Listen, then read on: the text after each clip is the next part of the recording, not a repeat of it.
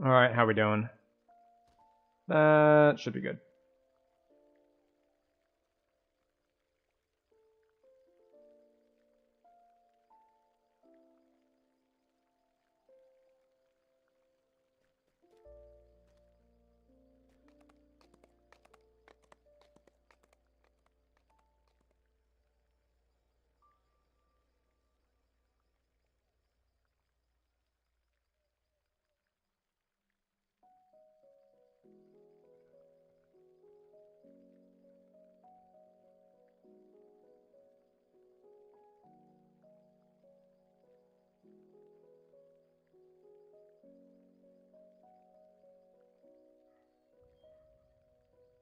Aha! We are here. Welcome, everyone. Twitch gave me a notification 2 days ago that's like, hey, your anniversary is coming up. So here we are on anniversary day. Yay! I don't actually know how many years it's been, because at least at some point in the middle I just kind of stopped streaming for a year and a half? 2 years? So it's been a while. Well, I guess technically this isn't when I started, how long it's been since I started streaming, it's how long since I got affiliate. Which is one reason why we're on DDO. Because DDO is what I was mainly playing when I got affiliate the first time. Specifically, it was during a hardcore season where I was hard pushing to get the 5k favor reward. And I got it, so I guess it should be pretty easy for me to calculate. It's however many years it's been is how long it's been since hardcore season 5. The weather in the rest of Stormreach is hot and sultry. Snow drifts down from the top of the wizard's tower. A voice booms from the magic mouth. Welcome to Theobald's home. Your actions are being monitored for security purposes. Enjoy your stay, and for your own safety, please keep your hands to yourself. I forgot that I changed my keybinds. But we are going to be going through on R4, just because that's what we're doing.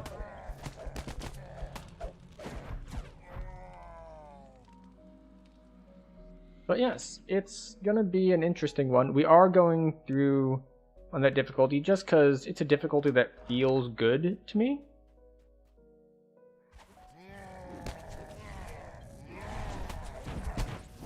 Because this is a character with a lot of past lives.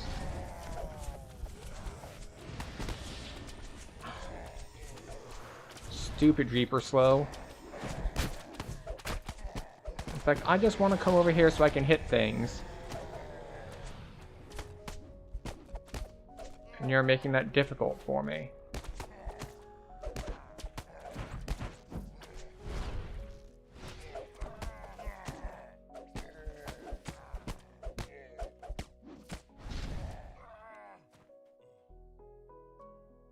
Alright.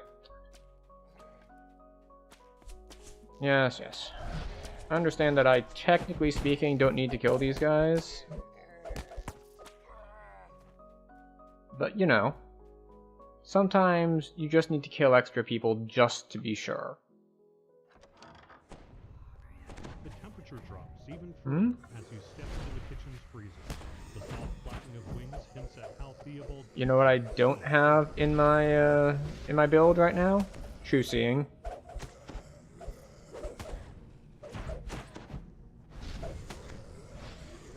Plague Reapers just casually meleeing for over 100 every hit is a little bit problematic for me, but, you know. We are relatively durable with our Enlightened Spirit-ish kind of build. And the reason I only call it ish is, well, strictly speaking, it is very much an Enlightened Spirit build. We're in T5 of Enlightened Spirit, but it just doesn't feel the same playing it as more melee.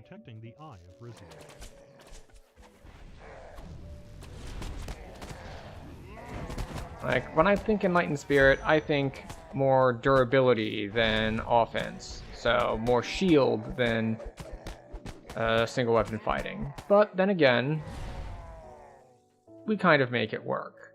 Part of it, of course, is cheating. We have a lot of past lives, so it makes it so we can do a lot of different builds that might not otherwise be as useful. Voices can be heard coming from the large central room, while deep snores issue from the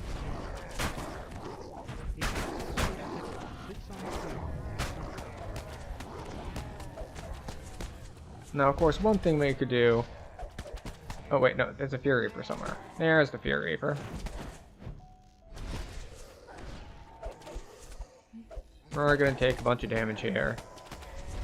How scared are we? Not that scared. We can wait until our cooldown's up.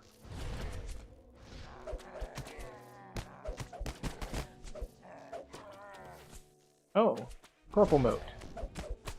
Sure, we'll do a purple moat, even on R4. But that does mean I'll clear out everything. If I were just pulling the lever and moving on, I would probably, like, ignore this guy and not bother, but, you know.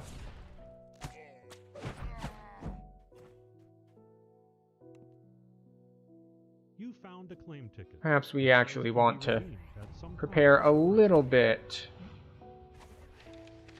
for a purple moat.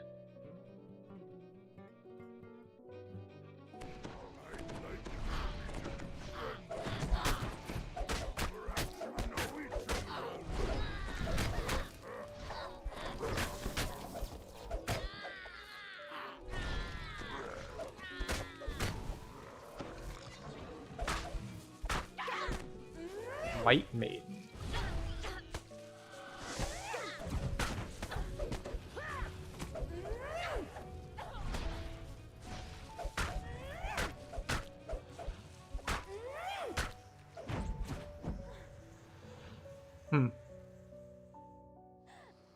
Well, that's a lot of poison damage. Fortunately, we got through it. So we hit the lever. Ah, there we go. We pulled an orange or a yellow lever, so now we go to the yellow gem. That's the way forward.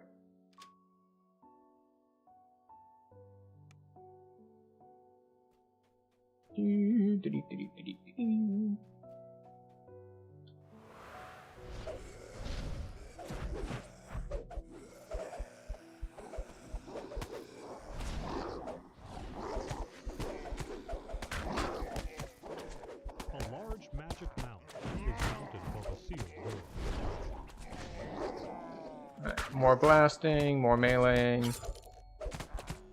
Our melee does almost no damage because at this level, the doors swing open and a shiny brass we have almost no plus to our dice. In this case, the specific dice we're worried about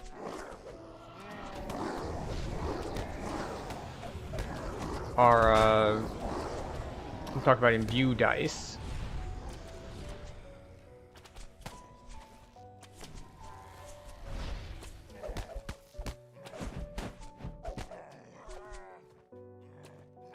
But, you know, there could be other dice. Well, we have two kinds of dice that we actually care about. One is Eldritch Blast dice, and the other is Imbue dice. Imbue dice, the thing with Enlightened Spirit is, it gets an Imbue, but it doesn't do anything with it. Like, here's your Imbue. Okay, so I'm going to do damage by hitting stuff? Not really. Because it scales with Imbue dice, and you don't really have any other sources of Imbue dice. Like, other classes that have this sort of thing, it's like, okay, here's your Imbue. Cool. Where do we get dice? Are there any dice up here? No. How about down here? There it is. 3 Imbue dice at level 18. But right now, if we look at it, 0. 0 bonus Imbue dice.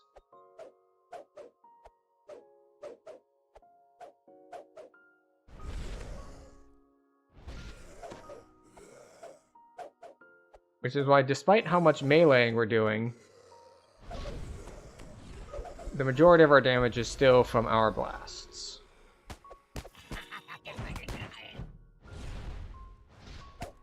But that's also a matter of gearing. We don't have a lot of good melee gear pulled out on this character. Thus the aforementioned lack of such basics as true seeing.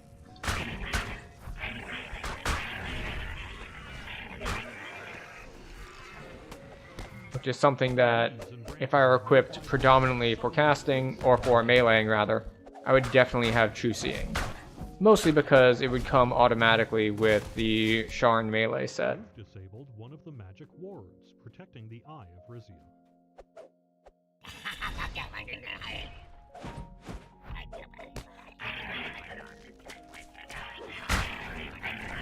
Fortunately, despite the fact that things like our temporary health scaling is based entirely off of Constitution,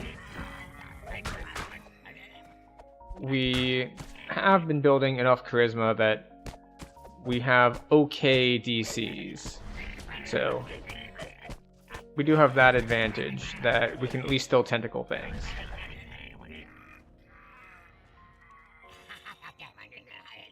Okay. Do I remember this puzzle? Probably not. The immaterial guards bow as you pass. Welcome to the initiation, they cry.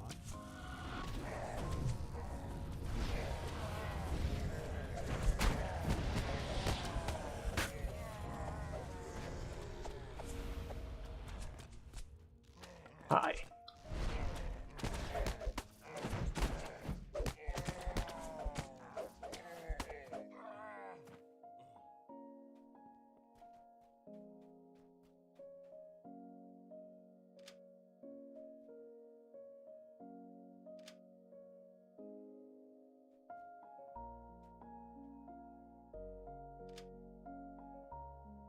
Ah, no. I have it wrong. When you get it right, one of the levers on the left will pump, or one of the things on the left will light up. Oh well, it's wiki time.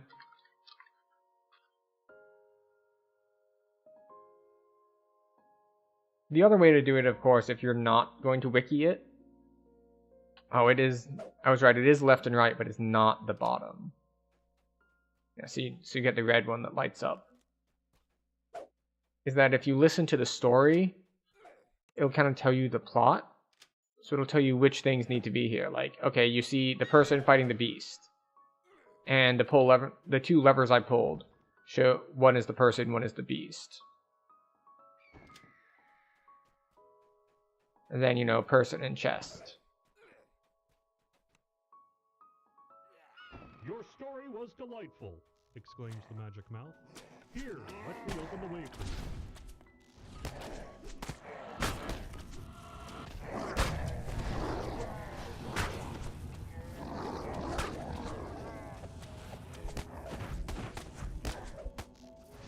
Okay.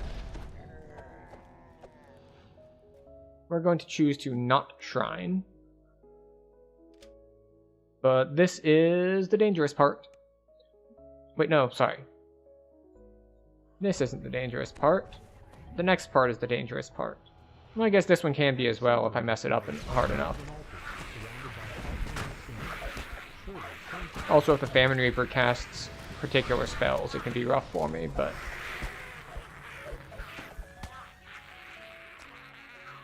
we're not too worried about that. This ward is protected by a magic barrier that pushes you back.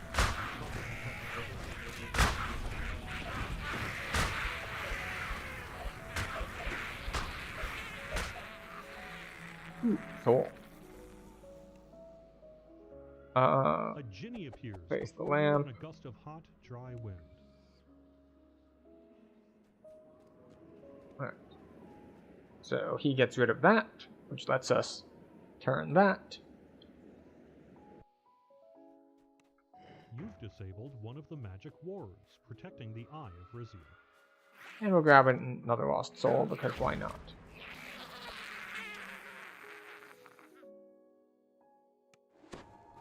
Okay, so.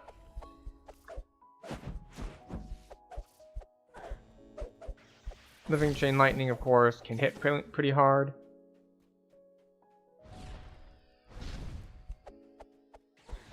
know what else hits pretty hard? Living Disintegrate.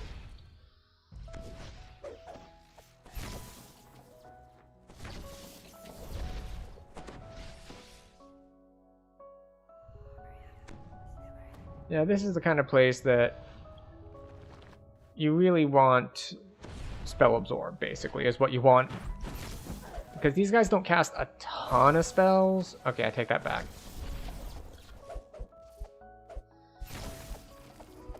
Oh look, Disintegrate spells.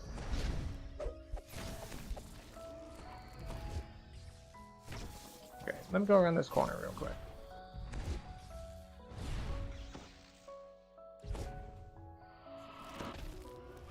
He's just spamming Disintegrates. For like 200 each. You found a vial of demon blood. No doubt it's an And I was not able to kill him quickly enough, because it's on R4, so we don't do as much damage. But that's okay. Waves of heat ripple from the salamander, cast with steel. Also, I think the living lightning bolt was a champion, which is another reason why we were taking a lot more damage than I anticipated. But the consistent damage, I think, was mostly the living lightning bolt or the living disintegrate, just hitting for 250 over and over again. Are now disabled.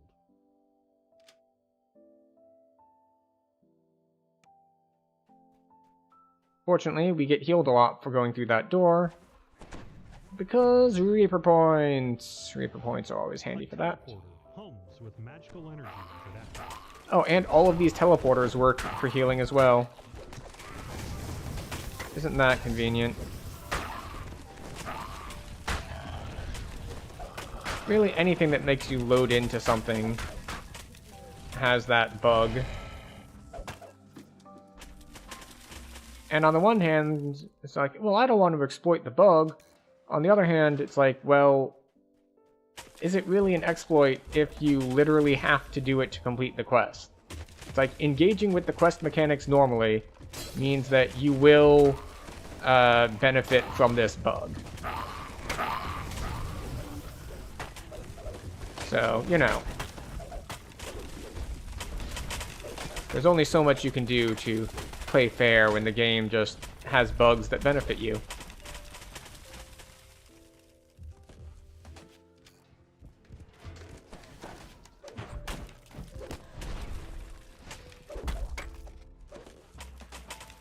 Go. Also gives me some spell points back, but not nearly as many.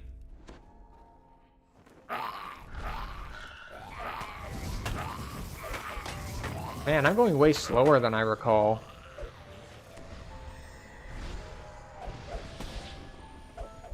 You gonna wreck me with magic missiles because my shield spell just wore off? No? Okay. It's very nice of you to not do that.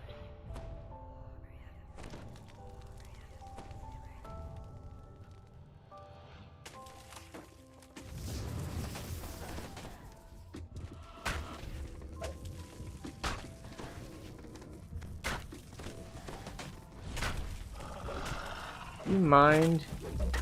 You're not doing much damage, but you're spamming stuff, which keeps me from pulling the lever.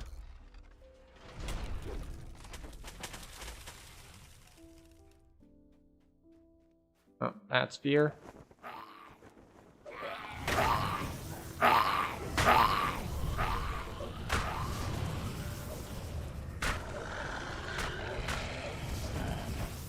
Cool.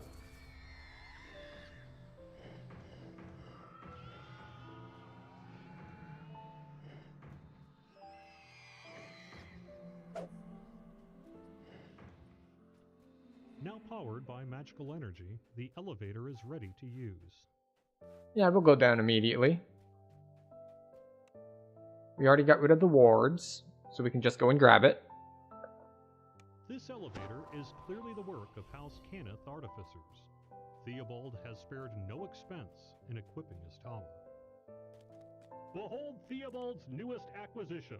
Discovered during his recent expedition to the Everice, the Eye of Rizia dates back to the time of the Giants. While the Eye is clearly related to the Plane of Ice, Its exact abilities are currently unknown. Please do not touch. The Eye of Rizia What's is that you very said? cold in your hands. Touch? Touch as much as possible. Rizia before the Eye of Understood, we can do that.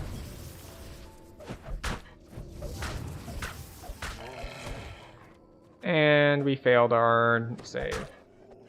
It's fine. We have lots of defenses. Flying open nearby.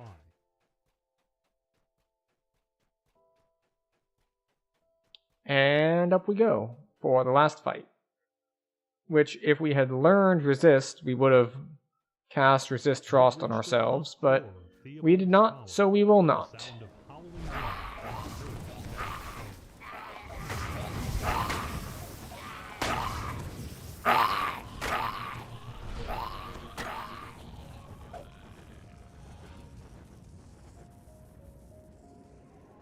You found Theobald, but the wizard is entombed in ice, standing before a howling portal to Rizia.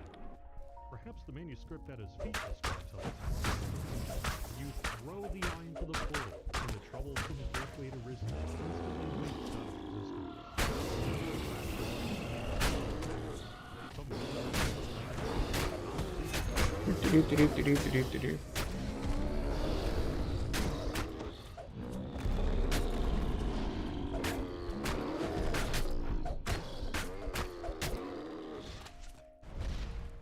Okay. He took some damage, but not too much. I am looking forward to next level when I'll have enough points to get... Oh, what is the name of the feat? It's the one that... Quick Draw? Yes, Quick Draw.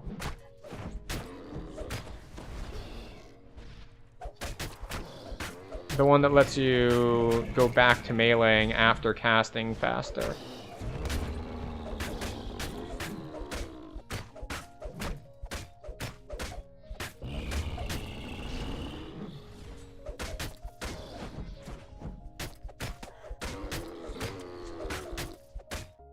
Fortunately, we took out the ads, and in the one-on-one, he's just really not that threatening to us.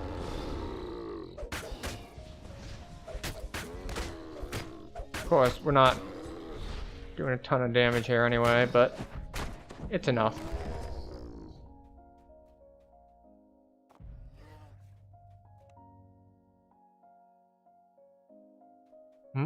I don't have... Oh. There we go. It's like, wait, what part of the quest didn't I do? There should be nothing to stop Theobald from paying his overdue rent.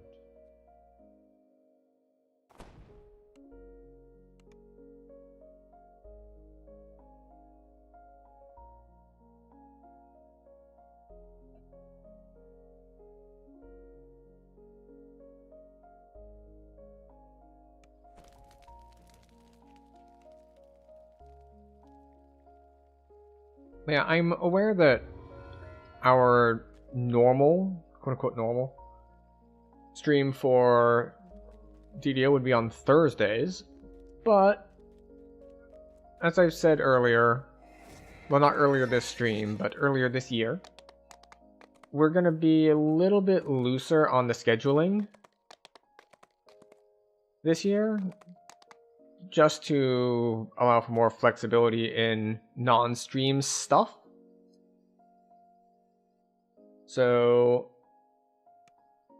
I didn't manage to stream yesterday, and that is fine. We are okay with that. Now, I had considered, it's like, well, we're level 16. Do we want to skip ahead and just start Sharn immediately? Or do we want to do some 14s? And I've decided, you know what, we'll do some 14s. You arrive outside the night market just as darkness falls. You should discuss your mission with your companion from the 12. You've been told the Disciples of Rage are planning some kind of attack in the city. The guards As for the... Alright, again with the screaming here. The night market stands nearby.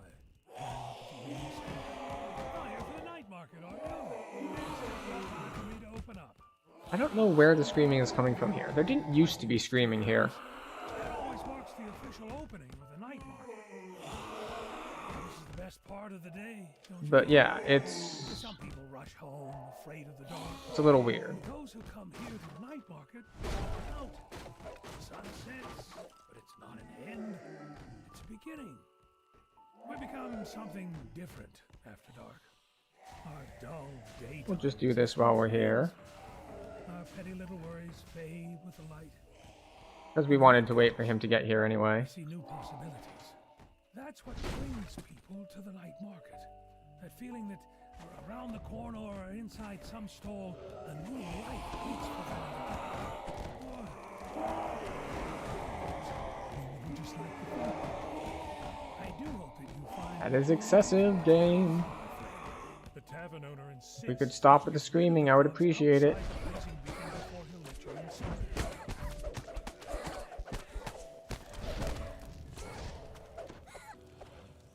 It's just funny because last time I ran this quest was when I was on my hardcore character, and it was shortly after I got access to Acid Well, so I was just basically one-shotting these packs because, well, I was playing that character on Elite difficulty, not Reaper difficulty. And yeah, when you do that, you can just kind of one-shot these packs. Instead of doing our current strategy, which is significantly worse in pretty much every possible way. But yeah, so the reason I did miss stream yesterday is ever since the last holiday party I went to, basically, I've had kind of a faint lingering sickness/tiredness, and that combined with getting weirdly off schedule has made things awkward for me at like these particular times of day, where it's like early evening and I'm kind of tired, but I'm not that tired. And yesterday I figured, okay, it's like 9 o'clock at night, I'm feeling tired. What if I went to sleep like a really old person, just went to sleep right now at like 9 o'clock? And the answer is, well, you'll get 2 hours of sleep, and then you'll wake up, and you won't be able to get any more sleep after that. So that plan did not work out for us. So we're dragging a little bit today. We're a little bit lower energy, we'll say, today. But we're making it work.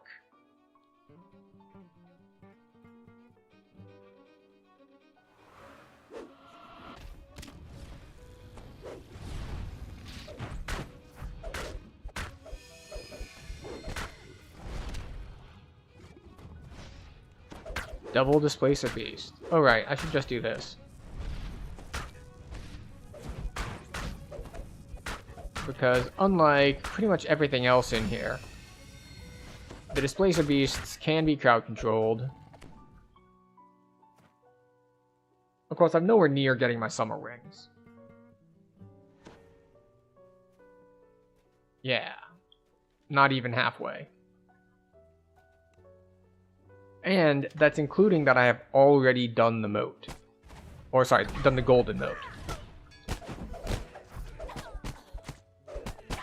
There is no the moat to do, except perhaps if you count the golden moat as the moat.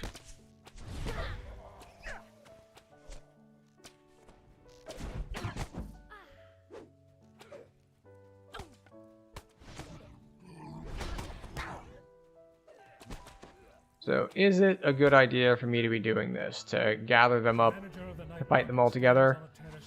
Nah, not at all. Surrounded by cultists. Ah, you found us. Good, you're just in time.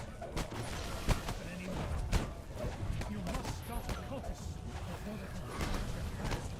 The manager holds up his hand, a strange smile on his face. Wait, do you really have no idea? Do you think that we are the ones behind this? There we go. The disciples of Rage welcome what's coming, but it's not ours. We are merely here to celebrate the end of... Hold on. What's happening? To your amazement, the beacon that is always shown over the hall of flickers... Go. Crowd control coming in strong. You hear the cries of an angry mob in the distance. A riot has broken out on the streets of the city. You hear that? That's the sound of the future. That is the sound of the Age of Rage. The sounds of Yeah, about that Age of Rage. We're not going to let you do that. That's just not going to be a thing. We're going to, instead, talk to the friendly neighborhood mind flayer and have him unrage everyone.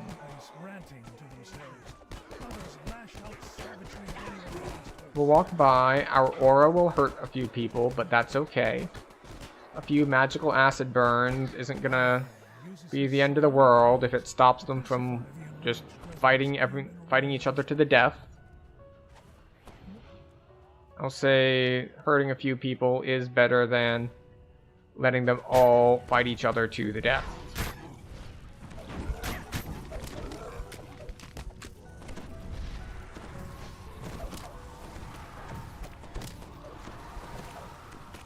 I'm so used to the hateful stares being just like automatically one shot. So when I can hit buttons and they don't just die immediately, it gets a little awkward. It's like, wait, what? What do you mean they're still alive and still hitting me for tons of force damage? How could you do that to me? But it is fine. We move on. With a single mental pulse, the friendly mind flayer calms the rioters in the night market.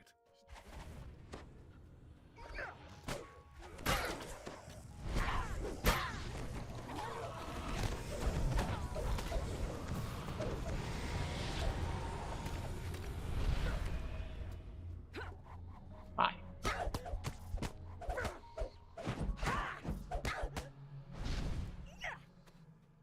Mm-hmm. Yeah, that's what I thought.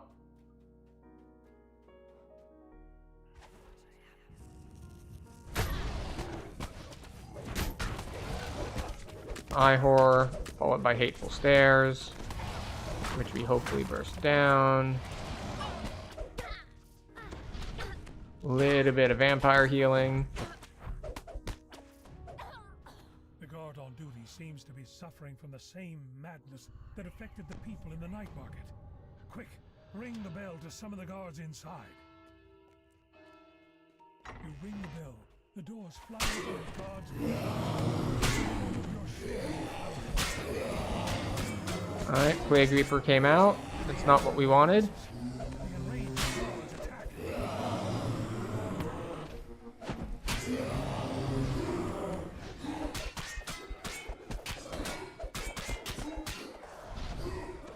Oh, they're hurting more than I expected.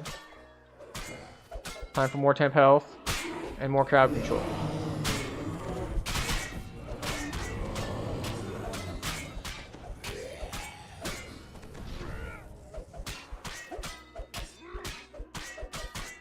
At least we have haste boost now, and it doesn't matter, we got knocked down.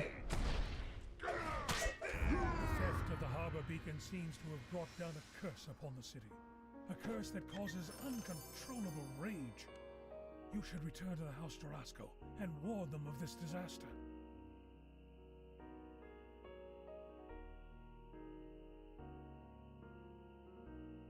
Alright, so we could take 17 now if we wanted to.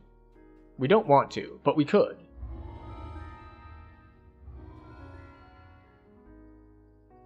You weren't scared for a moment? What would you have been scared of?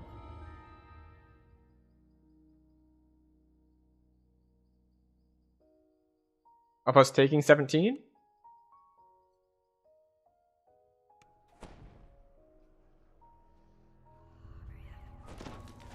A strange vapor seeps off the streets, the result of House Jarasco's bombardment of the neighborhood. Or you mean of the... Oh, we have a Reaper spawn. You're not playing hardcore. Oh, right, yeah. Yeah, no, we're on the main. Which means technically the YouTube thumbnail is lying because I didn't make a new one, but that's fine. The YouTube is more of an afterthought. You get sense that too many people have been forced to live in too small of an area. But it does serve as a good place to store things, if nothing else. Because Twitch deletes VODs after, I think, 2 weeks. And YouTube doesn't. So, if I wanted to like go back to a stream for some reason, splitting the stream there in the first place makes it way easier to go back and find stuff. Not that I have much occasion to, but it's good to have the option.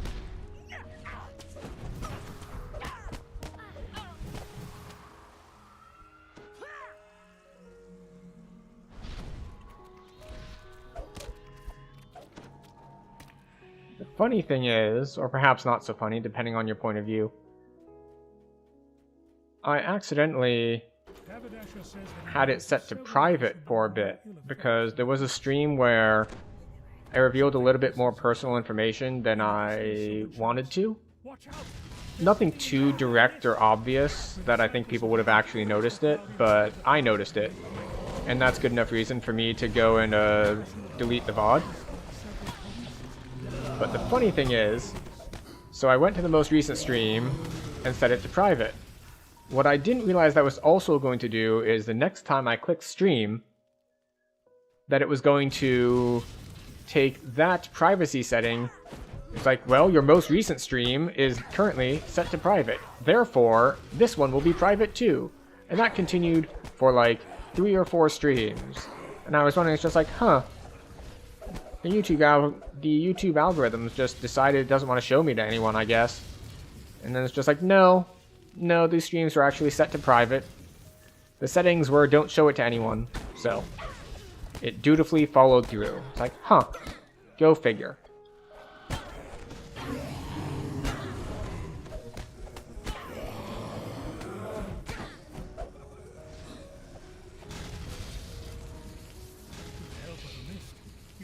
Yeah, that is all of them. Good.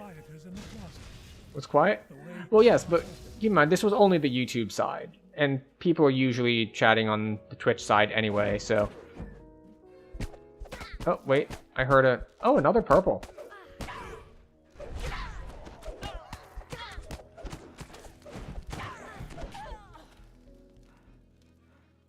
Hello, purple moat.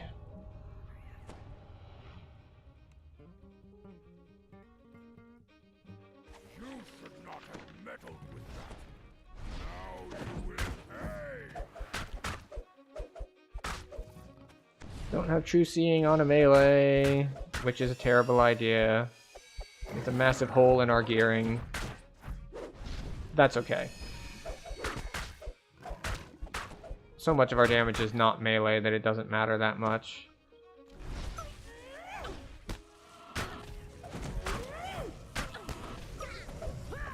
Oh, the Famine Reaper popping out is special. But again, it's okay. We still haven't gotten overwhelmed out of our temporary health even. There we go. But yes. Welcome in, Retired Cleric. I hope things are going well for you today. Nah, but one advantage as far as temporary health specifically is concerned in here is that, well, if we were on the hardcore character, we only get temporary health if we kill things. Which is a big problem in this quest, if you're relying on killing things for temporary health, because these citizens don't actually die as far as game mechanics are concerned.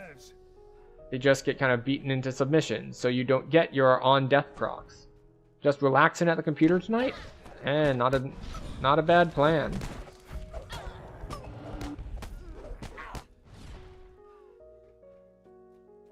Oh, wait, I should probably put my buffs back up.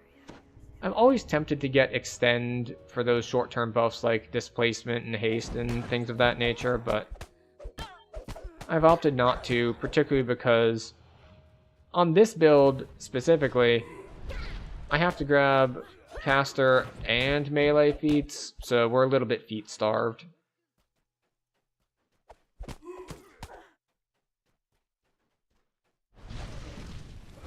You know, I was hoping that that citizen over there would follow me so we could AoE these guys down. Oh, wait, here he comes now.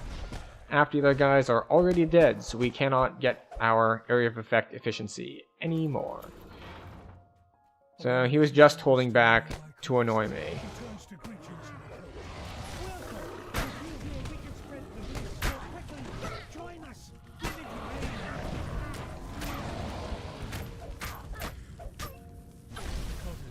Would this be considered a hybrid? Probably. Not a very good one, obviously. This was not a very well planned build. This was I have a general idea and I'll figure it out. And some of it's been figured out. And some of it's been less figured out.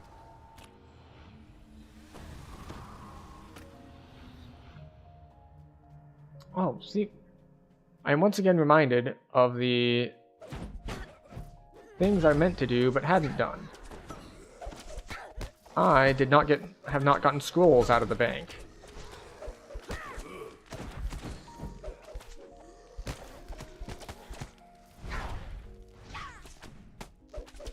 Which would help me with being able to just, you know, pop a heal between packs just to keep myself topped up.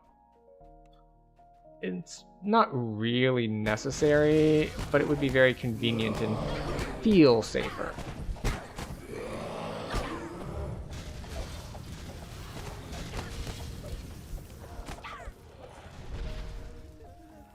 Obviously, we can staunch our wounds if we need to. Also, we need to make more liberal use of our vampiric bite.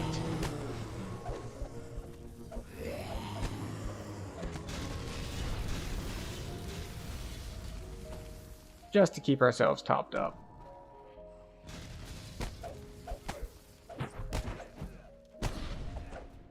They have once again chewed through our temporary health, which is not ideal, but, you know, we make it work.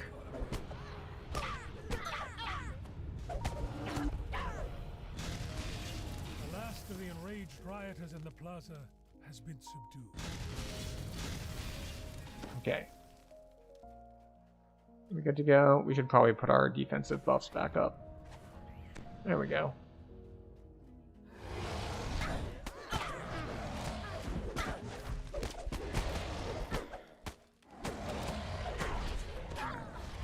What is this? How did you get turned to gold? I'm not running like gold cursed or anything. But I know the answer. The answer is Colors of the Queen. Colors of the Queen is just doing weird things, because that's what Colors of the Queen does. Like, sometimes things turn into gold. Sometimes you get ham explosions. You never know.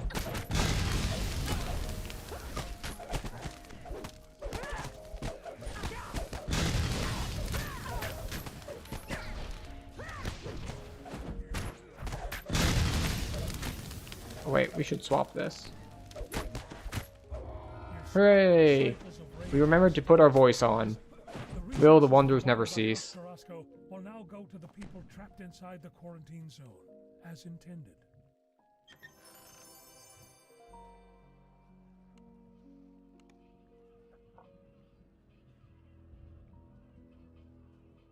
Ugh, that's annoying me. I have an infinite Discord ping. What do I have for a weapon? I have the green blade, I think it's called. I have a kukri, because it gives me my force spell power and crit. And it's a kukri, so we can use it with Vistani. Vistani? Vistani?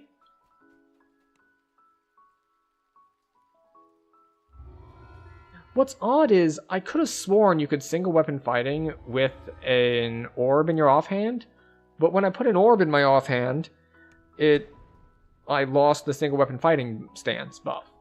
So I guess you need offhand versatility for that to count.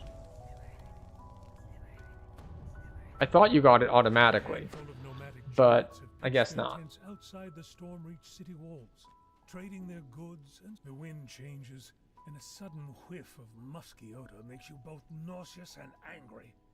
Don't these brutes have a wash? You think I do? Probably onto the hills again. Alright, off to the hills it is. If it's you don't have magical training, well, we definitely have magical training because we are Warlock. And we're in Feywild for our charisma to hit and damage. So, I am doubly sure that we have magical training.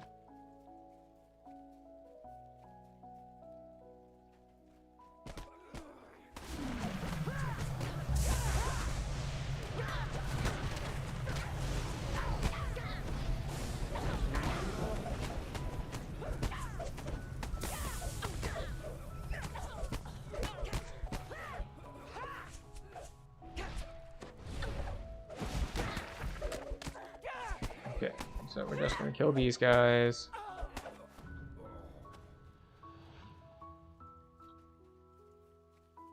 And find Mother Scorpion. Sometimes she's over here. Looks like not today. Sometimes she's around over here.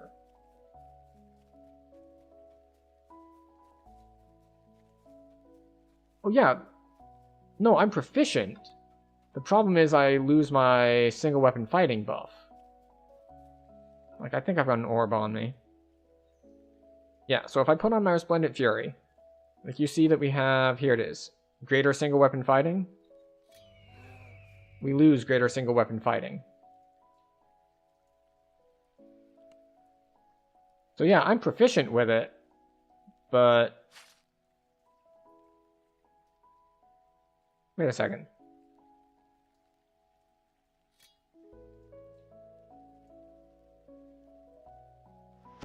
I lose it, but I gain it back? Okay, I was baited by the combat text then.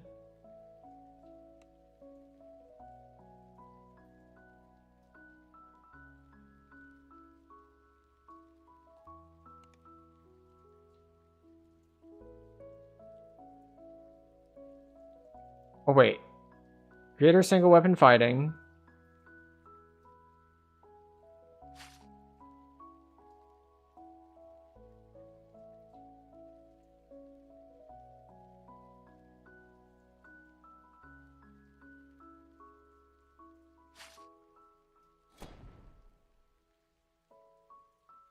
This says we have a combat style bonus to melee attack speed. One-handed attack speed bonus 0. Does it just not show up in the character sheet?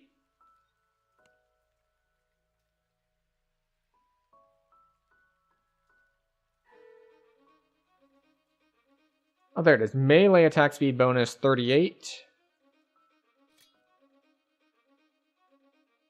Still 38. Okay.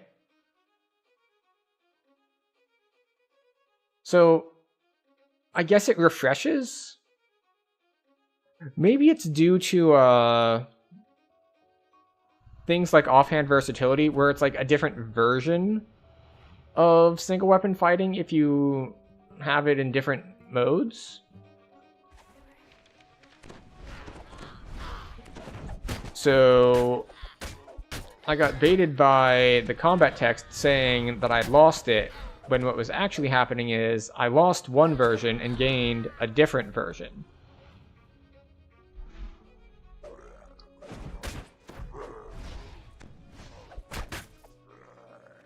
Well, good.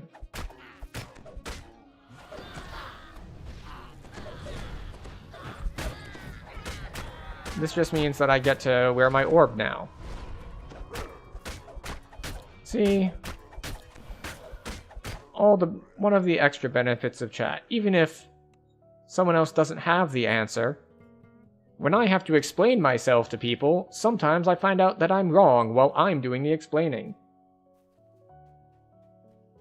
Alright, they said he's in the hills. And also, we are looking for Mother Scorpion. We still haven't found Mother Scorpion yet. She should either be in this nook or in that other nook, but we haven't seen her, which means she probably joined the fight up here?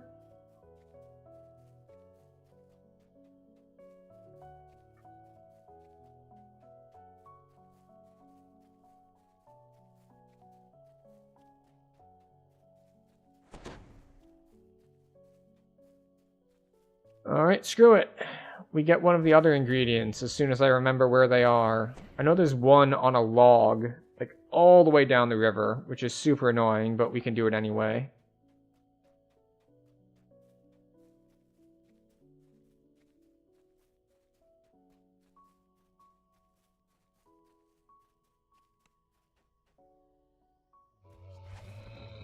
Yeah, I thought they were immune.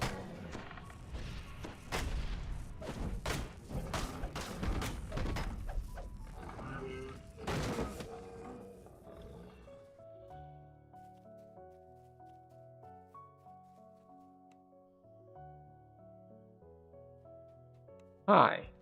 Pray to Roa of the Jungle Leaves. Before you, if only for a moment of peace. Oh look, a Famine Reaper.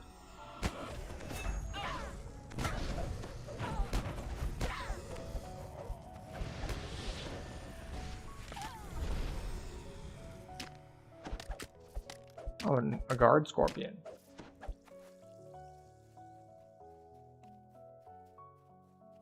Another guard scorpion.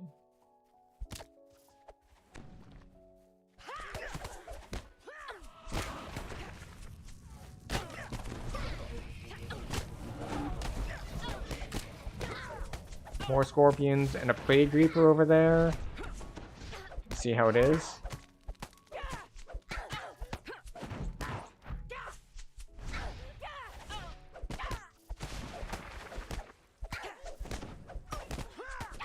Boop. Oh. Spawn pits won't appear until those people die. And he immediately gets attacked. I'm pretty sure he's invulnerable here. I don't think Dwelling Pits can actually die here, but an R4 with a Plague Reaper on him, if it were possible for him to die, this would be how it would happen.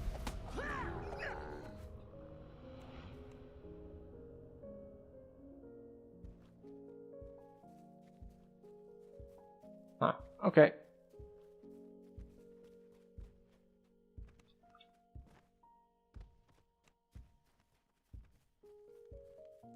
So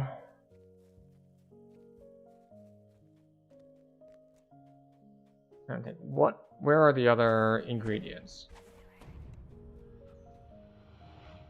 This is the air one.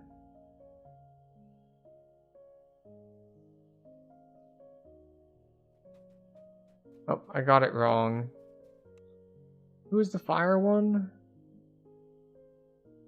A spirit appears before you, if only for a moment of peace. Oh well. We have Dimension Door, so we can go down the river and grab the moss off of the log.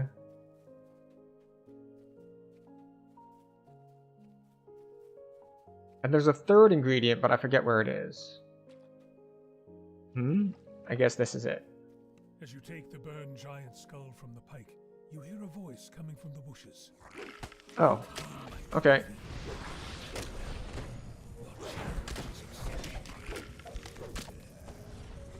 I forgot that was a fight the dude optional, not one of the ingredients shining at me.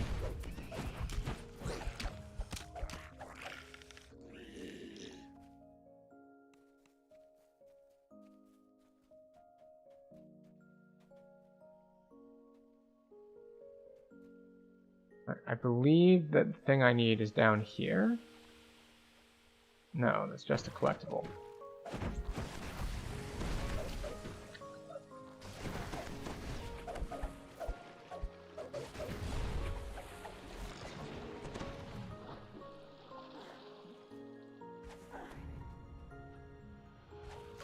Or it's just further down the river.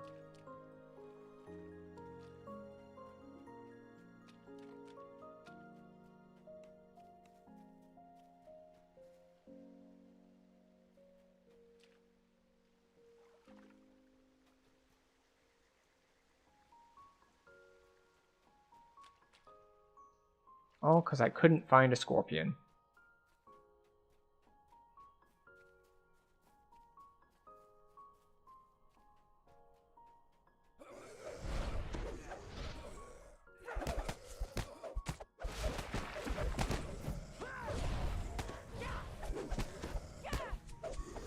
Man, the plague creepers hit hard.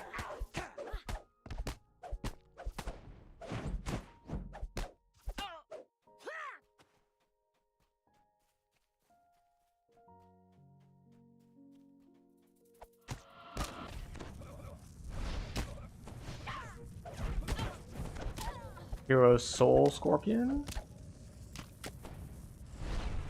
Grab a little bit of healing.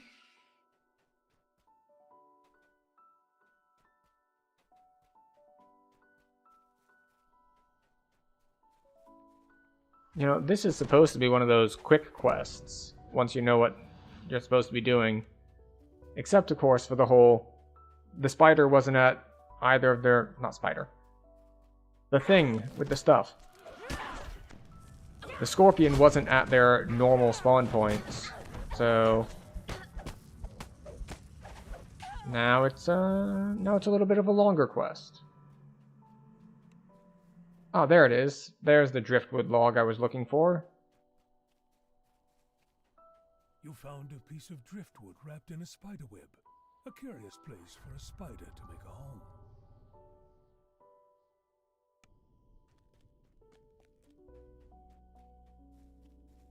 Now, of course, it'll be just my luck if I run into the mother scorpion, like, on my way to give him this. Just like, oh yeah, by the way, I've been here the whole time. It's like, oh, you bitch.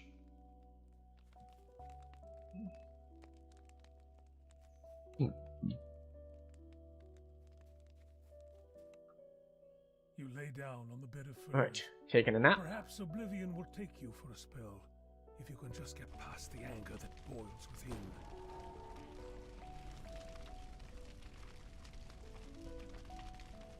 Touch nothing. Ronbits repeats as he leaves. Get some rest. I'll be back soon. Yeah, before this fight, we're gonna pop on our... There we go. The fire giant stammers as he stares at you in disbelief. What are you doing here?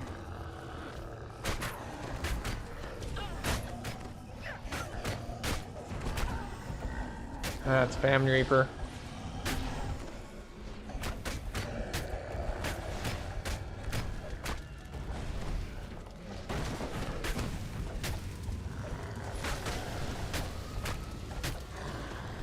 What is that on me? I can't see. Oh, another famine.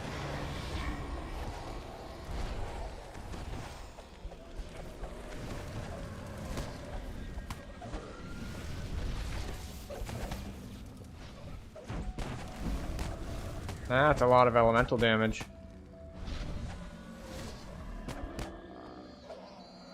And he's dead now.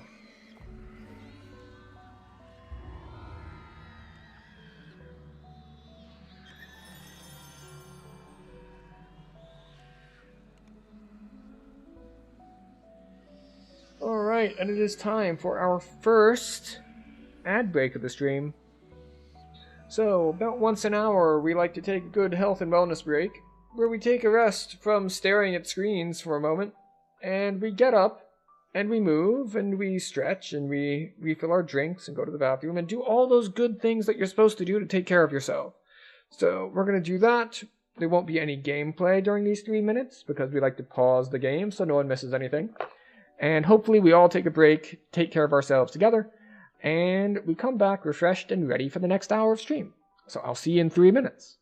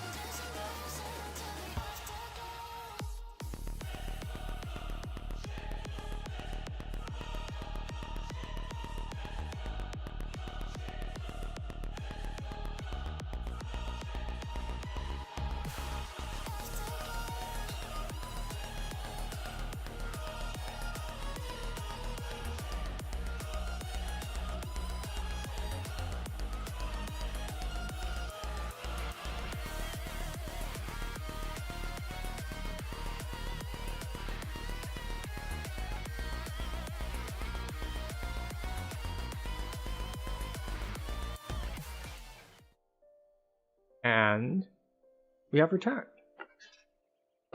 I hope everyone had a good break. I'm going to go and do one more of this chain. We are probably just going to skip toxic treatment for a couple reasons. One, it can be relatively difficult. And two, it's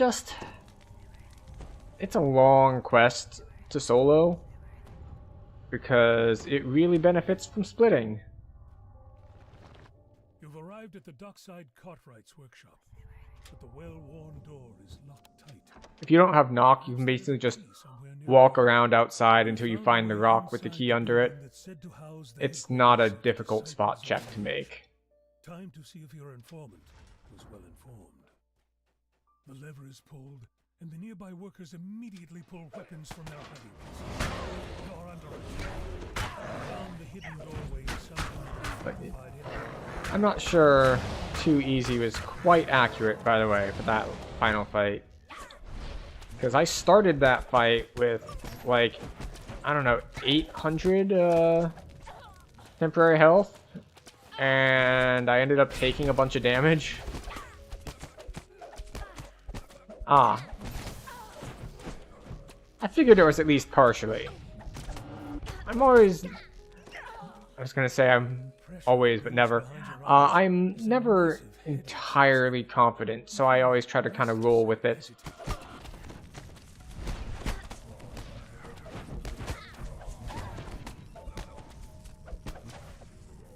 Then again, if I wanted things to be easier, I wouldn't be on R4, now would I?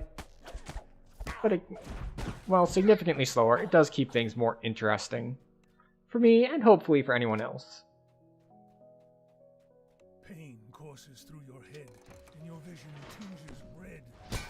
Burning rage overtakes you. A rage that can only be quenched with destruction.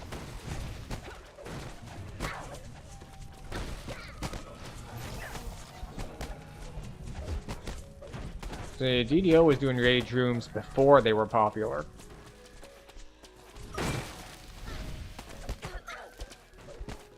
Wait, if they break stuff, does it count towards my breakables? Here, break this for me. It does count towards my breakables if they break it. See, the number's going down as they kill things. R4 is an extra 25% Reaper XP, compared to what? Compared to R1, it's 4 times as much Reaper XP.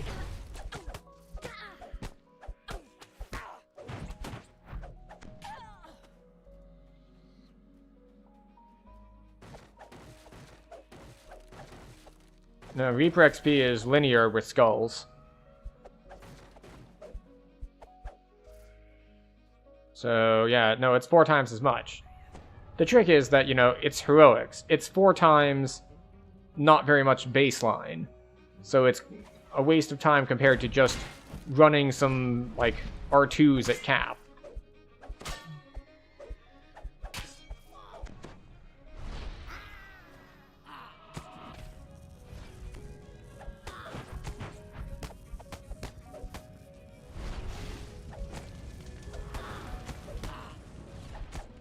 But, I mean, I'll look at it. I haven't been paying attention to how much Reaper XP I'm getting in here because I'm just not really paying that much attention, but yeah.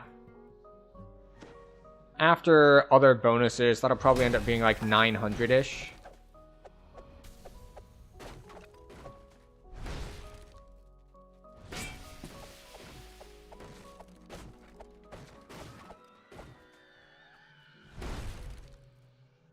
I need to break 5 more things.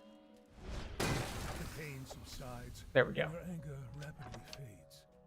You need to finish with the Disciples of Rage quickly before the madness can take hold again.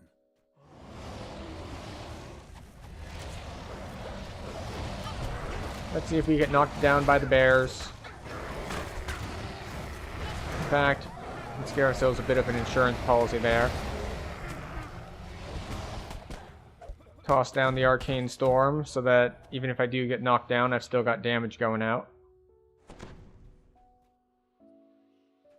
The cultists' strange experiments. are not as inert as they seem. Okay, you guys are all melee, so I can get you to group up. Get your group up on top of these eyes. Almost as if they were trying So that when the eyes come out,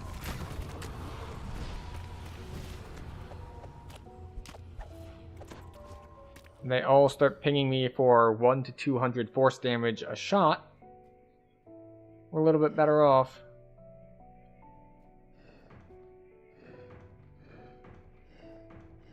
We want the straight line, so we're just gonna turn all of these so nothing is facing the middle line.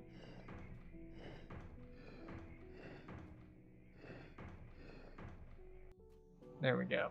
A strange volume floats over the So this is where Must be the book the cultist mentioned. it would really be Book is good for me instantly engulfed in if flame. I had, say, Before you can congratulate yourself well, what is a on good way to what put you've this? done, Healing the scrolls, burning a way to tone top myself pulse up. of arcane energy. The destruction of the book has brought forth the guardian. Now you've done it. Stop moving. These cultists are quite useful. Dirty delicious. Lord will assure you I am pleased.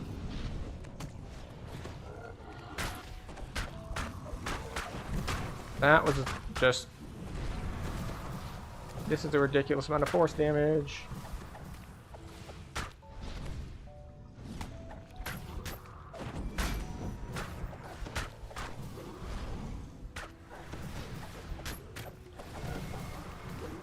Yeah, that is so much force damage. I think there were some eyes in a corner that I didn't see them.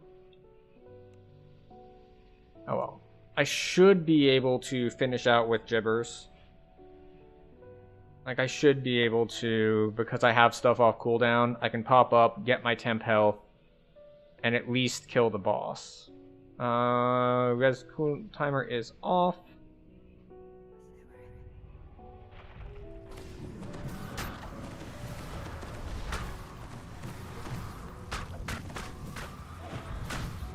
You've destroyed the headquarters of the Disciples of Rage and broken their link to the insane world of others. Yet the seal Yep. is still gripped by the ancient Just curse that destroyed the giants. so much force damage. The cult is gone. And even if I had a bunch of spell absorb, it wouldn't have done me too much good just because they're spamming that many different spells. It would just eat all the spell absorb. Oh well, we finished out. It's fine.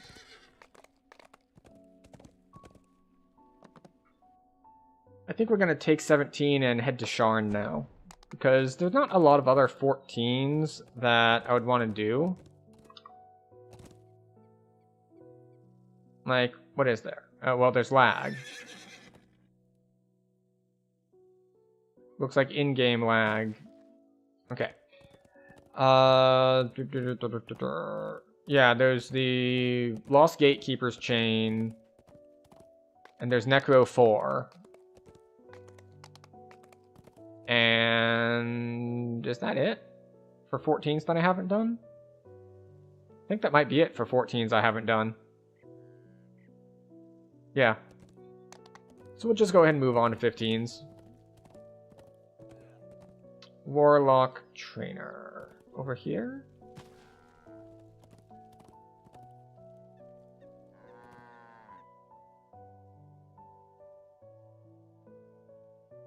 Base XP 50 plus 3 times quest level on normal.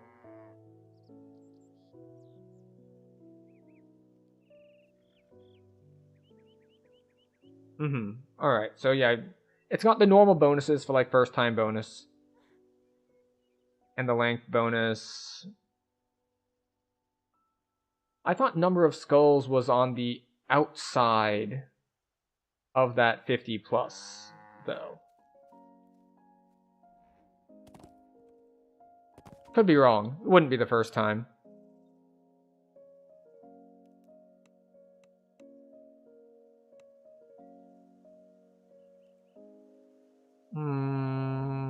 What do we want? Diplomacy.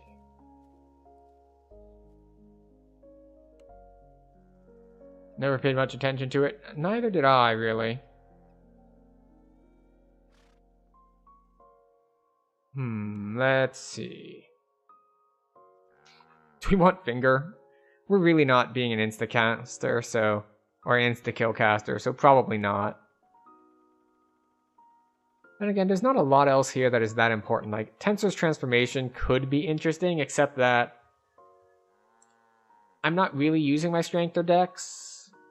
And I don't need the proficiency, and I don't need the base attack bonus, because I get all of those from other stuff.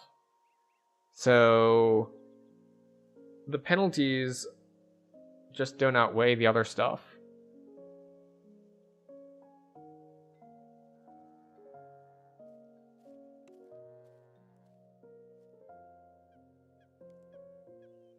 Alright, Globe of Invulnerability it is. No particular reason.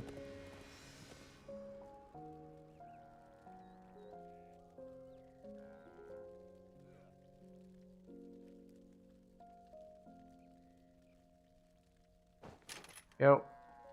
One there so that our next point can go to the third core. Oh. That's right. We hit level 17. So we get to spend Reaper points.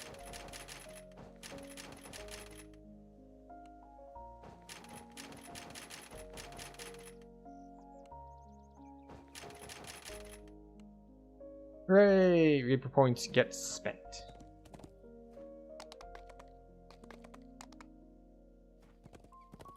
I'm playing IK Warlock. Insta-kill? Yes. Yes, I have. It's been a while. But yeah, when you go all the way up here, so it's just like, alright, so I've got my spell. So you've got Phantasmal Killer if you went Great Old One. You've got your SLA finger, you've got your spell finger, you've got your AoEs like your Undeath to Death.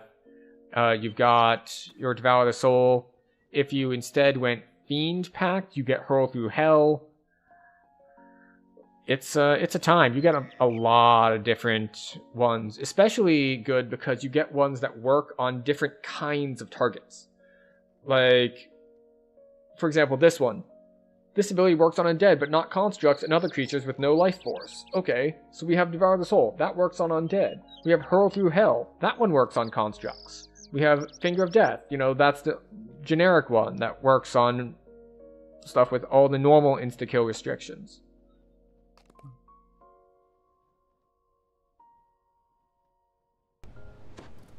Oh, wait. I want to go this way.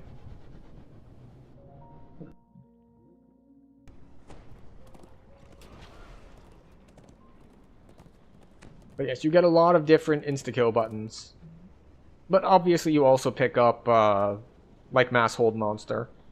Because if you're on a DC class that can cast Mass Hold Monster, and you don't grab Mass Hold Monster, what are you even doing? Like, why? It's one of the best possible things you could be doing, and you just opt not to for some reason. Harbor.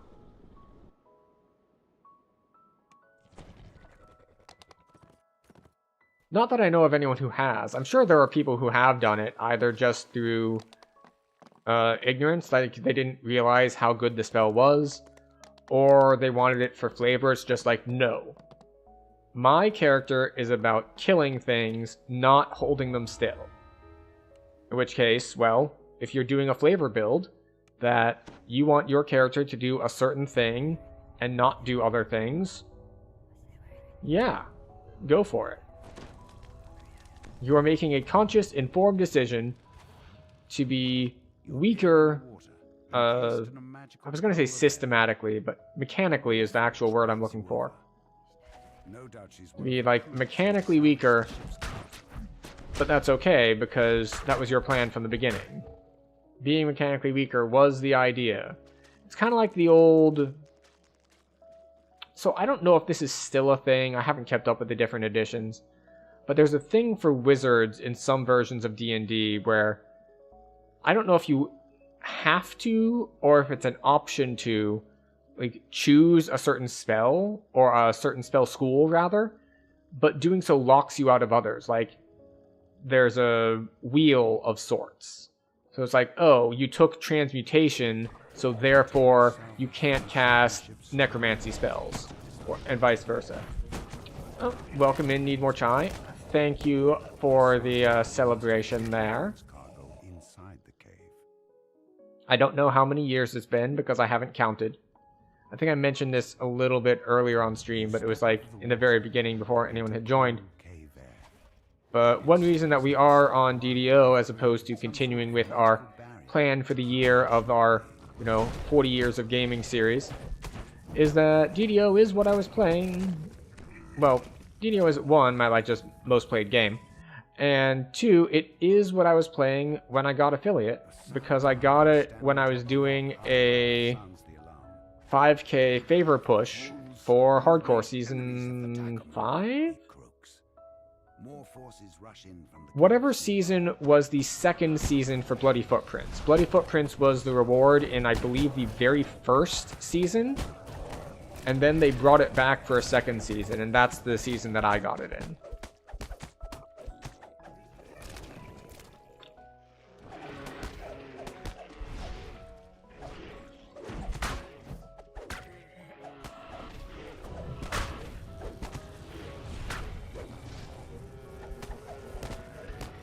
Yes, thank you for that.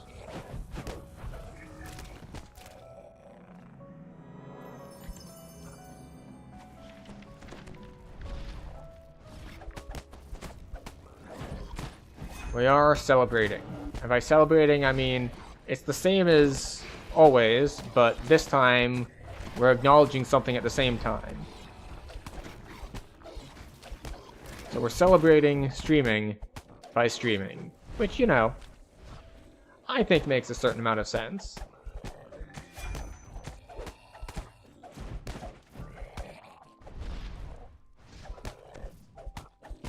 Quick Draw is going to make that feel a lot better.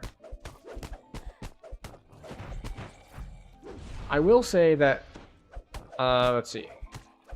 Did I do that? Yeah, I did that off stream. So I did play off stream and go through Giant Hold.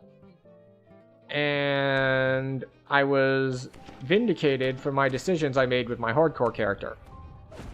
Because while I was going through Giant Hold, in Cabal for 1, I rolled a 1 on a Fortitude save. You might think, okay, well, you failed a Fortitude save. That's not a big deal. It's like, it was a save against Disintegrate. I took a 1,000 damage Disintegrate in Giant Hold.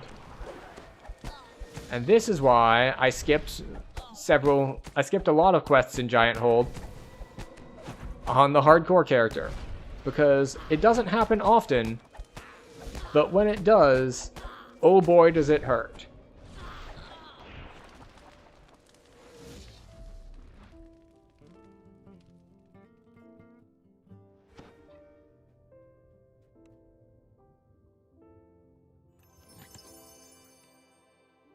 I believe it was on a hardcore server that I even learned the casters in a lot of Giant Hold quests can cast Disintegrate. It's like you're going along, suddenly your health is gone. Just like, what happened? Why do they have that spell? It's much like, oh, what is it? I think Strahd, not in the raid, but in the last quest of the chain in the Abbey, I believe he can cast Ruin. Which is, it's like, wait, what do you mean he can cast Ruin? Or, let's see, the Druid at the end of Grim and Barrett can cast... I'm blanking on the name of the spell. It used to be one of the old Epic Destiny spells, and now it's just a Cleric spell, or a Divine spell, I should say. It's the one that does light damage. So it's not Celestial Bombardment, it's the other one. Your search is finally over.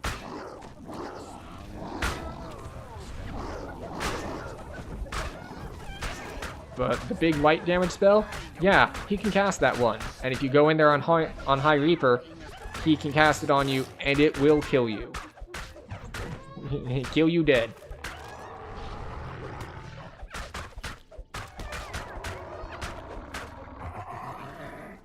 Now, I did see your comment I'm just undecided on whether you're setting me up for a... No, actually it's untyped damage sort of joke. For the... Because you said it when I was talking about disintegrate. Just like, it's shocking? No, it's not electrical damage. It's untyped. Scales with force spell power.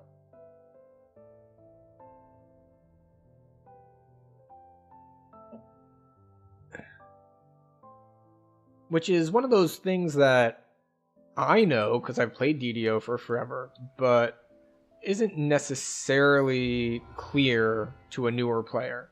Like, what is this? What type of damage does this spell do? Untyped. Alright, so it doesn't, like, scale with anything? No, it scales with force spell power.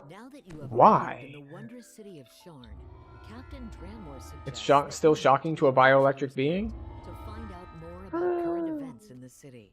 I mean, if you take enough damage, I guess you could count as going into shock. That is definitely a thing that happens. Even if it's not electric. Boogie, boogie, boogie, boogie. One of Sharn's lofty towers. She can help you contact Lucien Vaughn. Isabet tells you to take the elevator up to the terrace, then speak to Lucien Vaughn. Her employer wants you to pass along some information about the Stormreach beacon. You enter the boarding house, an island. Oh, also, I messed around with my audio settings a bit to try to get a better balance.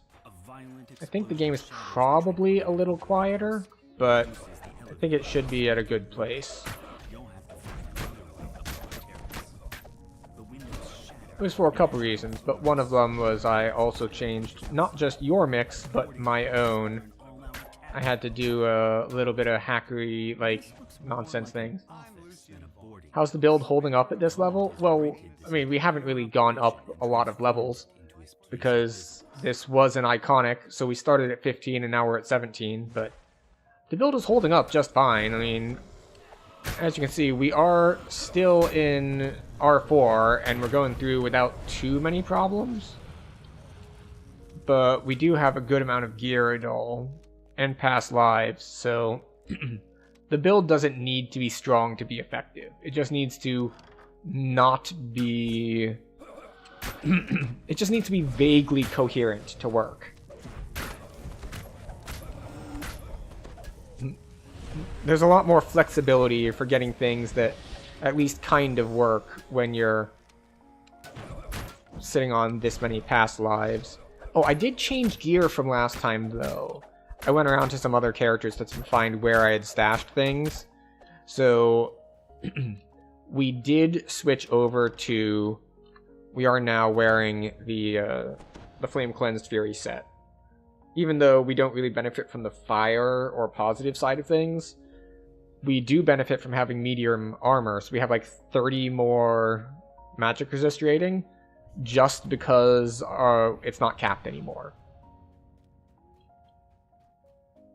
We still could use better, and we also have actual accuracy and deadly on our gear now, thanks to this, because switching out the cloak means we get our Radiance and Radiance lore here, which means we could swap our gloves, which were where we had that before. And of course, Howard Castigators, Insightful Sheltering is always a nice pickup, because there aren't that many sources of it.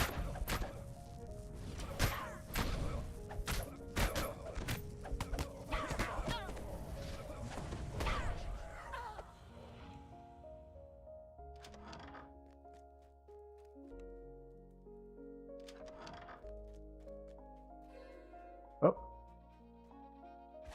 Hello, Moto.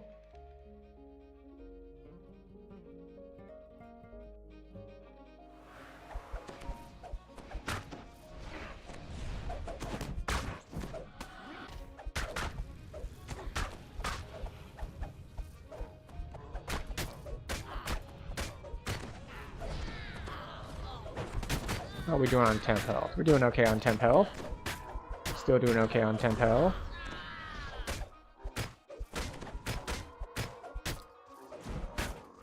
But our next big power spike, like with most builds, is going to be next level.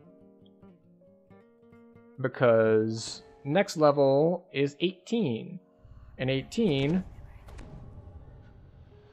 means we get this next core. The passive is... Alright, so we get a decent amount more damage from the 3 imbue dice. So that's nice.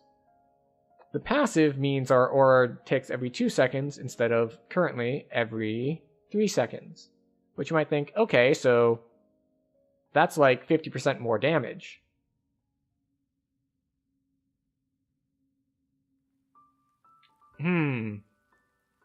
Alright, everyone. Do we believe Tuchel? Or should we kick him out on his tuchus?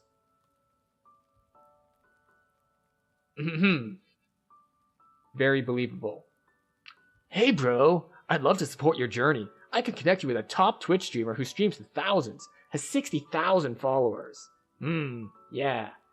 He helps streamers gain organic viewers, active chatters, and loyal fans who devote, gift, and sub. If you're serious about growth, add him on Discord.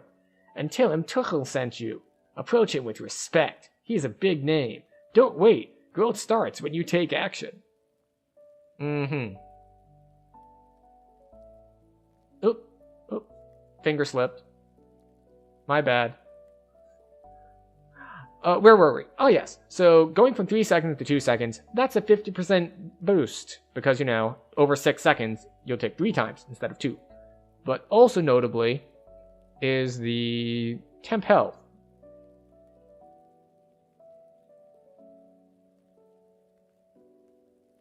I believe that Brilliance ticks as often... Oh, actually, I need to look that up.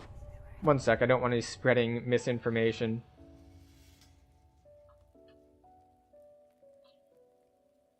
Because I think that ticks as fast as the aura ticks, like the temp health ticks, come that frequency.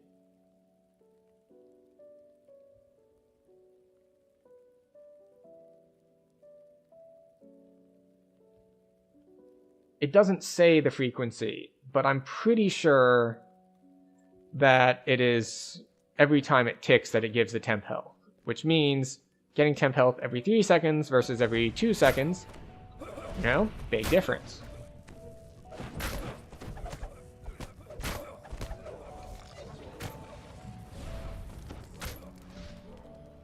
Now where were we? Oh yes, more R4.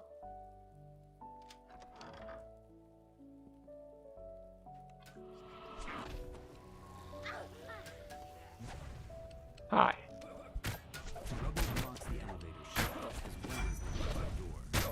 I do love a good crowd control spell.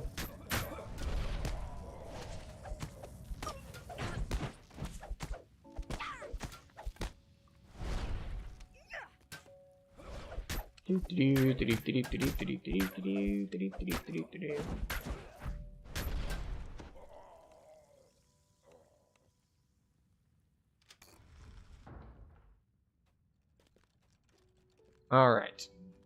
Let's see. Is there anything we're really concerned about in this last fight? I'm gonna say no. Because, while I think they can hit relatively hard, there's no crowd control to speak of, so I think everything just kind of dies. Terrace is just ahead. One final group of attackers. You hear a piercing call from the direction of the terrace. Beast ascends the ramp. I say no crowd control to speak of, and then the sorcerer casts a knockdown spell at me. I mean, he misses, thankfully, but still. Oh, you almost got me, but now I have another 900 temporary health, so good luck with that. Oh, what do you know? They do trip.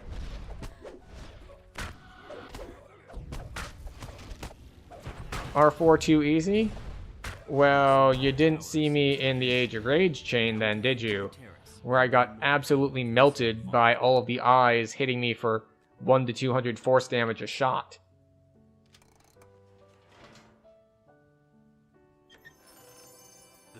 I mean, I can go up, but not for all of these quests. Specifically, there is a... That was funny? I mean, I'm glad you enjoyed it. I'm also glad that I have my Gibber's Blade. You're just setting yourself up for a fall. To get myself back up just barely long. I didn't even, like, I thought I was going to be able to pretty safely and smoothly kill the boss because he was relatively low and I could hit both of my temporary health buttons. Turned out to be closer than I thought.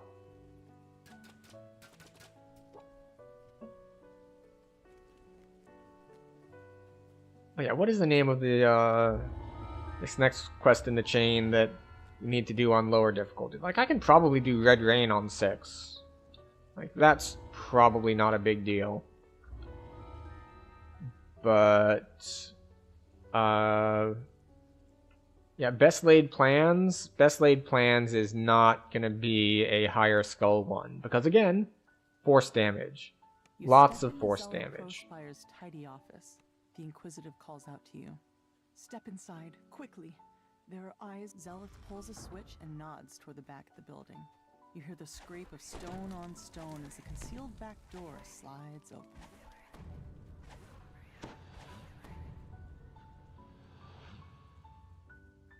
See, if I'd known I was going to be doing even these somewhat higher level ones, I probably would have taken Mass Hold instead of Arcane Tempest. So tall they block out the night sky. Anyone who knows what's good for them will stay indoors tonight. But it's fine. A rain of blood is falling here, and it's up to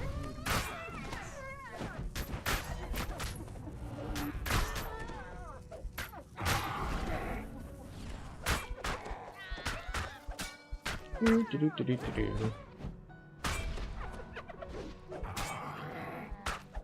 What's gonna happen here is it's gonna be going well, and then a purple mode is gonna spawn, and I'm gonna do the purple mode, and it's gonna be Skaith, and Skaith is just going to absolutely annihilate me. Now, on the flip side, the reason that Skaith might not annihilate me is I'm an undead form. So his big negative damage blast thing won't hurt me, and in fact, will do the opposite. It will heal me. Killed by a poisoned crossbow bolt. His last gambling ticket lies just out of reach. Felon must have spent his recent winnings digging himself out of debt. Imagine meeting your end right after getting yourself clear. At least he died in the black. Felon had just won big, cleaning up on a match in an underground fighting ring down in the Cogs. Despite clear attempts to make this look like a break-in, all of Felon's valuables are still in their proper places. As you mull this over, you hear voices from the direction of the front door. I knew it. I was like, one of these, even if you succeed, has you fight. I just couldn't remember which one it is. Are you going to use any CC while leveling? Tentacles counts as CC. I've been using CC this whole time. In fact, I've been using web, too. I've been putting it down before I open up moats. So, yeah. No, I've been using CC.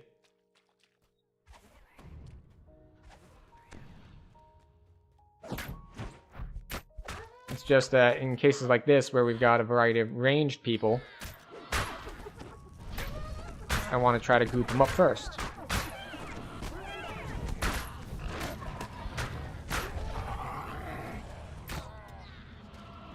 Never mind. That one's shadow marked. It is immune to insta-kills. R6 too easy. So here's the thing about that. It's gonna be too easy until I get like double vengeance spawn. And then it will very much not be too easy. Customers left in a hurry. You find a crossbow bolt still lodged in the victim's side. You also notice Like, how easy it is going to be very dependent on Reaper spawns.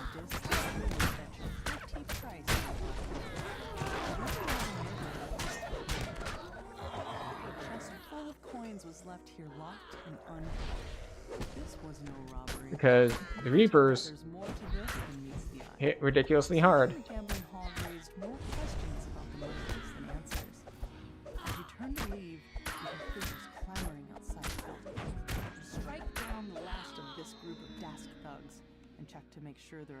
Can I heal off of you? Now to leave the way you came. You've learned all you can heal off of you. Crimes. You head back to the Wolf Gate where Zealot awaits your results.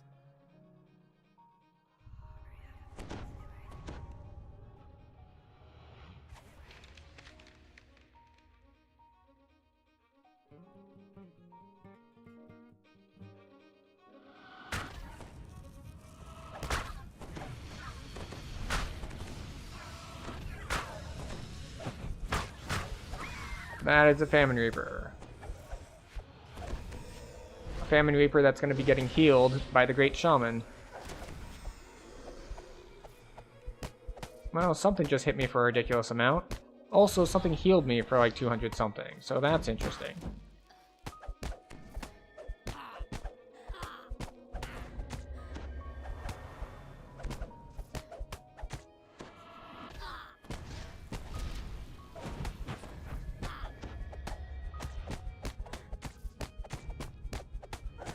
I'm just going to strafe a little bit, see if it helps.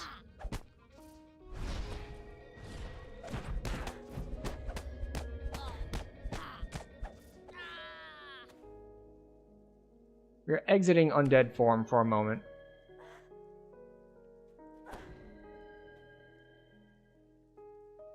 You know what I still forgot to do?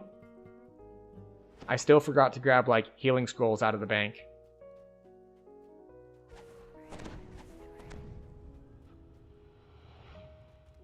So we're kind of screwed here between packs. We have exited undead form for the moment in order to get better healing out of our vampiric bite. Zealot unlocks the gate, revealing a small lane that burrows deeper into the heart of Cog's Gate. Because I believe our healing amp is... Yeah, because we have a lot better positive healing amp than negative. And we still have 140% fort, so...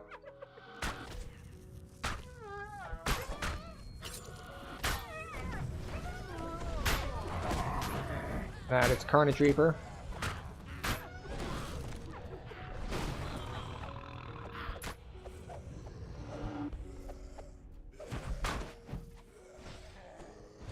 We're gonna actually do a little bit of kiting instead of just eating everything to the face.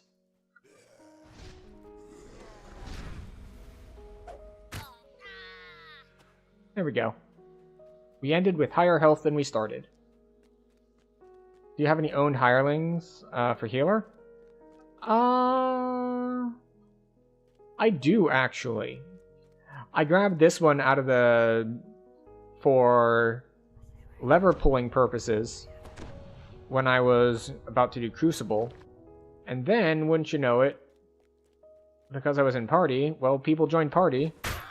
And, well, since people joined party, I never ended up getting the hireling out because I had other people to pull the levers for me.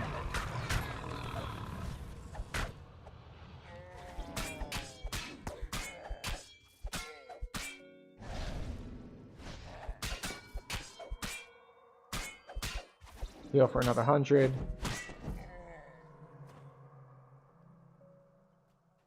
You go back to undead form just in case. As you see, we are gradually making our way back up to where we need to be. The shop is unlocked, just as with the other crime scenes. Inside, the shopkeeper's body lies forgotten alongside all the other cast-offs in her shop. A different body, but the same song. A crossbow bolt dipped in poison, the palm covered in slash. Yet this time, a new detail catches your eye. A shattered tin bearing off-arcanotechnic symbol. A closer look at the keg. As long as the crowd control lands, it's very easy. Unfortunately, I'm not currently running any crowd control that works on Reapers, which is why Reapers are a problem. That and the fact that I don't have true seeing. Emptied the pawn shop, and yet. Oh wait, or would that be Ghost Touch? Maybe it's that I'm missing Ghost Touch. What connects all these gruesome crimes? The last of the heavily armed. Cannot be activated. Alright, wait. I wonder if I can create Thrall on them. We should try that. Another alley stretches before you. The more you learn, can I make Thralls out of the out of Reapers? You can only hope that Zulkis Crowspire holds the answers you've been seeking.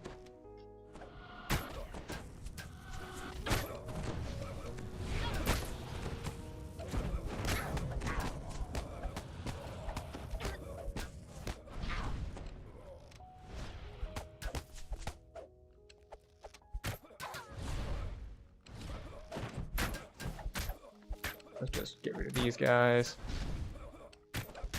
Give them a little bit of a bite, which only heals for like 60 because we are in combat in R6. So our healing is pretty well chopped down.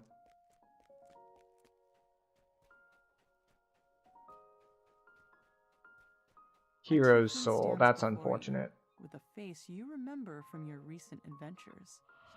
Despite your own shock at meeting him again, I hope that Zulkus is willing to answer your questions about the murders. Zulkus steps through a Oh, fine. You refuse to be crowd. Oh, never mind. There you go. Excellent. You have been crowd controlled.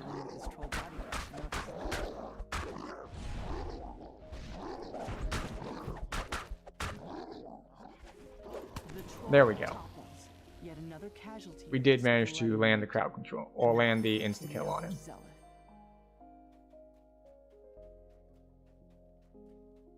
But we are back to being almost full health, so that's nice. It just requires playing a little bit smarter than we have been. It is kind of funny that we have actually been playing pretty disrespectfully, all things considered. Given that we are in R6 solo. But, you know. Sometimes that's just how you roll.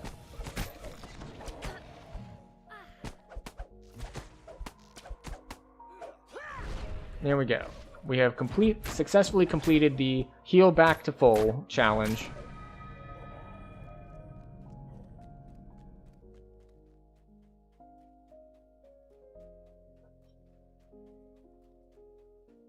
Now, if I were Fey Packed,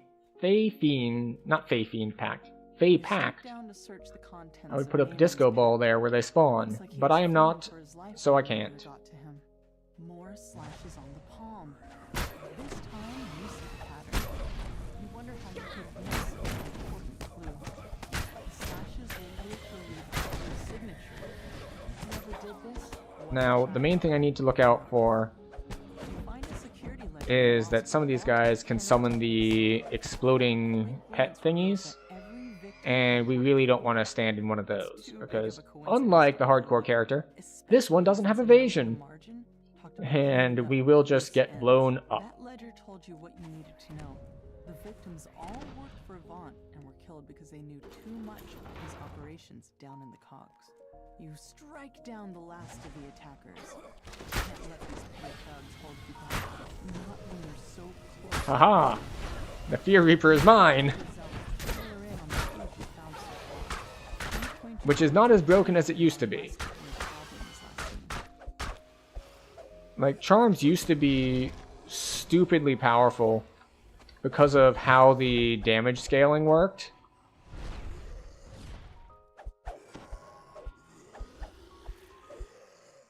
But they nerfed that years ago.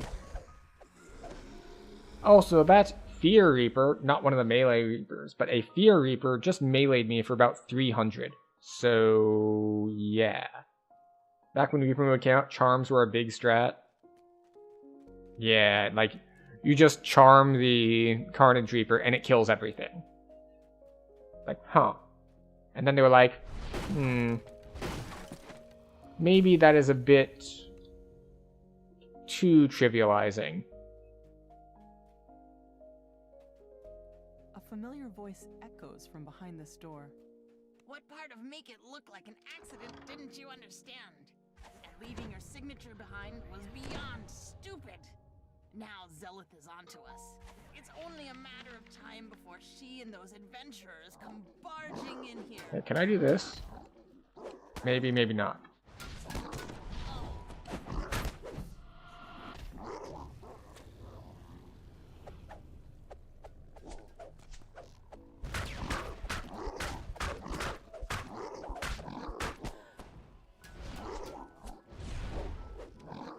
I thought that we were going to get ads spawning over there.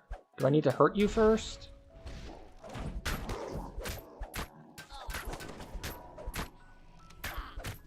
There we go.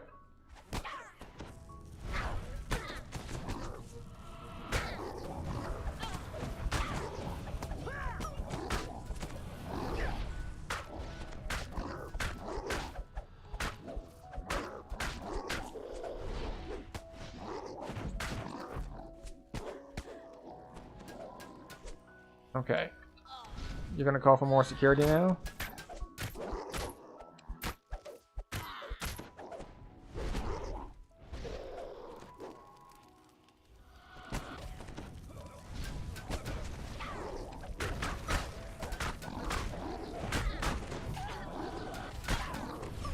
Alright.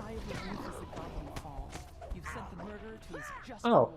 I didn't realize Urk was actually close enough to be getting hit by my AoE there. I thought I was just clearing ads. But that works out conveniently for me. Disappear through it. Zelith shakes her head. Sometimes it's a stranger who holds the knife. Sometimes it's family. But yeah, 1200 Reaper XP. So, But I'll keep going. you know, not a lot. Well, actually, let's look at our actual combat log. Can't just stay inside when trouble Yeah, about 1500 Reaper XP after all of the bonuses are calculated in. Worth it? I mean, if we're talking about worth it to, as far as gets me lots of Reaper XP, no, absolutely not. But that's not the point. We're going back to R4 for best laid plans, though.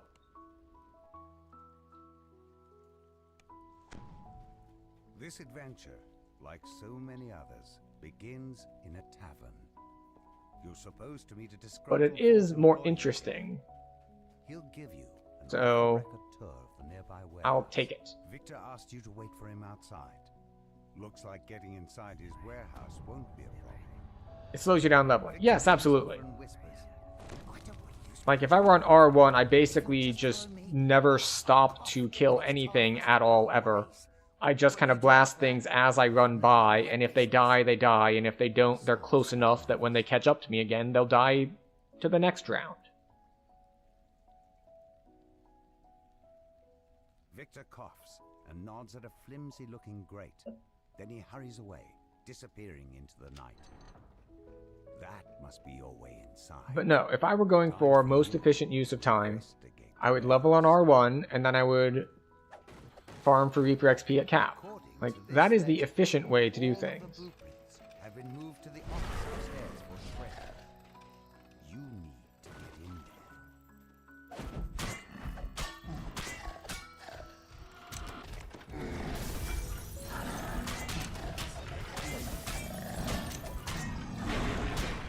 I don't want to have to deal with all of you guys later. Like, if the end fight, if something falls down and aggro's all this stuff or whatever. It's like, no. Why am I doing that fire damage? I swear I saw, like, he got healed for like 700 from fire damage, and it's just like, what fire damage? I'm guessing it was the Colors of the Queen proc. Which, well, that's just how that goes. When you've got the Fae doing Fae stuff, sometimes it doesn't work out to your advantage. In fact, the majority of the time, it doesn't work out to your advantage. Gruff voice howling. The roof! The roof! More measured voice responds. Alright, purple X. What of it? The excited Noel bounces This one is around. the diamond. The roof is on fire! And then we just click this one until it opens. Surrounds the handsome being, who appears to be their leader. Let's pick up the pace, shall we? We still have to destroy the lab downstairs. Portal, please. Portal! Now! Snaps the being in a commanding tone. You hear a familiar voice somewhere nearby. It's Victor, acting surprised.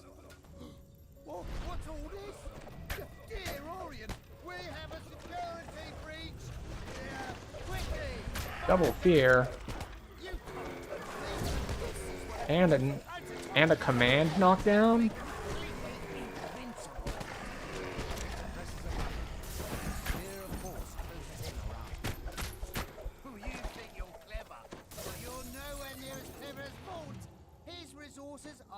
Well, this is why you don't go as high skulls on this specific quest. So I'm surprised I got hit by command. I thought I would be immune to that type of mind effect by virtue of being undead. But apparently not. Technicians still hit hard with their force damage. Yep, there we go. Another like 200-ish total damage.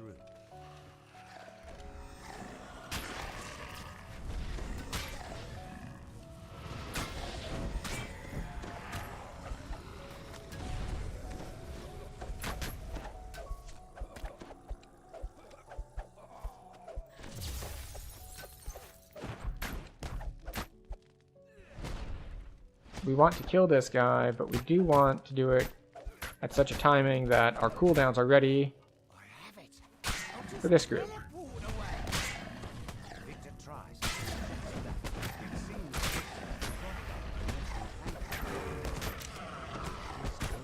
I'm getting... It's like, wait, I see fear damage stacks. Where are they coming from? Victor mashes the button on the magical device in frustration. Nothing happens. Okay. Yeah.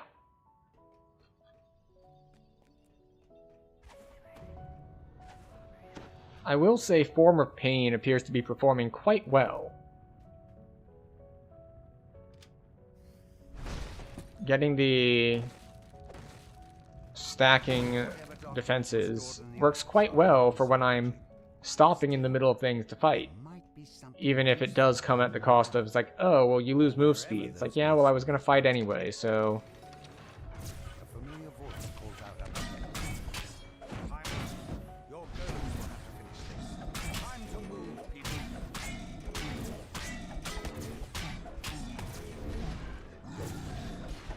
I do, however, take forever to kill the golems.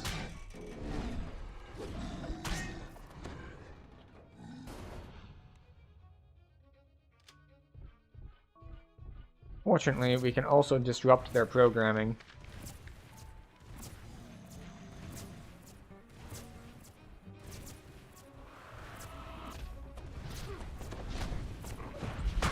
By which I mean, we crowd controlled them, then stood in front of them. I wasn't expecting the guys to come through the doors, so that is an unwelcome surprise.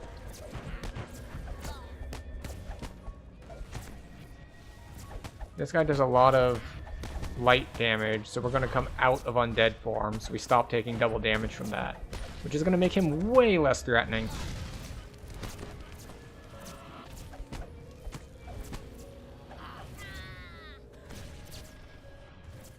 Yeah, this dot that's ticking for like 80 would be ticking for like 160.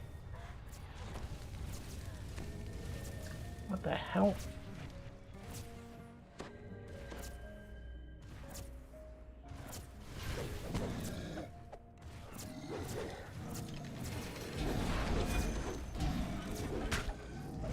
We apparently ate the big channeled attack that the Forge Wraiths do that does the evil and fire damage.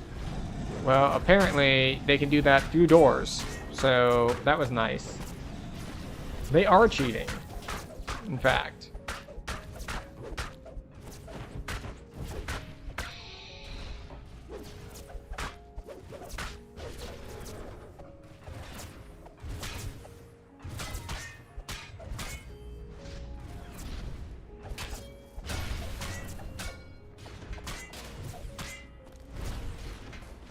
They're learning and adapting? I guess so. I mean, it took them like a decade or two, but they're getting there.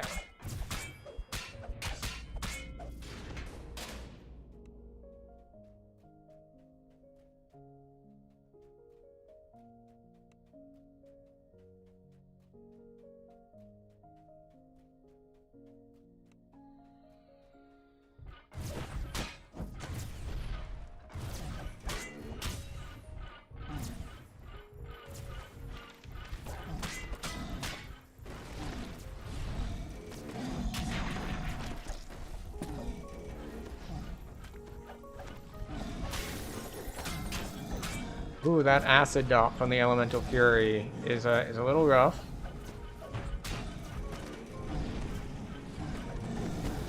We got there though.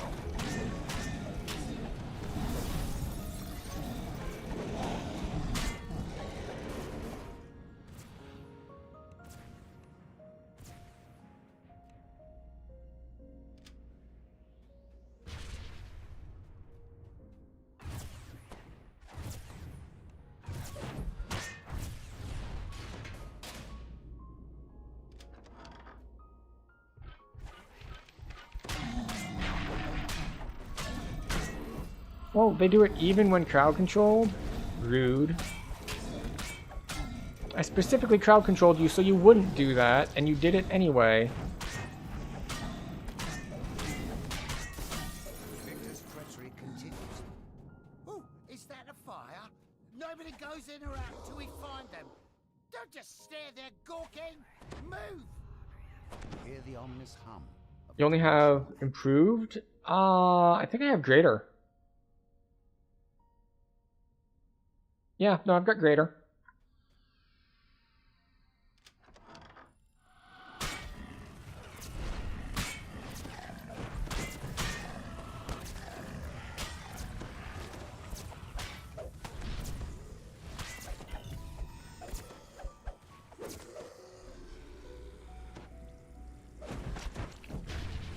But it does look like it's about time for us to take an ad break.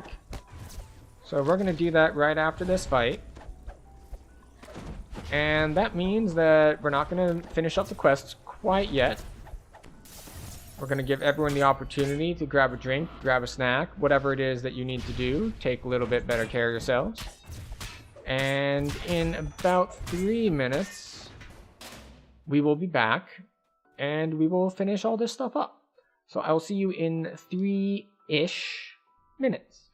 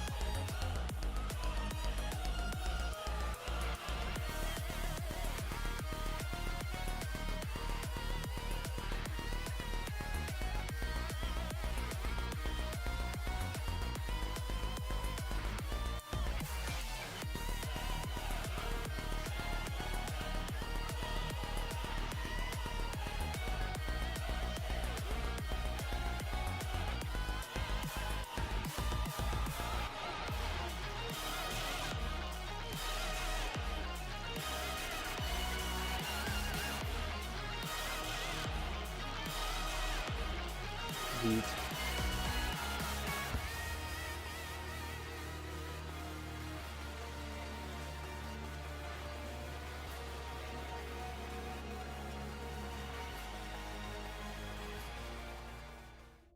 Excellent.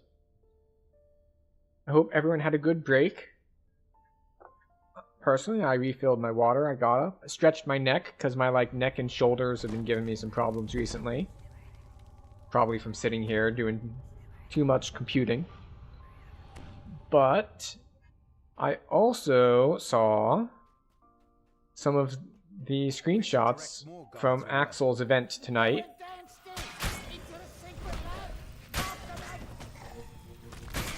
Where they did a wolf pack raid, I believe they called it. It was all like druids and wolf pets and everything, so it's just like all wolves all the time.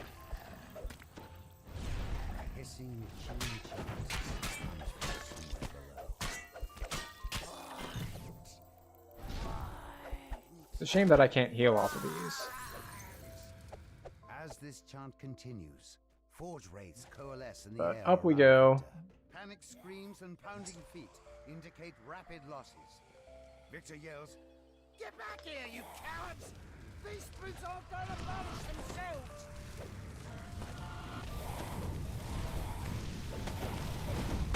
This is a lot of people. Alright, don't do anything rash. I'm coming out. Let him go. Make a deal. Victor presses the button on his Vaunt prototype. The magical barrier around him fades away. What? Why are you... I let him go so I wouldn't have to fight anymore, and then you pop up.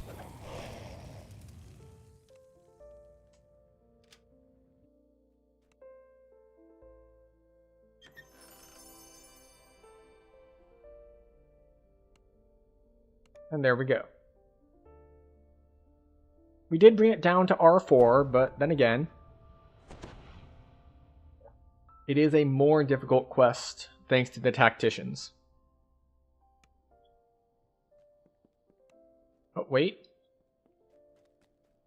We're going to check the bank and see if we left a stack of heal scrolls in there for ourselves.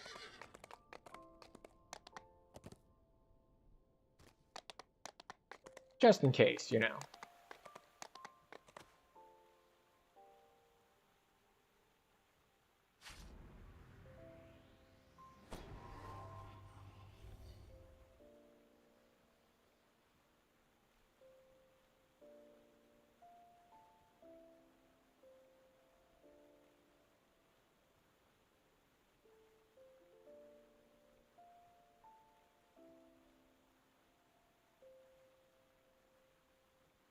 Yay, heal scrolls, resurrection scrolls, greater restoration scrolls.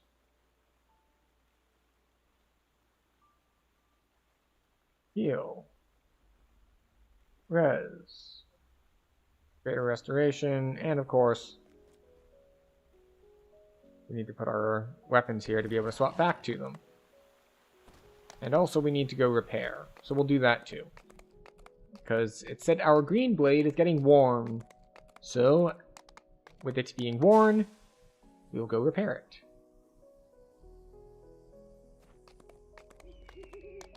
Hi. Please repair my stuff. Thank you. Other things to do. Get quick reflexes. 5 more double strike and quick draw. So we can go back to hitting things faster after we cast spells, which is very handy for a character that I'm swapping back and forth between hitting things and casting spells.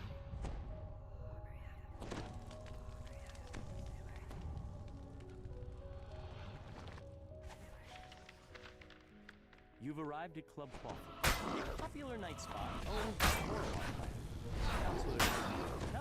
I really should have put up temporary health before I jumped in on these guys, but you know, it works out. The group of thugs suddenly attacks. Clearly, they want to prevent you from enjoying the night on the town. Those Dusk thugs were loitering near Club Clawfoot. What does Symbol of Weakness But this do, is even? Clan territory. Something's brewing. And you're smack in the middle of it. A group of would-be -4 patrons strength. in the courtyard. They Oh no. will be on the guest list. I mean, the downside is it does last 3 minutes, but the upside is Club Clawfoot. it doesn't really The do Dusk much thugs to me, lurking so. outside have set the assistant's nerves on edge. He wants you to check on Club Clawfoot's employees before he'll let you talk to them. Now, where do we put our points next? Well, next level, we're definitely putting a point in Celestial Spirit, because that's a very high value sort of point. But the rest of them, I think we start going into Soul Eater, if for no other reason than to get the speed boost. We do like ourselves a speed boost. Right. We neither have, what is it, repair or disable device in order to fix that lever. Those are the two options. It doesn't really matter which one you do, I don't think.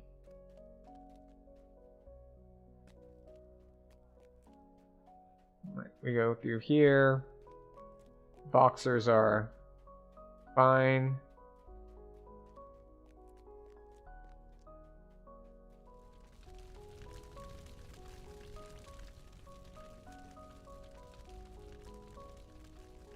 The Cool. employees report nothing terribly unusual. You can tell This is where I miss being on a build that's has just inherent move speed, something like Monk or Bard or Rogue, or that it has sprint boost. Again, we're talking Barbarian, we're talking Bard. Fenwick is relieved to hear that the club is safe and secure. He gives you permission to approach Regina, Club Clawfoot's manager. Piercing along the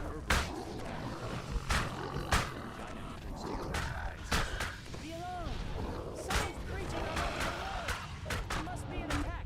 Quick, adventurers! Do what you do best! Great.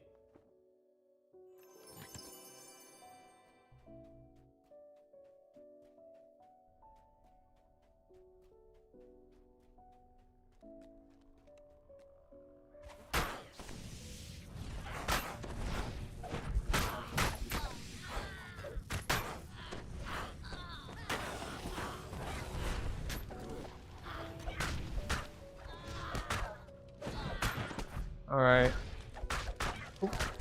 Took damage. Took a lot of damage, actually.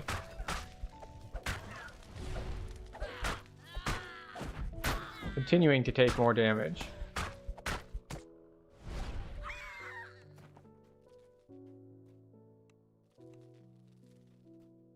Okay. Where's the next one? It's right around the corner there. Do I want to go in without temporary health?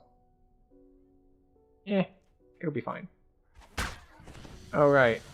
This one has all the hyenas. It might not be fine. You might think, well, wait, what about hyenas makes them dangerous? They're not like this Soul of Cruelty caster that's gonna really mess you up. And you'd think that, but hyenas have a trip attack. And crowd control is one of those things that gets you really dead really fast. More dimension doors have opened nearby. Let's see. Alright, one around the corner here.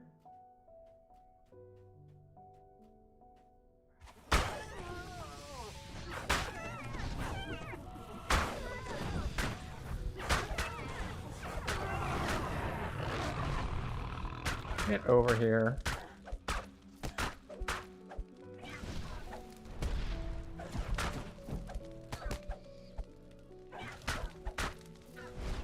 Man, she does a lot of fire damage.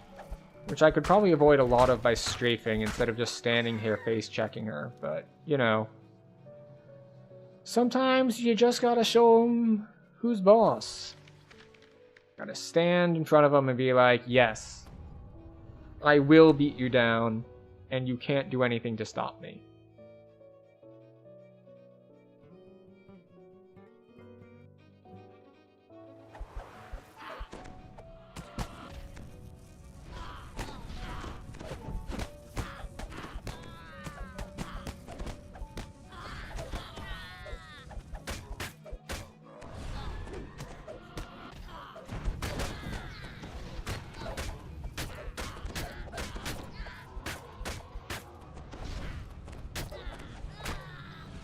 That's right, I dodged your color spray. Dodged your gust of wind. Can't catch me. And just like that, you couldn't catch me.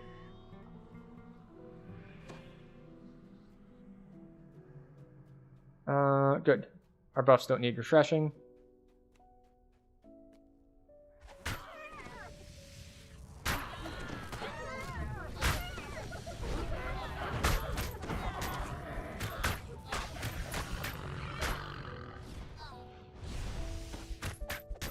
You're low, so we're gonna finish taking you out.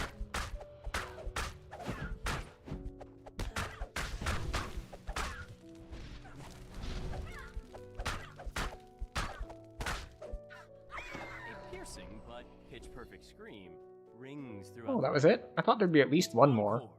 The main stage must be under Oh well. attack. Time to go fight Crusher. Who may or may not give us problems, I don't know. He won't give us problems for the magical side of things. He will give us problems for the hitting him side of things. Although I actually have realized one of the big problems that I have.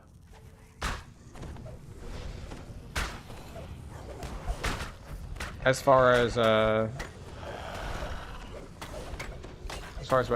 feats go, is that the big feat that I'm missing is improved critical.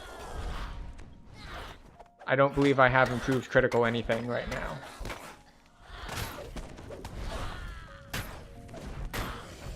And it really depends on what I end up using. Normally, this is kind of a non-issue sort of decision. It's like, oh yeah, I'm definitely going to be slashing, or I'm definitely going to be bludgeoning. But right now, Kukri is slashing, isn't it? Yeah. Kukri is slashing, Dagger is piercing, and I don't know what weapon I'm going to use at Cap. So it's really going to make a difference, actually, for us.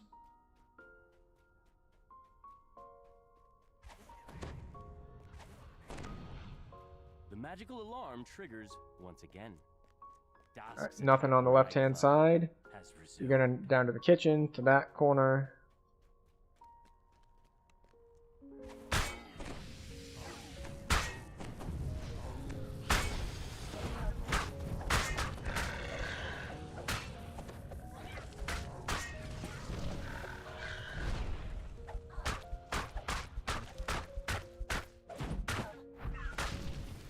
Getting a little bit more active here to hopefully take a little bit less damage. It's not working for us. We're still getting hit by all of these. What spell is that? Is that just Fire Ray? Scorching Ray. Scorching Ray. Yeah, just the Scorching Ray spam's getting us.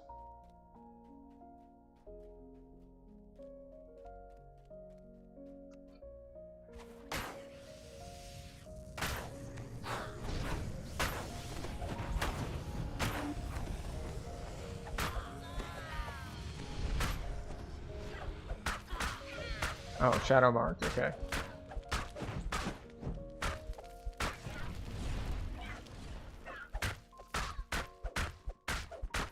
We can't even attempt to insta-kill you. Well, I guess we could attempt to insta-kill her, but we know it's not going to work because she's death warded. I put myself in a bad position. I have jumped in next to a Carnage Reaper. This is a terrible idea, and I do not recommend it to anyone.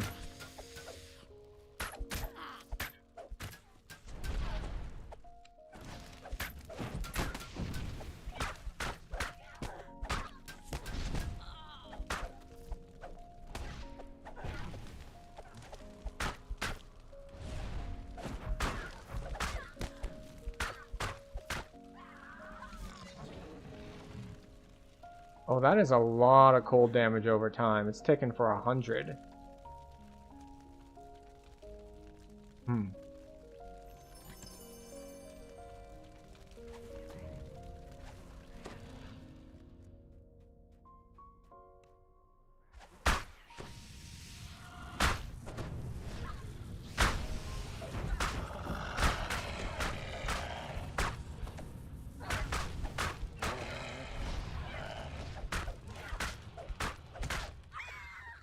Once again, Okay. more sounds issue from the direction of the stage. You hear panic shouts. We should be good to go as long as we don't look the Medusa in the face.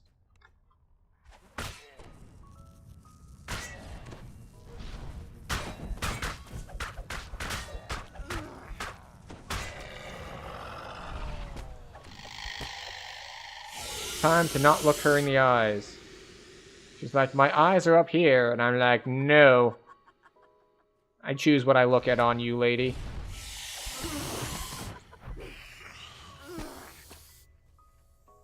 That one came out faster than the others.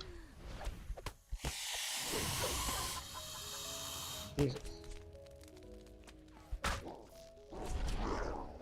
I'm used to more of a wind-up on that.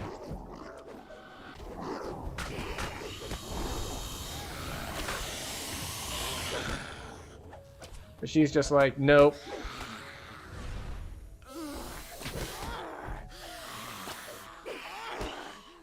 We're just gonna actually face away from you the whole time and just do AoEs. I'm not even gonna melee you. We're just gonna look away from you and let the aura and the blasts handle it. A peaceful quiet descends over the nightclub once more. Now you can finally talk to Regina. For your help in keeping her and Encore alive, Regina has There we go. promised to do everything R6. she can to cut ties between the Boromar clan and Vaunt, our canon. Another like 1500-ish Reaper. Which is kind of a drop in the bucket. How much do we need for our next point? 96,000. Yeah. So we just need to do approximately, 65-ish quests at that difficulty level. That's definitely the most efficient way to do that. Or you could run like 1 or 2 chains, we'll say 2 chains of R10s at cap. We're going to drop to 4 skulls for just business. You arrive Because we got very lucky so far. Many business districts. The streets are almost deserted at this hour. In that A lone figure stands idly on the we, despite running several quests on R6, have yet to see one of the stronger types of Reapers. We haven't seen any of the Vengeance Reapers nor Despair Reapers. So we've gotten super lucky, and I wasn't about to count on that luck continuing for this quest. So we are R4. Due to your lack of subtlety, shall we say? Yes, well, I prefer audacity to subtlety.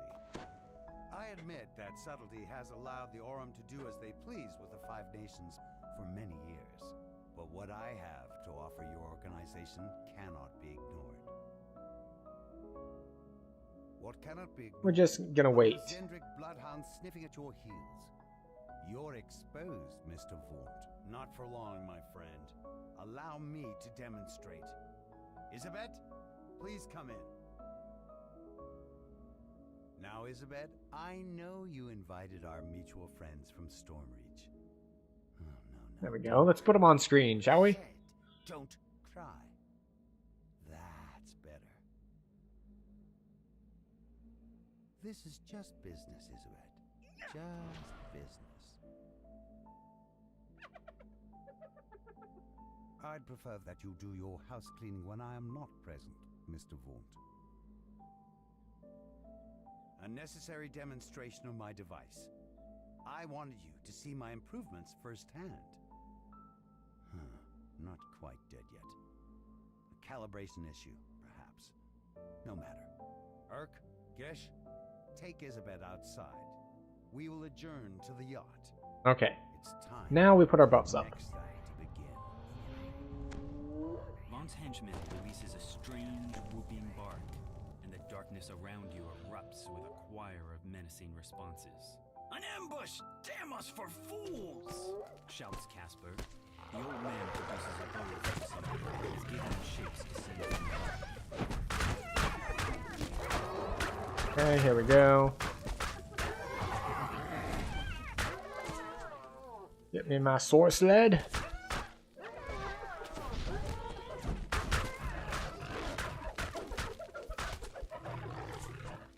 You've dispatched Vaught's first group There of we go. assassins, but they're surely not the last. Vaught doesn't Casper's at agree with half these health, measures. but that's fine. Casper wheezes out his words. Ooh, reminds me of my days in the last war, but with more chest pain. Too old for this for sure. Come here, we gotta talk about Isabet. She's still alive. I bet my life on it.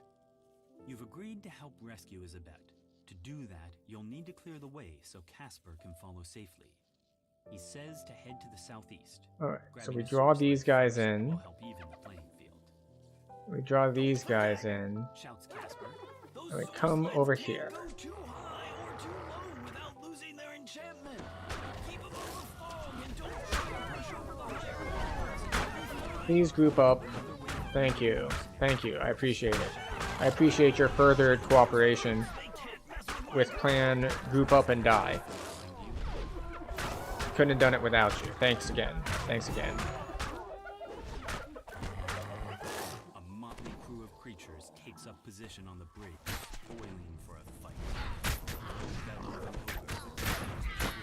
I'm out of temporary health. This is not ideal. Fortunately, he decided to get crowd control, so we don't need to hit any emergency buttons. Glides up above the bridge.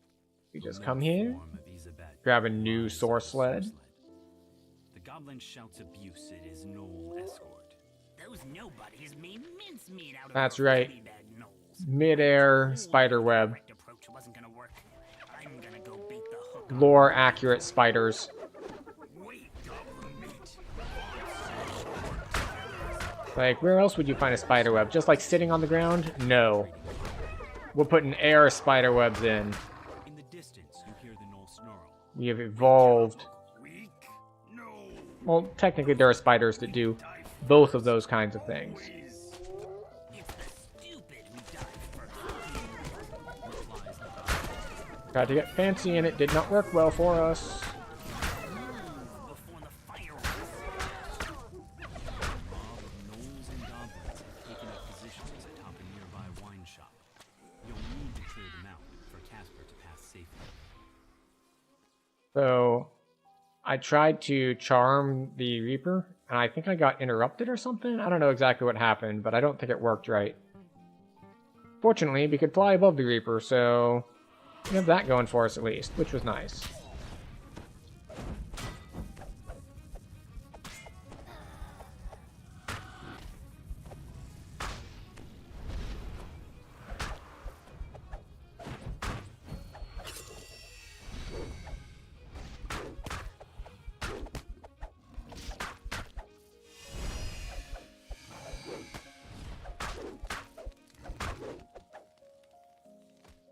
How good are we on moats now? Just over 1,000 or so?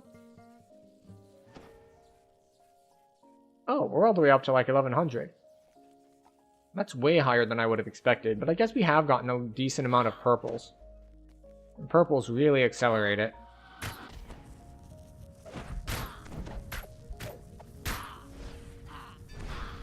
I just got so used to skipping purples on the hardcore character, because it's just like, no. Not worth the risk. Shouts Casper. Head north, friends. Up the skyway. I'll watch. Speaking of risks, A swarm of bats clouds the street before you. Some kind of metal glints on their bodies as they flit about, blocking your path. we're gonna come all the way over here. The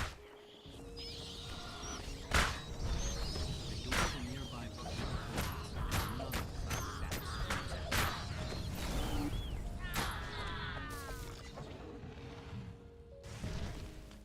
out. Now we come in this way. Inside the bookstore, goblins scramble to release one last clutch of bats from their There they are. I was like, wait, where's the mage? Exploding bats? Gods, what a circus. You know, I always forget that a rest shrine spawns here. I guess just because it's kind of an awkward place in the quest. as he coasts And I'm used to running at a difficulty level / power level where I don't need a shrine at that point. among the arches of a nearby market. More of Vaunt's mercenaries await your attention. Like, the shrine in the room with the robot dog. that one is where I would say groups are more likely to stop.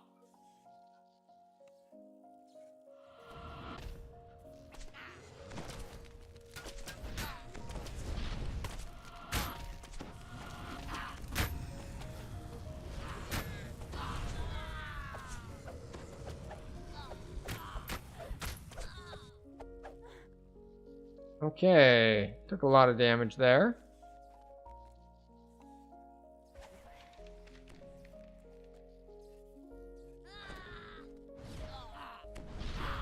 Well, at the very least, some of them got caught in the webs. Not all of them, but... This is the thing about DC casting. For things like insta-kills, it's like, you really want to make sure you have no fail, because when that thing's in your face, and you need it dead, you really need it dead. But if you're talking about like crowd control spells, especially area of effect crowd control spells, it's like, well, obviously, you want to crowd control the entire group. But on the flip side, if you only crowd control half of the group, well, okay, so that's an automatic 50% damage reduction. It's like, there's now as if there are half as many guys attacking you. That's still incredibly powerful.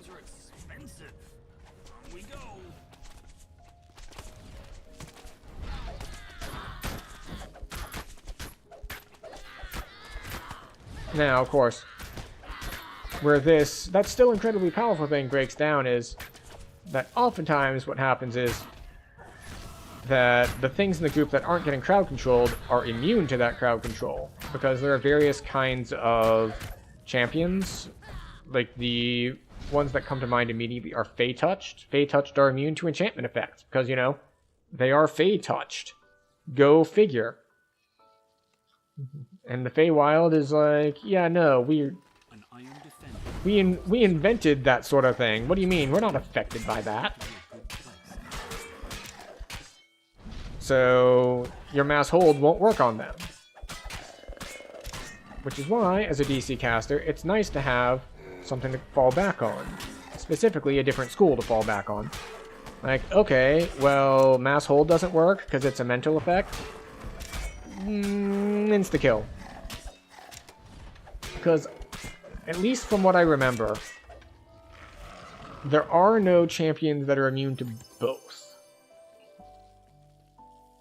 Like, if they are one of the champion types that are immune to hold monster, they will not be immune to what? To insta-kill effects, and vice versa. Now, there's a caveat to this.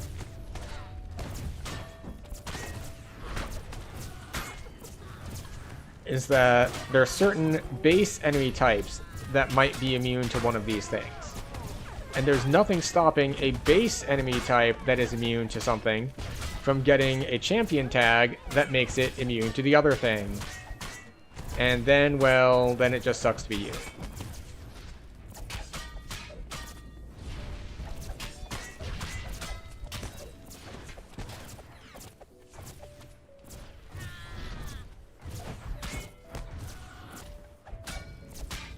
Okay, they're chewing through my temporary health pretty well, since the Magefire cannon on that far one is still shooting at me.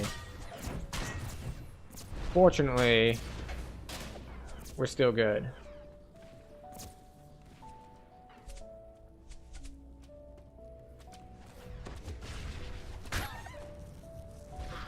Take out these ads first.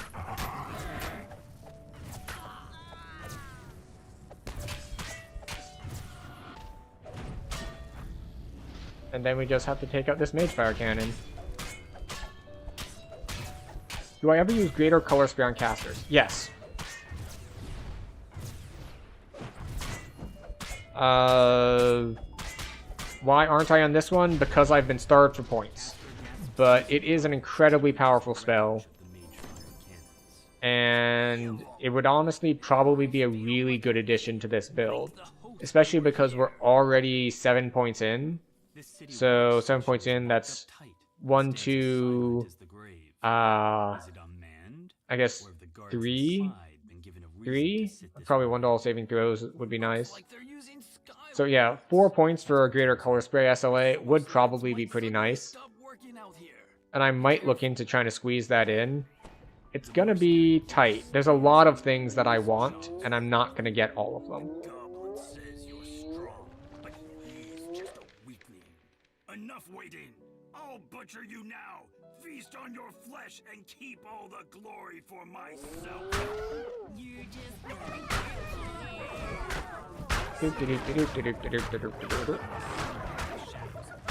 I gotta say, the general concept here of a collection of villains who are recurring because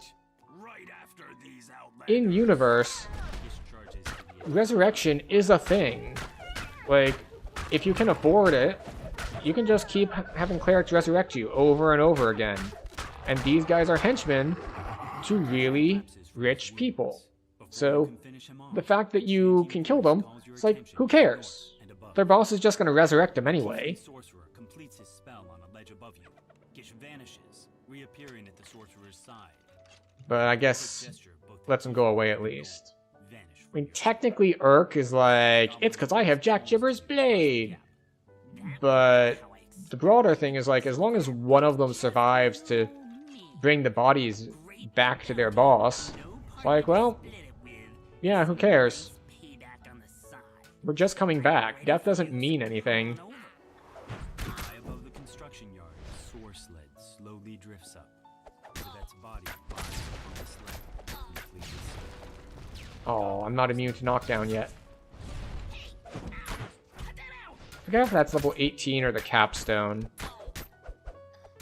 Or neither. It's possible that it's neither, and it's just that it's the floating thing. Oh. Wait, he went over here? Where'd you go?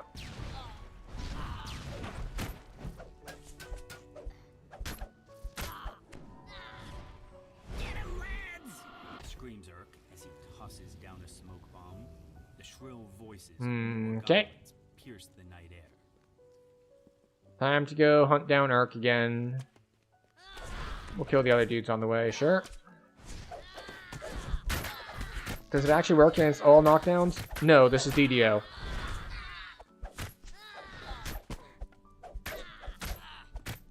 I should clarify that, in case anyone is just unaware of what I mean. So, there are a lot of effects in DDO that say, makes you immune to knockdown. None of them work on all knockdowns. Like, there are apparently just like, too many different kinds of knockdowns, like, you're immune to knockdowns, except for... let's say, Dragon Wing Buffet. Dragon Wing Buffet, you're not immune to that. Okay. What about trip attacks? Trip is a trip, not a knockdown. Like, there's so many knockdown effects that just don't count as knockdowns. And there's just a lot, and I mean a lot, of different things that say they make you immune to knockdowns, but actually do not. Like, let's see. I believe that my hardcore character at the moment is theoretically immune to knockdowns by virtue of being in hive form.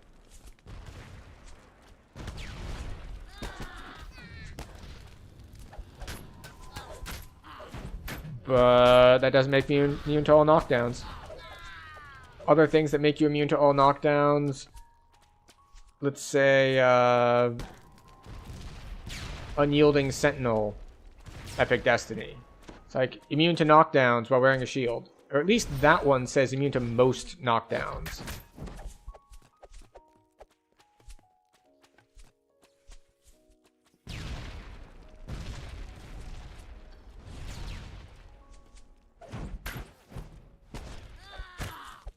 Can we be done now? Thank you. Cleric has that in strength domain? Yeah. Yeah, there are a bunch. And as far as I know, none of them work on all knockdowns. What I haven't done is I haven't looked into, like, which ones will work on some but not others. Or it's entirely possible that they're all basically the same, and it's just like, yeah, all of these make you immune to this set of knockdowns, but still affected by this set. Also stun immunity. Okay. Why use your own when you can use someone else's? But I'm betting it's more likely that the various knockdown immunities are all pretty much the same, or at least close to the same, and it's just that there's a certain set of knockdown abilities that bypass all of them at the same time. It's why we get to keep meeting like this. Anyway, can't stay. Need to see a fallen angel about a spell. You know how it is. See you soon.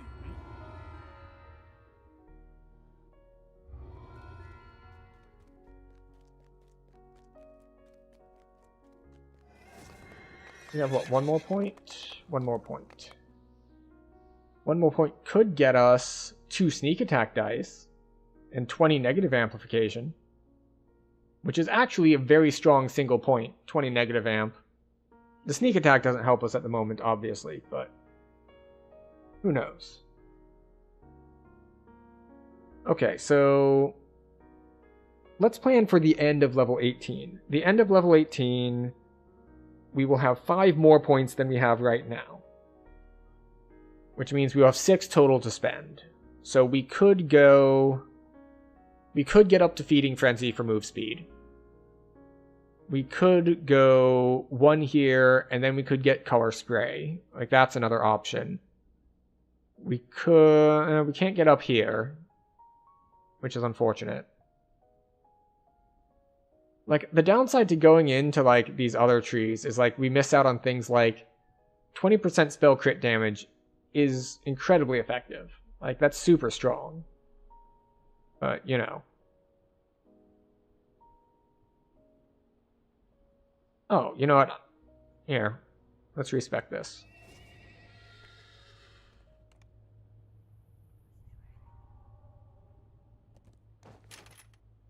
We'll take Charisma.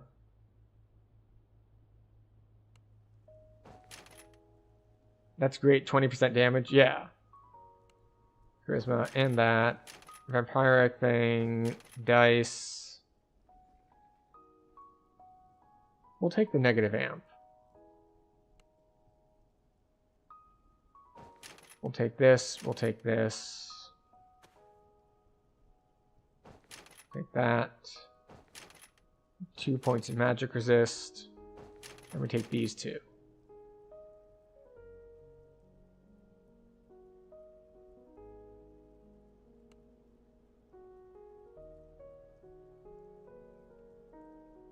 Right, we need to turn these effects back on. There we go. And, oh! We had an extra point spent in here that wasn't actually a racial point. Huh. So we have 2 points.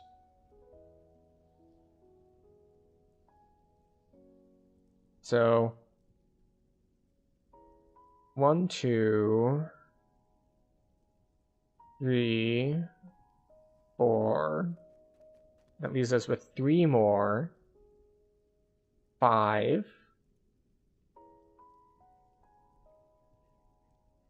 And what, like 6, 7 for permanent shield?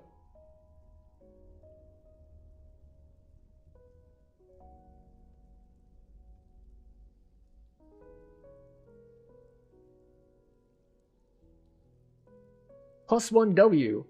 Yay! W is so small though when you're using Kukris. It's like, what's 1 W? D6? D4. It's like, yay! 2 points for 2.5 damage.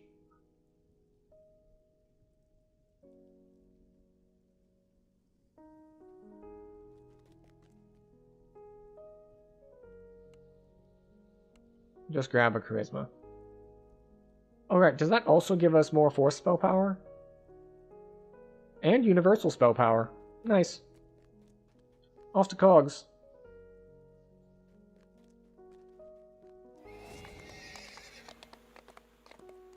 But now, as far as our amp goes, we're up to 65 negative, which is nice.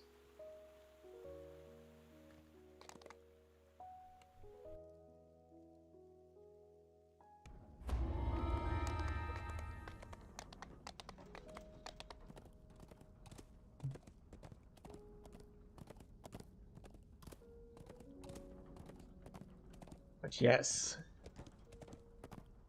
We will continue to do DDO at least, I'm going to say at least once a week.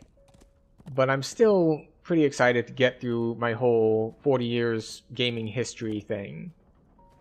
We did not manage to beat Where in the USA is Carmen Sandiego within the time limit of one stream, but I didn't necessarily expect to either. We failed 3 or 4 of the attempts, so that was unfortunate. Wait, no, not 5, 6. There we go. But we did like 22 cases, I want to say. It's kind of weird because as geography-based questions are pretty straight up like just trivia questions, there's a lot of either you immediately know it or know exactly where to go, or it doesn't help you at all. It's like, but it gave you the city name. It's like, yeah, but if I don't know any cities that are in that state, then that doesn't help me any, now does it? Oh, okay, and we're just dead here.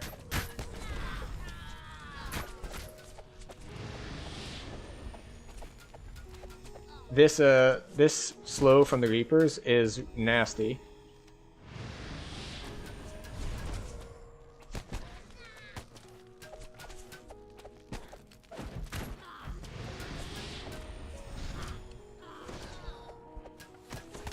Oh, and now we're extra slowed because one landed an enfeeble effect on me.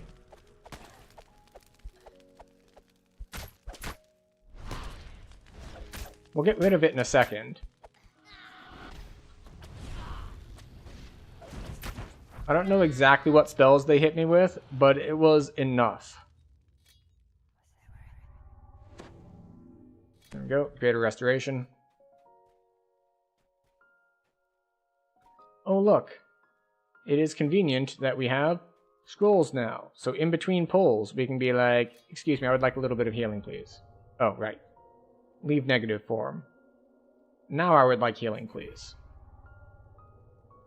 Not that they do a whole lot each, but, you know. Better than not having them.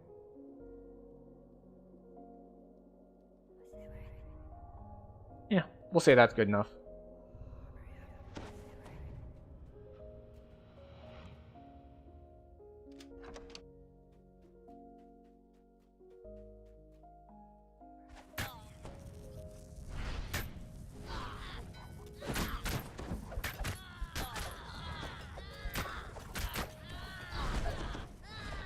There we go.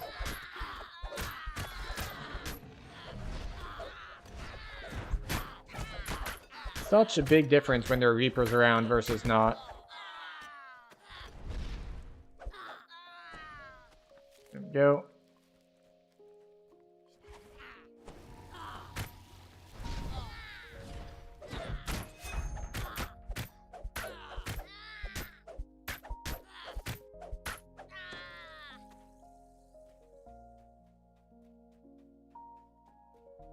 Hi. More Das grunts are gathered inside this spacious room, rigging explosives to a large heap. That's Plague Reaper. We're gonna run around. Got caught on the corner or something, which is not ideal. Yeah, see right there. Got stuck in the little lump of rocks there. Oh, there's a Fear Reaper here too. Okay.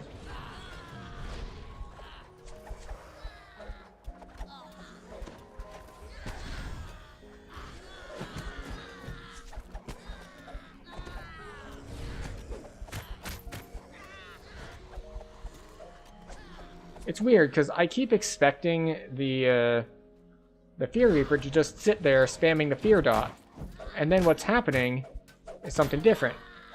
Also, what is hitting me for 130 poison damage? Is there a poison dot on me? Okay. We're back to undead form, where we're immune to this poison damage. That's hitting for a ridiculous amount. I didn't even know that these poison slinger guys did poison damage. I thought they did like debuff poison, not damage poison. In any case, let's see. Hi, yes, hello. All of our stuff turned on? Yes, good. Oh, we should have probably put on displacement first.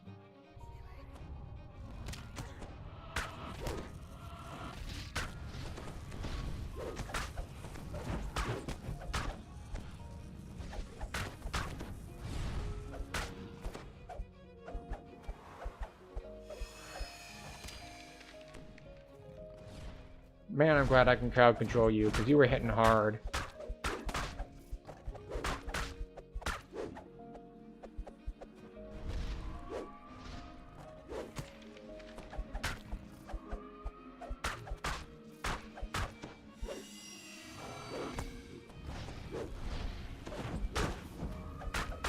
You mind, like, not hitting so hard? I'd appreciate it if you would just, like, chill. Hold up, what just hit him? Because I wasn't hitting that hard, and then he suddenly, like, died.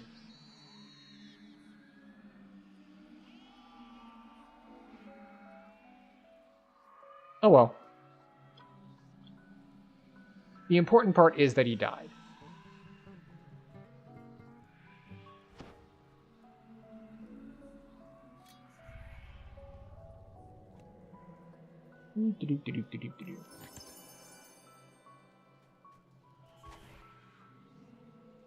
And we'll toss up one more, just in case.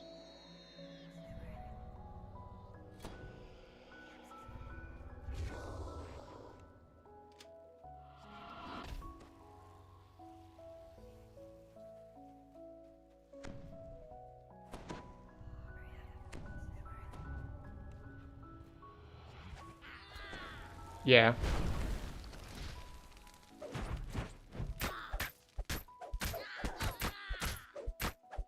I'm not really geared to insta-kill things on R6.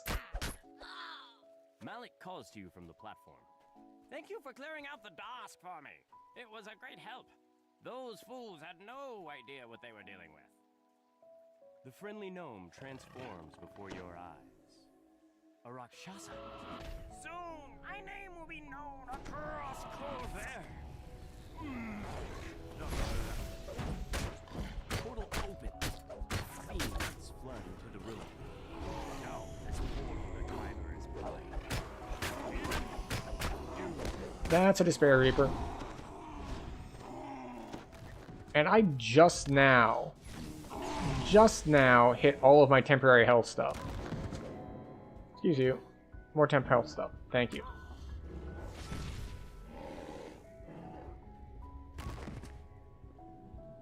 My despair grows. Yes, yes.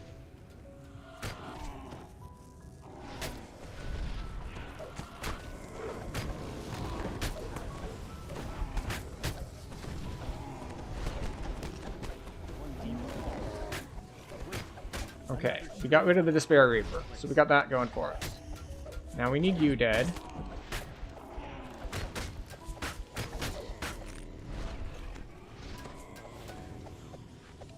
The weird thing is that I don't know what it is that's hurting me.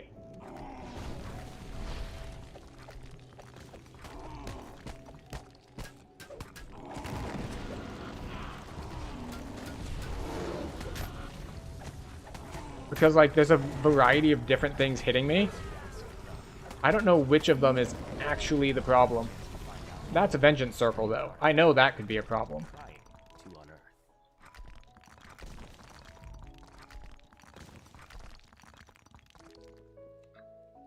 Okay, we lived. Despite the last fight popping out both a Despair and a Vengeance, we lived. Oh. Did we bug the quest so we don't actually get the completion? Because we have not pulled the lever, according to this.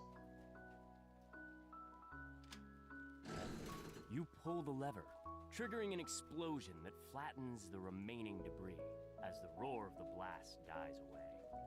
You hear a familiar Okay, so somehow we triggered the fight before pulling the lever, and now we pull the lever, and we can't finish the quest because we we already did the fight. Unfortunate. Also, hello Genlo. Welcome to our unfortunate needing to repeat the quest because it decided to reset on us.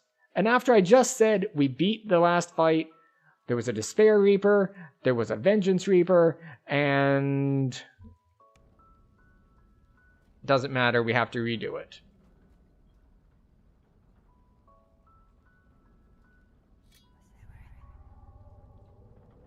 Well, I will know this time to pay more attention to make sure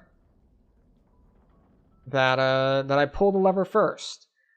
So I think what happened is I pulled the lever before I killed everything in the room.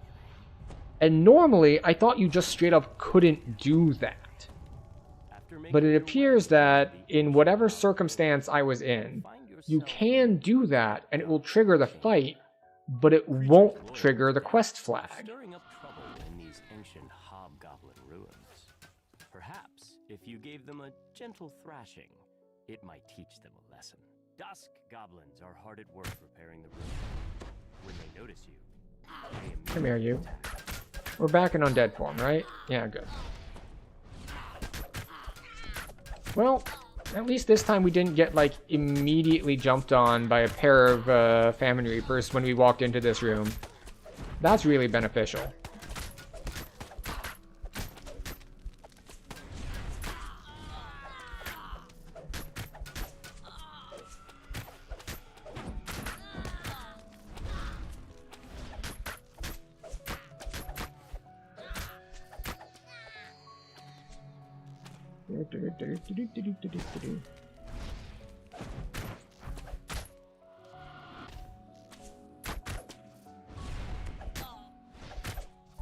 We might actually need to pay attention to mana usage too, which is funny.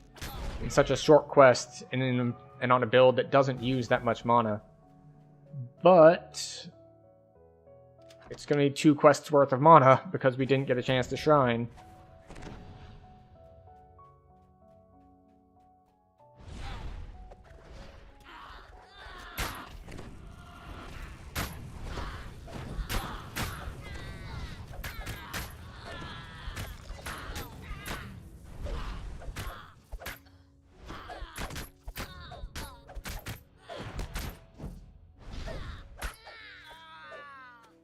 Alright.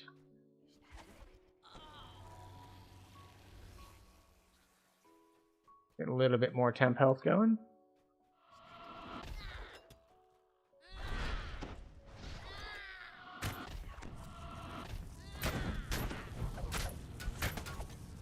Alright, this time, we will not pull the lever until everything is dead. Alternatively, we could try to reproduce what happened last time, where there was one guy left alive, like that guy specifically was still alive. rigging explosives to a large heap of boulders. I could test and like try to leave specifically that guy alive.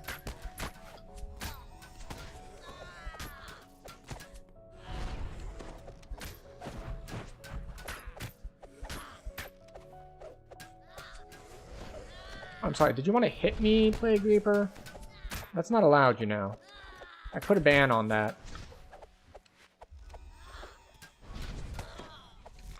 You're not allowed to do that. It's bad for my health. My doctor recommended that I not get plagued. And I'm gonna follow doctor's orders, just no plague for me. Sorry. I'll take it on a to-go plate. I'll bring some plague home for, you know, for the family, for the boys, but none for me, thanks.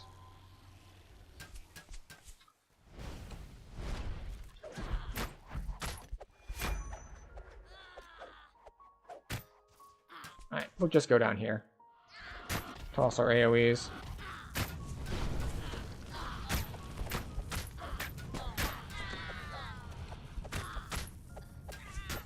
And Stone Guard.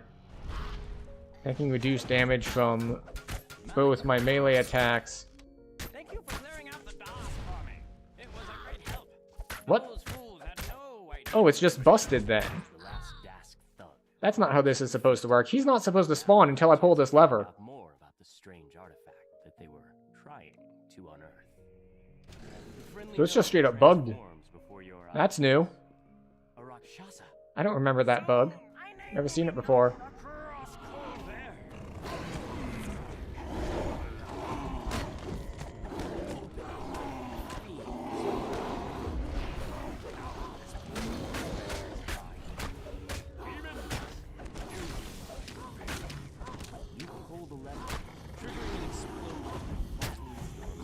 Alright, well, I'm gonna have to clip this and report the bug.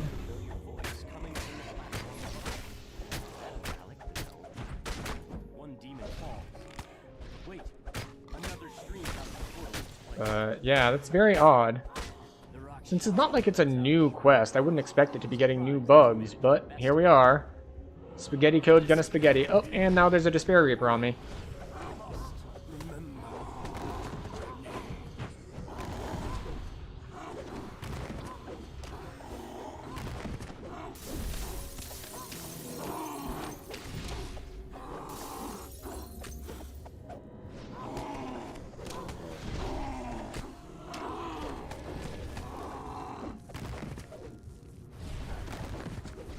Why can I not hit the ancient artifact? It's just not taking any damage. Target, ancient artifact. How about that? Does that work on it? There we go.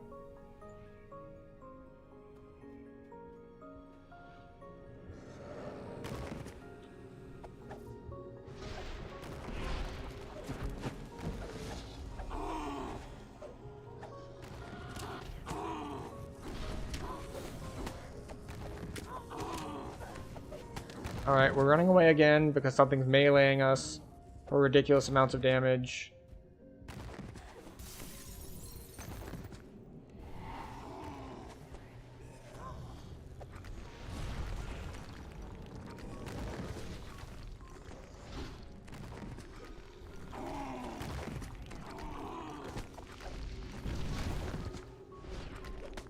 Why is it not taking damage from my blasts? Like, I can understand if my melee wasn't hurting it, but the blast not hurting it is not great. Okay. So, yeah, this quest is, like, super bugged now. That's unfortunate. Ooh, someone was slain by Great Ash Tusk? I forgot what that is.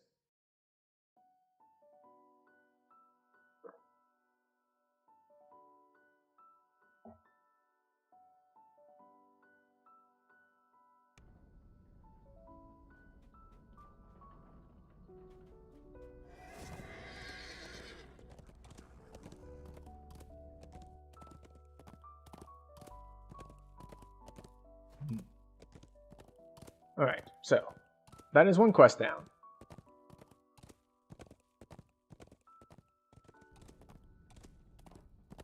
And you know, another like 1,000 Reaper XP. Because this is the most efficient way to get Reaper XP possible. Doing mid-Reapers solo in Heroic. That happens in Church and the Cult if you hireling triggers the automatic door in the hallway with the resonance traps. I'm remembering fire and ice in Church and the Cult, but I don't know about the resonance traps. It's been a while since I've run that quest. It bugs the finish of the quest? Interesting.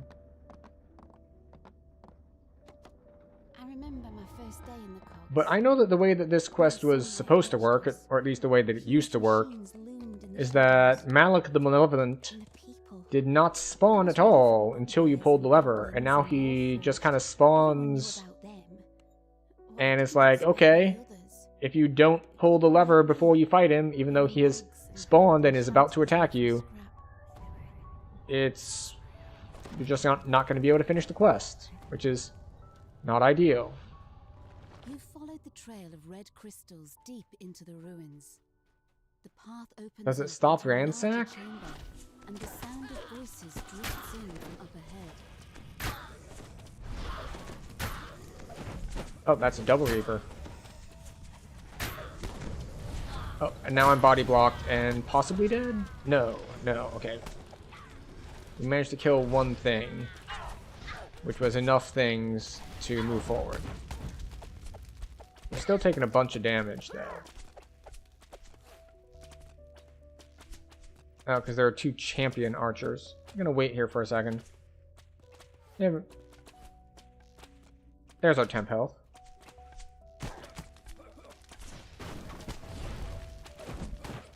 Oh man, they're hitting hard. Pretty sure you're immune to this, right? Yeah.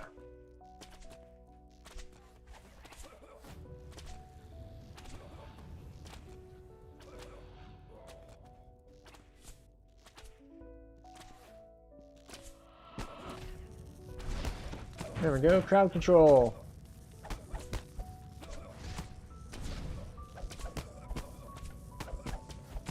A little bit of healing too.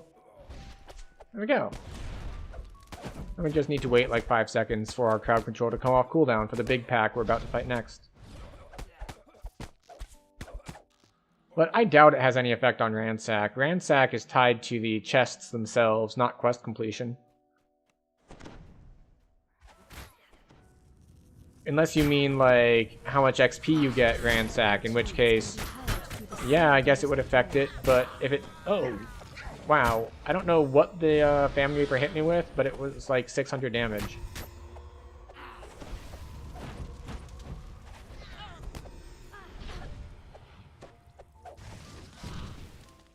The hell? Did something dispel my shield spell? Or did I never buff it when I came in? Because we did just take like 800 damage from magic missiles. Let's see, no, we cast this.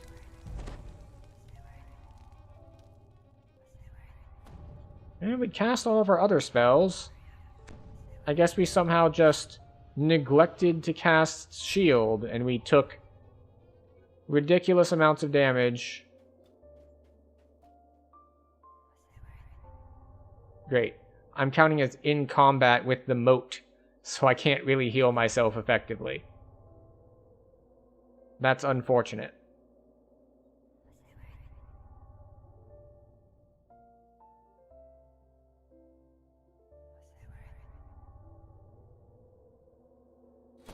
Alright, well, we fight the purple moat with not much health. There's no way this can go poorly for us.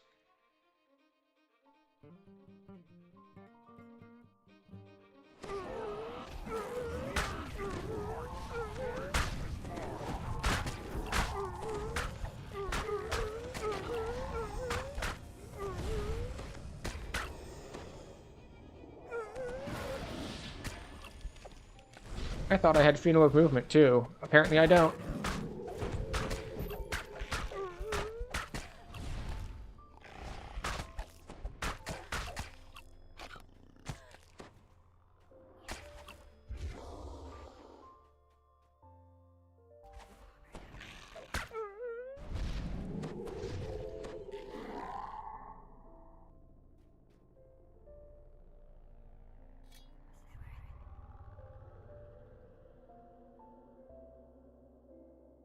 Okay.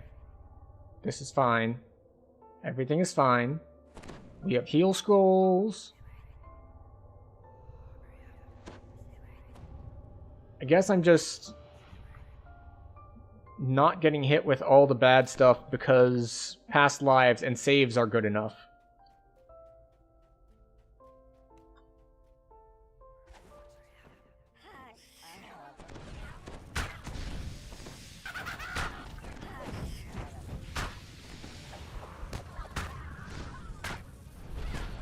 Harpies are down, now it's just a hag.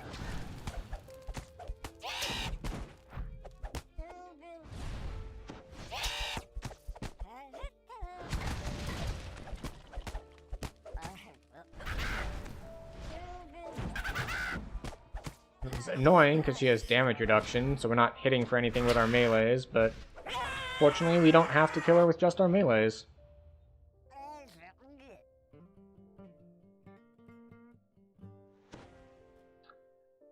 I blame my slow reaction time to getting hit with that hold and the delay between that and using my Harper pin. I blame that on just surprise, really. It's just like, wait, what do you mean I have to use my Harper pin?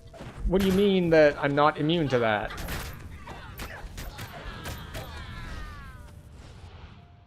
It's just like, oh wait, there's a thing I'm supposed to do in situations like these.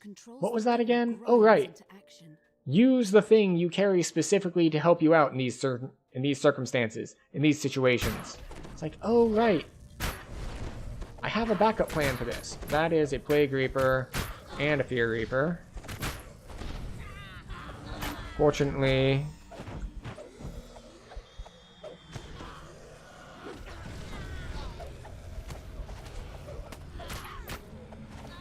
I was going to say, fortunately, the Plague Reaper is stacked up behind the other one, so he can't get to me. And then, as I was saying that, he was no longer stacked up behind the other one, and he could then get to me. You did a double take when I accidentally moved the heart bar? Yeah. It's not that bad, though. The bad one would be if I accidentally moved the Harper pin and just, like, dropped it off of the hotbar. So it's just like, it's gone now. You have to find it in your inventory. Have fun.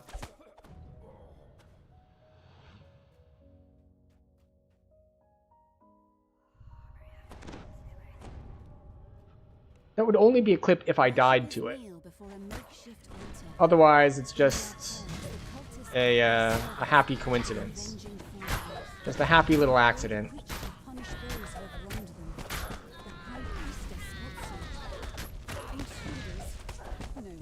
Alright, you, stop that.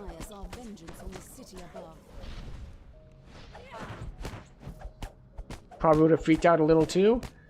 I don't know. See, this is one reason I think I'll never be a big streamer. In that, if you look at the clips I have of the various times that I have come very close to death on hardcore challenges, and not even just like in the beginning, like I am dozens of hours in to this hardcore challenge. Like, it would cost me a ton of time. I don't show much. I don't have that sort of hype, freak out thing that makes it clippable. Now, granted, I could affect that. Like, I could work on doing that deliberately, being, and not so much, well, affect means fake, but work on being more expressive of that, I guess, would be more accurate, because I wouldn't want to actually, like, fake it. That would just be weird.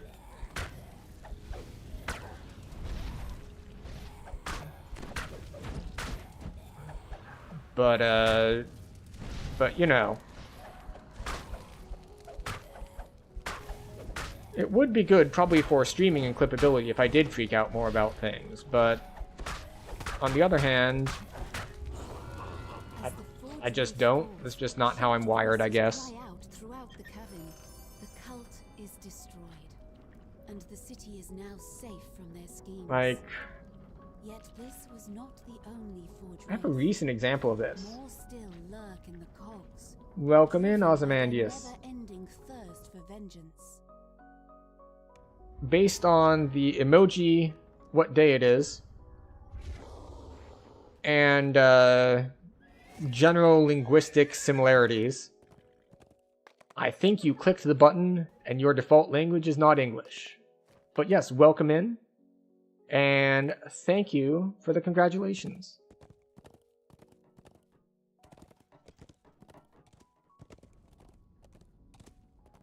But yeah, I think the most recent example of this would be when we were 21, I think?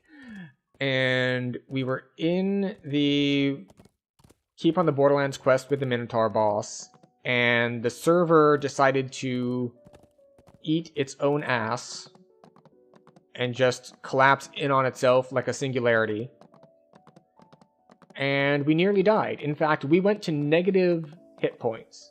And not just, oh, we kind of went to negative hit points, but the server lagged so hard that our Spring's Resurgence, which is supposed to trigger as soon as we get under 50%, triggered when we were at negative health to bring us back to positive health. So many freakouts feels fresh for someone not freaking out. That is true, but it can also be... And now this is something that, like, as I said, I'm probably never going to be a really freak out kind of person. I tend to freak out internally, or as you may have seen with the times that I have nearly died or had close calls, I tend to not so much freak out as lock in. It's just like, oh no, shit's going down, let's handle it, sort of thing. So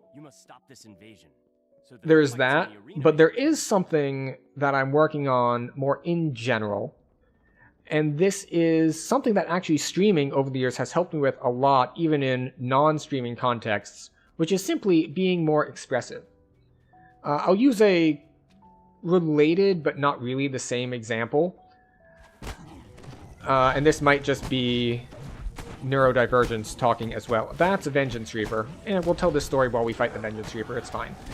But I used to think, you know, when I was younger, so we're talking like, you know, like teens, maybe like a little bit on the younger side of teens.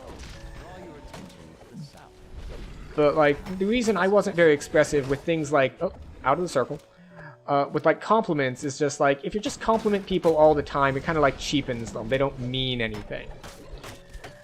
And technically speaking, that can be true. But that was not what I was doing. So I've gotten much, much better as I've gotten older and a little bit more socially aware and, you know, just socially capable, develop those social skills, which, of course, like any other skill, get better when you practice them. Of just being more expressive. Like, if you see someone and they have a nice hat, you just can say to them, like, you don't need to like be like, oh, I'm gonna cheapen the value of my compliments if I say anything. It's like, no. You can just be like, hey dude, nice hat. It doesn't cost you anything to just be the slightest bit complimentary to people. And that is not quite the same example, but it's in the same general field as the what I'm talking about with streaming, is that it has helped me be more expressive in general. In this case, that it was a very specific kind of expression of, you know, like paying people compliments, but which is not something that streaming helped with. That was just an age helped with, an experience helped with that. What is this? Fear Reaper. Okay. You love the laid-back style? So, no, I mean, this is true. I do aim for a laid-back style. I'm never going to be the hype beast, which is why, you know, this is a problem that some people run into, where they get into, like, either they always feel like they're in competition with people, like, oh, I'm never going to be able to compete with the likes of... Who's a big-name streamer who, like, freaks out a lot? I don't even know if they're big anymore. Like, XQC? Tyler 1? Although apparently he's reformed, I guess? But one, I'm never competing with them because I am never going to be their size. That's just not how this works. I'm not putting the necessary effort or type of work in order for that to even be a consideration. But the other thing is that even if there were like someone of similar size to me, but with their style, I would never be concerned about like competing with them for viewers, let's say, because we're not drawing the same viewers. Like, we have very different styles. So it's just like, I don't know, I can't release my horror movie this weekend because there's a romantic comedy coming out with better press. It's like, you're not getting the same viewers on both of those. They're different genres. So that's kind of my take on the more chill, laid-back streamers versus the, we won't say like the freak-out streamers, but like the hype streamers, like the big personalities, big reaction, like louder sort of streams. It's like a different genre. It's not like worse or better. It's just like it's just straight up a different thing. Ooh, okay. He's hitting for like 400 a shot. Oh, improved trip. We might just be dead here. Yeah.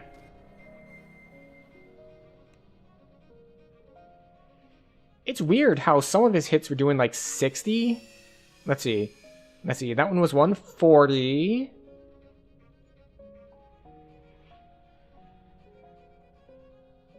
Uh, 120. 130.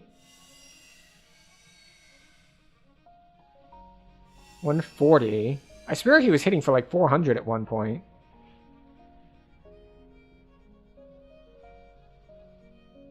$240.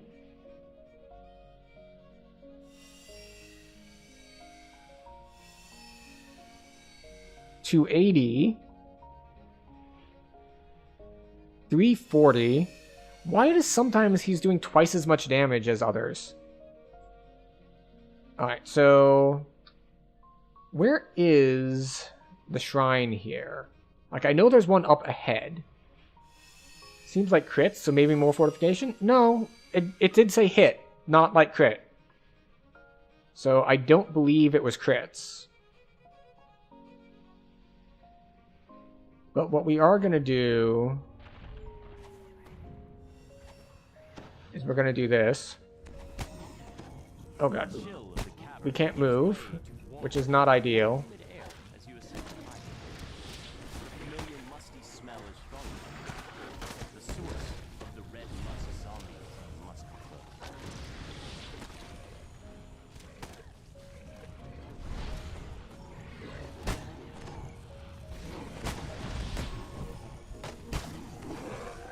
Alright, stop casting spells at me for just a moment so I can open this door. Thank you. Because the shrines are here, and my gibbers is going to wear out. In 20 seconds?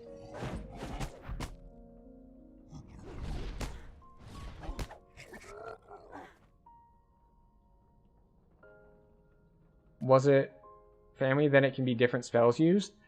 No, it looked like melee, which is the weird thing. I mean, I can't scroll up anymore. It's off the combat log at this point. But yeah, it was just like hits you for more. Although I didn't quite catch the champion type that was on it, because there are some champions that bypass fortification like entirely. So it's possible that it was one of those, but I still didn't see crits in the combat log.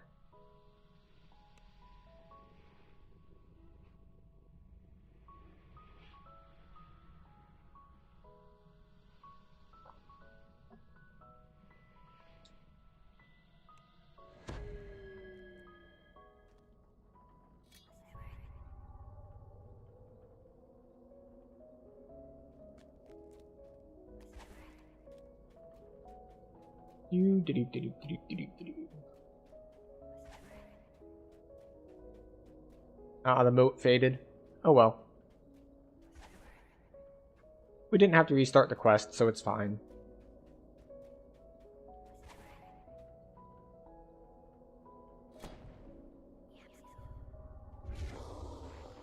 Just redo our buffs. We will have a little bit less health going into this final fight because we do have 2 negative levels from our 2 deaths. But we'll see what we can do. The room opens out to reveal what appears to be a makeshift temple, littered with the spores that create the red musk. At the room's center is an unusual-looking ring flame. With the shutter, you realize that this illithid is covered in fungi.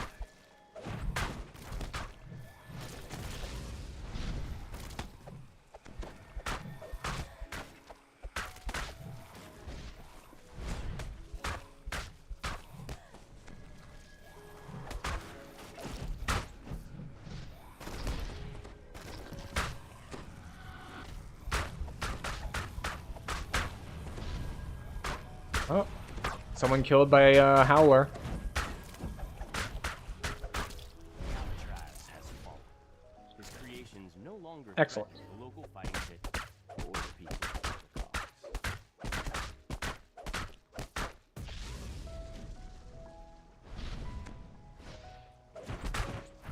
All of the spores responsible for creating these abominations have been destroyed.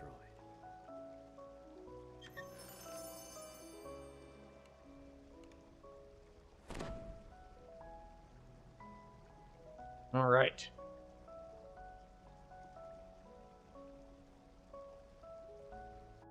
Let's see. Which next?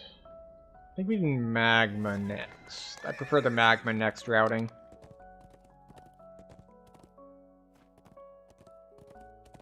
Because you can go here and then jump. But I prefer the wraparound method. It really just depends on what you want to do after these two.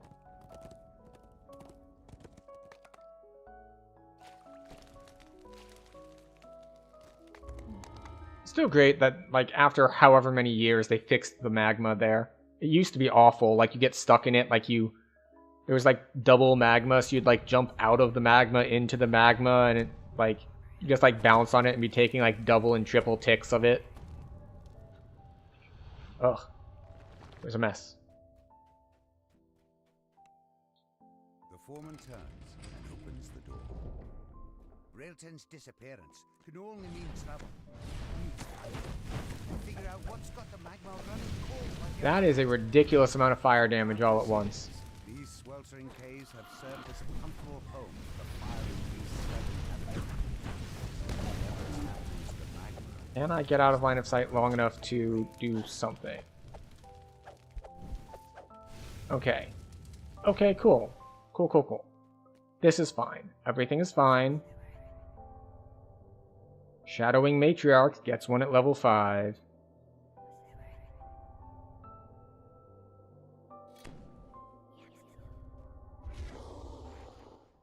Go.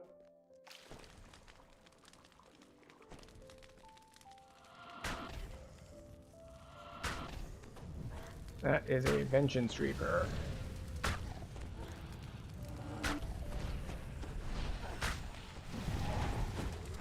Oh, teleported up to me. Now we go down.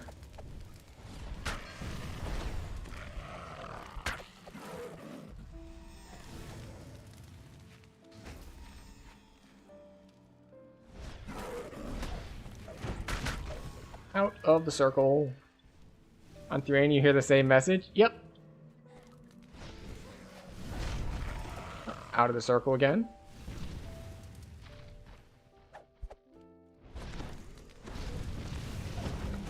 That's a circle and an empowered fire elemental.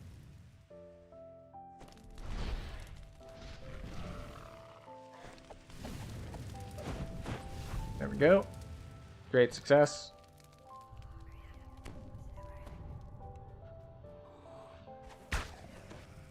What kind of Reaper do we have? Famine.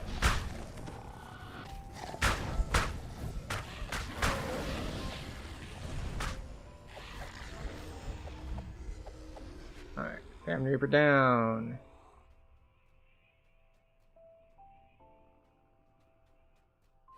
A magma beast stands among a throng of other beasts, casting a spell. Is that a purple moat? It looks like a purple moat.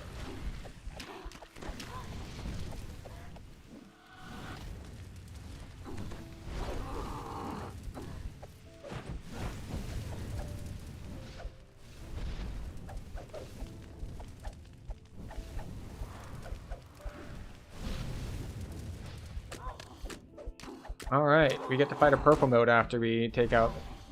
Manfred was slain by non-localized trap. That's unfortunate. But it's also funny because normally traps just show up as misfortune. So the non-localized trap gets more detail into the log than the localized traps. For anyone who's not familiar with that general term of art, localization is putting things in different languages, for lack of a better detail. It's making it fit for the locals, which is related to, but not exactly the same as, translation.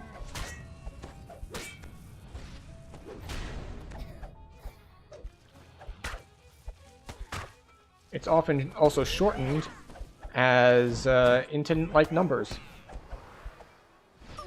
Instead of people saying internationalization everywhere, it'll be I-18N for internationalization.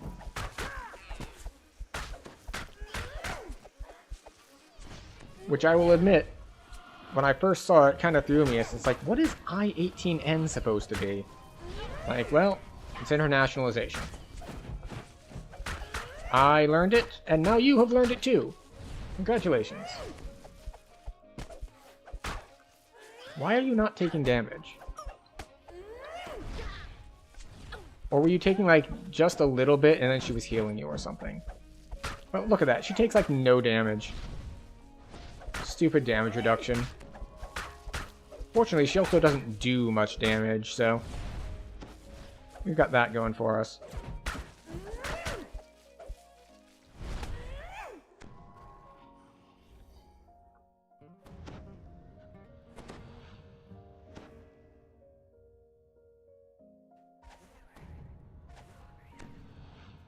Okay.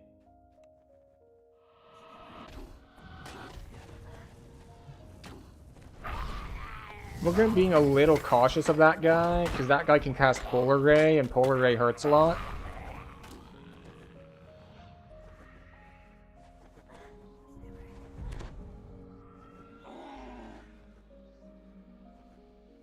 Why am I taking a bunch of force damage? Is he Mark of Law? No, that one is Mark of Law.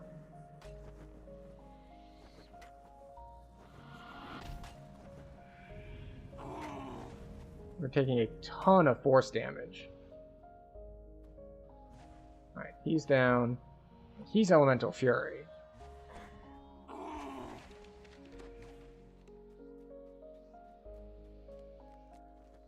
Hi.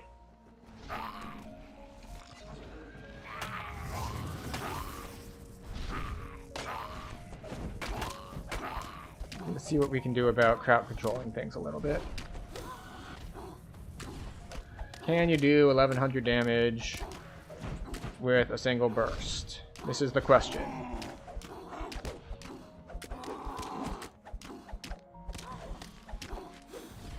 Like, you can do a lot, but not bursty enough. And now that we're out of combat, I can heal. Okay, we're not quite all the way out of combat, I guess. We need to wait a second. There we go.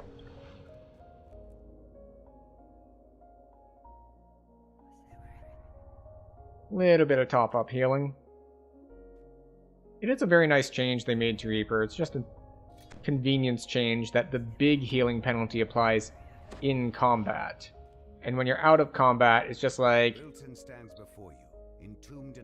there's a certain amount of, like, well... if you're out of combat, we're not just going to make you sit there burning resources for long periods of time. That doesn't make it harder in a more skill-expressive way. That just makes it more annoying to deal with.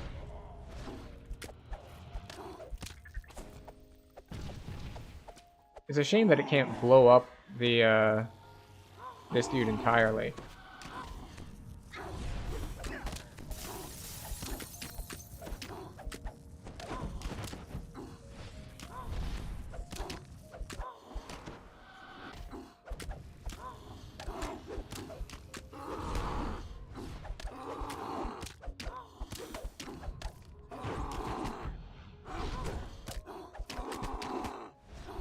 Okay, okay, we'll move, we'll move. We'll stop just space tanking him.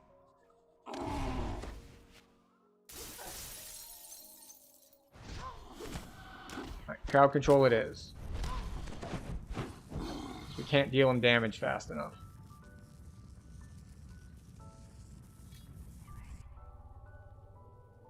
There we go. And one more. Excellent.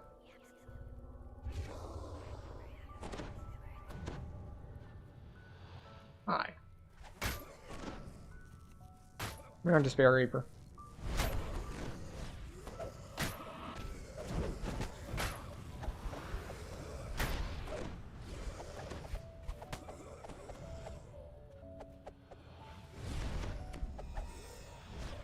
Alright, Despair Reaper down. Crowd control down.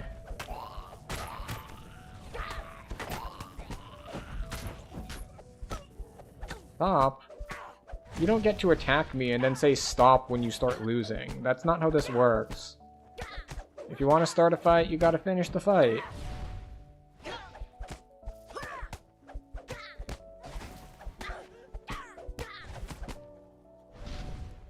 The young apprentice falls to her knees, muttering her last breaths. I'm sorry. You should have chosen a different person to learn from. Failed. This master of hers must be responsible for this supernaturally frozen cave. A known All right. wizard stands before a humming, whirring arcano-mechanical device. The jets of air released by the contraption are cold enough to freeze even the hottest man. The wizard turns towards you.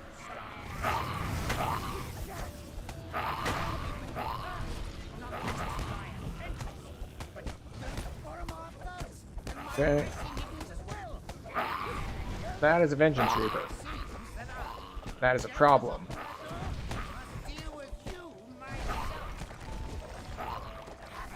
We're going over this way.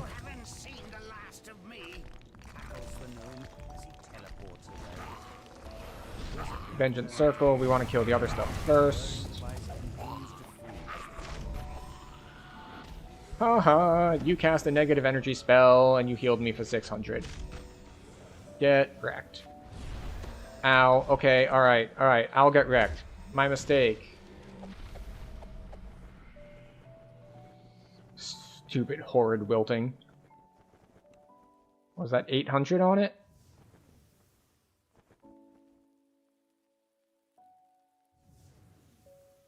No, Cyclonic Blast for 838 damage.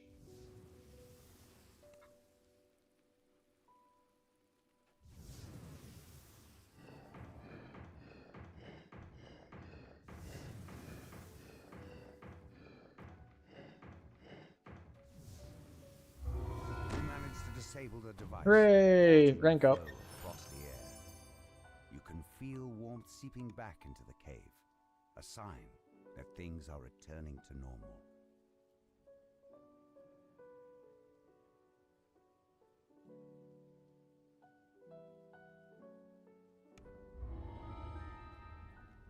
Okay.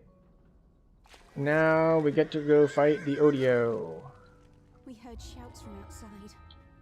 Everyone in the workshop rushed out. Although perhaps the bunch of individual dudes in a room is going to be the bigger problem in the short term. I guess it's not too bad. I'm fairly good at taking one-on-ones. It's just that there's a lot of ranged guys.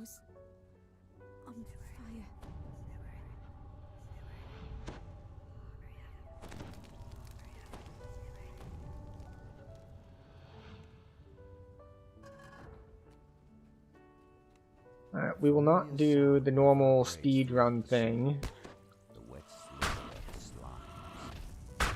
Normal speed run thing, of course, being to group up the two packs of trash slimes together to AoE them down.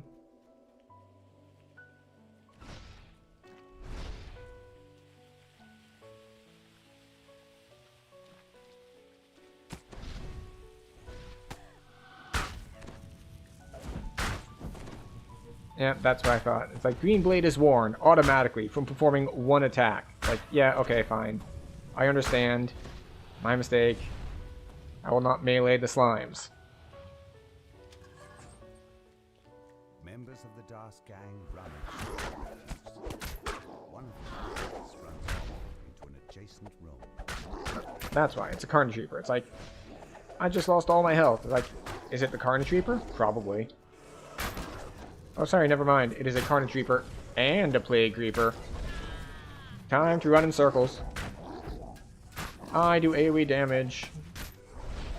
I'm taking non-AoE damage.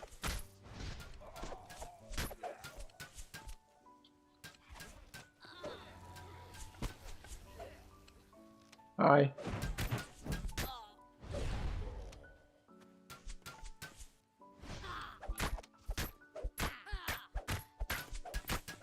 You know, when I'm looking back in the log for, like, what hit me, I wish I had a better way of finding things. Especially on a build like this, where a lot of what's going to happen is just, like, constant ticks of small damage from myself.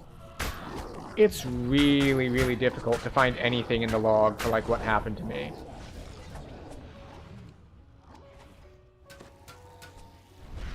But, you know.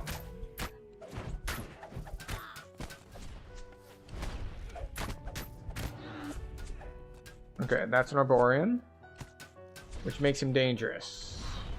If you aren't like me and you've played the game for super long and then you've looked up stuff and then you've eventually memorized stuff, that spell effect you saw when he got low on health, it's like a white spell effect and kind of a whooshing noise, that is a power-up.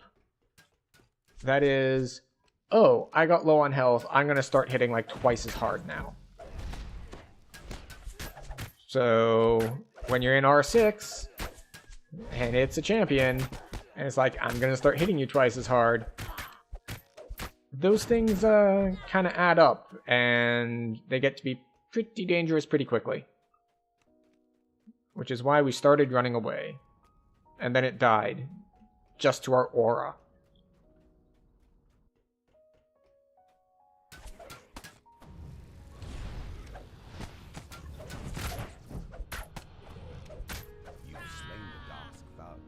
Oh, look. No sign of the scavenged arcane A moat. Follow the goblin that ran off. He may know its whereabouts.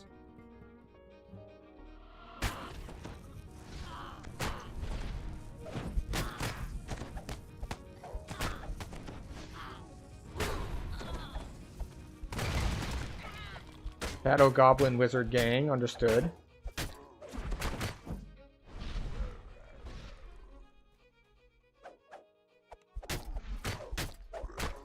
Thought you were sneaky going invisible like that, did you? Little did you know that the UI lags, so I was still seeing damage numbers from when I hit you before you went invisible.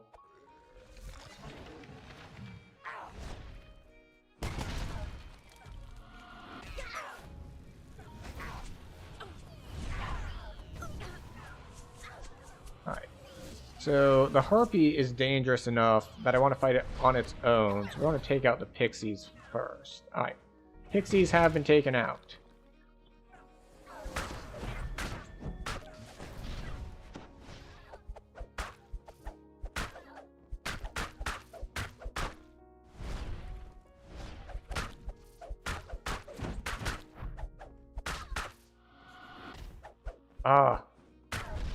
Stupid thing is like runs through me, so it says, oh no, your spell didn't hit, he was behind you. Because he decided that he just wants to clip inside my hitbox.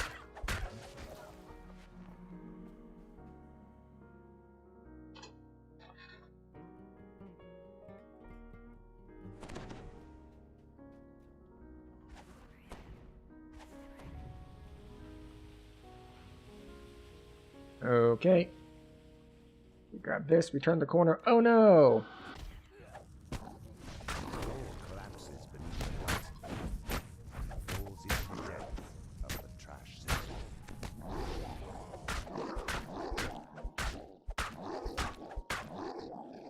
Anyway.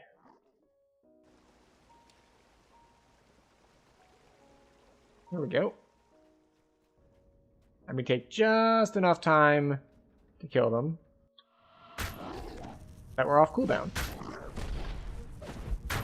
That's a Despair Reaper, which is unfortunate.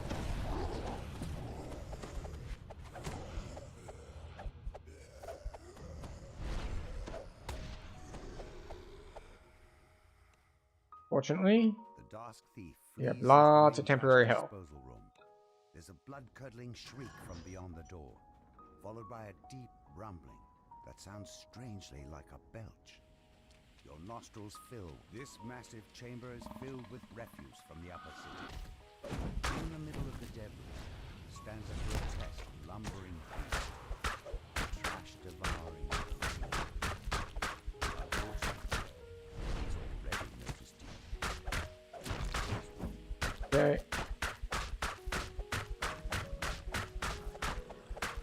You don't get to belch at me. Okay, you do get to belch at me. He spins fast enough to belch at me.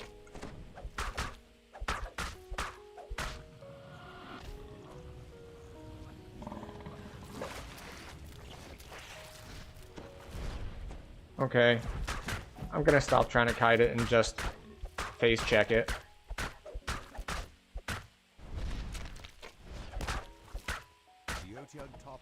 We bit him to death. Excellent. We're becoming more of a vampire. Scavenger steps through to retrieve her device. You've returned the missing arcane assistant to the gnome scavenger.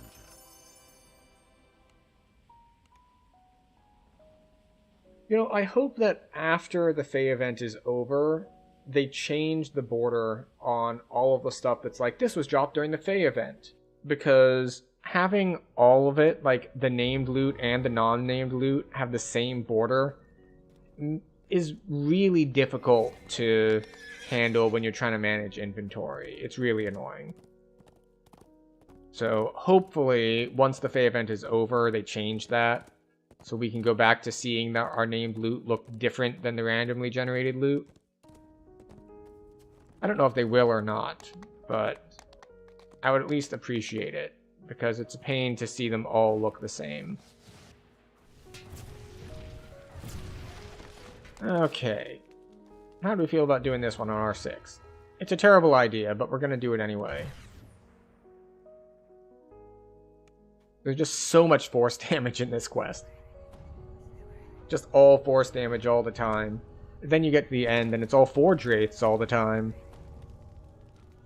The explosion that destroyed Vaunt's forge seems I do love the different colors of the wings as it hits like different lighting. So like how we're catching the light here and we have all the yellow highlights on. And they look kind of purpley, and then you walk forward and they're back to being blue in the different light. It's really nice.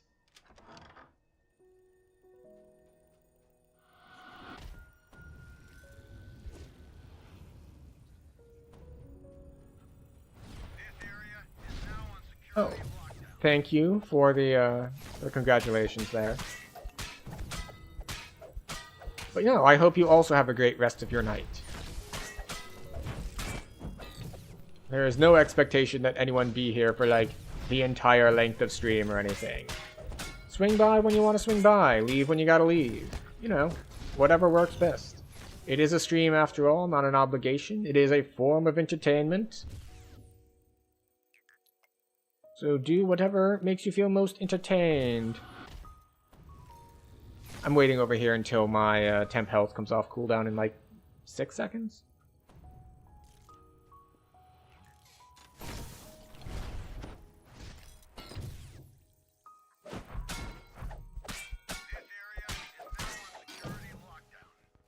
There we go. Oh, what was that, like, meme slash viral clip of some entitled streamer? Like, this was like years ago. And I only know it because it came up in someone else's stream at some point as like a joke. But she was like, you've got time to watch hours of streams each day, but you don't have $5? And it's just like, wow. You seem like a lovely sort of person to hang around with.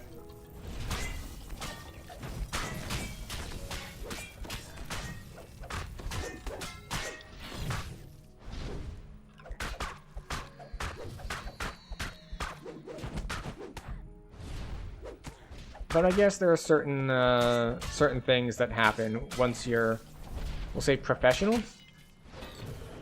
I can definitely see there being good reason for people to start behaving differently when, say, for example, streaming is what pays your rent. I can definitely see attitudes towards it changing. Go figure. You gotta be more focused on the monetization side of things if you want to, you know, have food. And I'm not gonna begrudge anyone trying to, you know, like, have food and shelter for themselves. It's like, huh, go figure.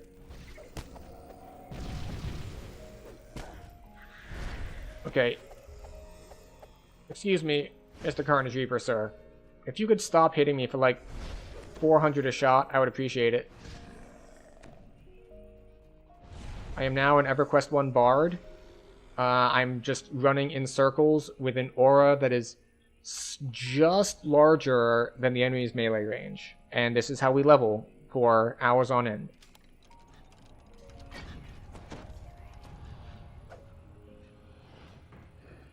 Which is, oddly enough, one of the fastest ways to level. Alright, we want temporary health. And we do this.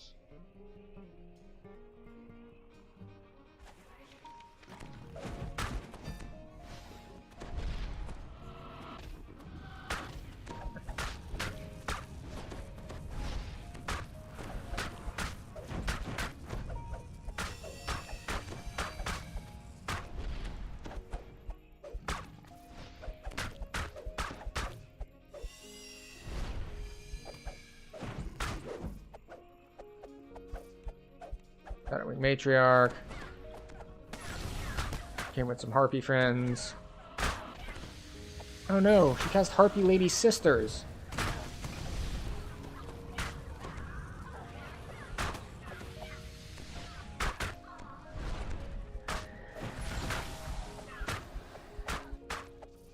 Am I?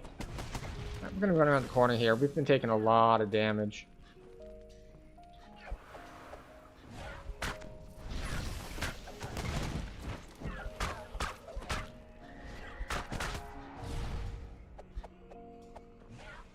This, we dodged the Polar Ray. We did not dodge the Disintegrate. I think that's Polar Ray that she was hitting me with, right? Yeah, that is Polar Ray.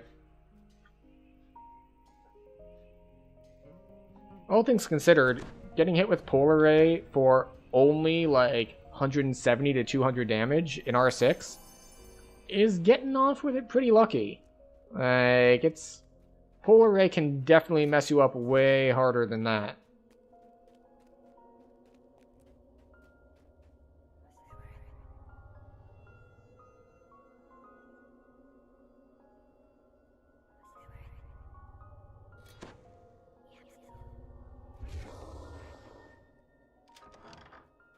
Welcome back, Mr. Vaught.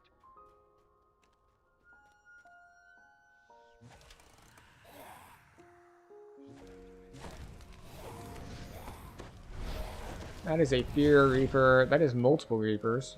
We're gonna type back here. We're gonna do this. We're gonna do this.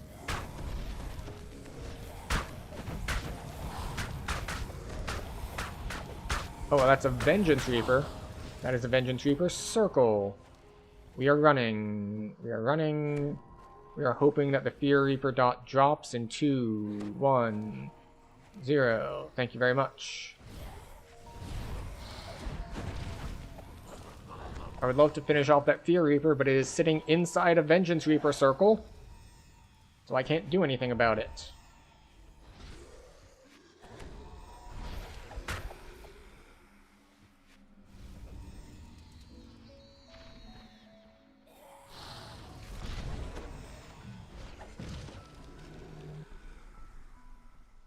Okay, we took infinite damage from the Fear Reaper. because the Vengeance Reaper was keeping us from focusing it. But that's okay. We are still alive. We did drop to like 100 health at one point, but we didn't die, which means we can heal.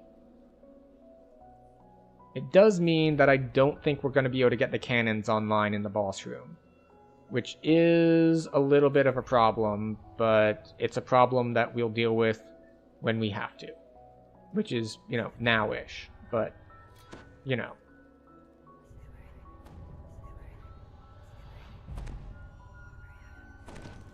Get our buffs back up.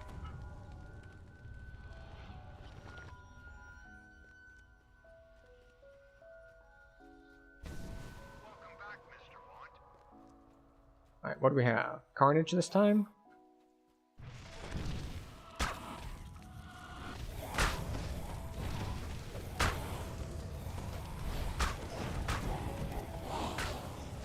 Alright, that is double Reaper. What do we have? Double Carnage.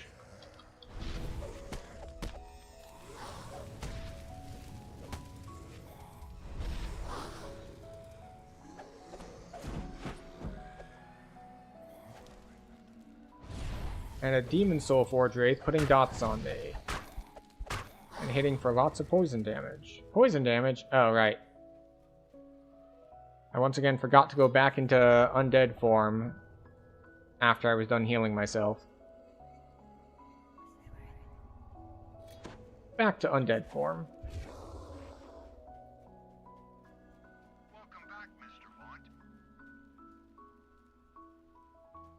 Vaught. Hi. Thank you.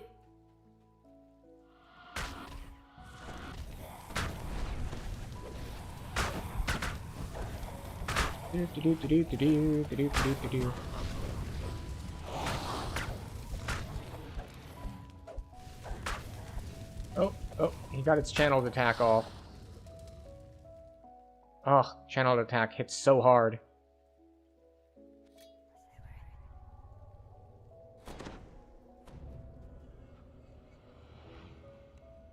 There's the big boss.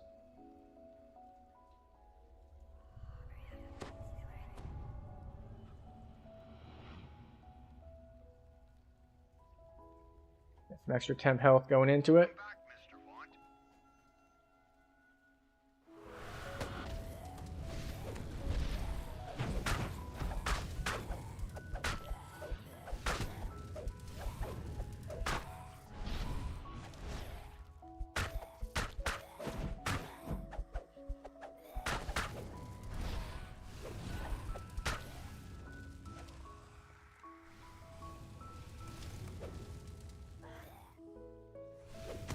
Ah. Excuse you. Ooh. I think we're just dead here, right? Yeah. Oh, where did the Despair Reaper come from? But yeah, he put a dot on me that was ticking for like 500.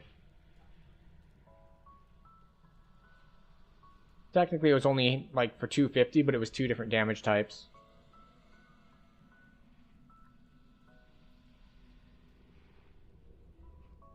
Six seconds left, but we did get far enough over here to get... Yeah. It sucks because I was trying to get him to be in a good position, like, around a corner. Like, he was on a corner, so I couldn't get the position I wanted on him. And then he just like, it is time for my special attack. And he just straight up roasts me.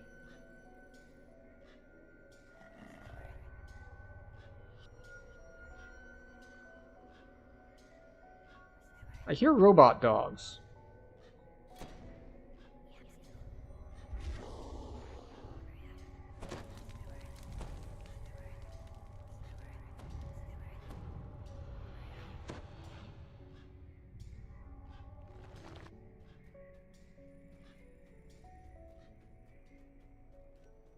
Okay, we get to fight the Despair Reaper separately, because it chased us out here and the boss did not.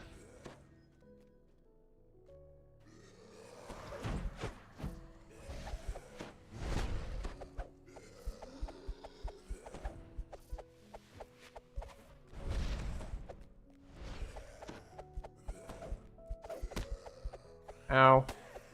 Ow again.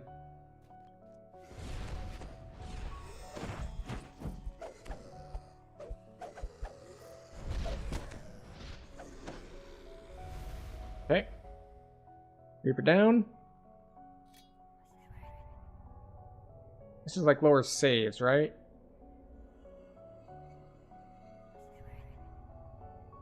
I saw this thing coming. I saw my little familiar come in from off screen, and I thought it was the boss coming for me.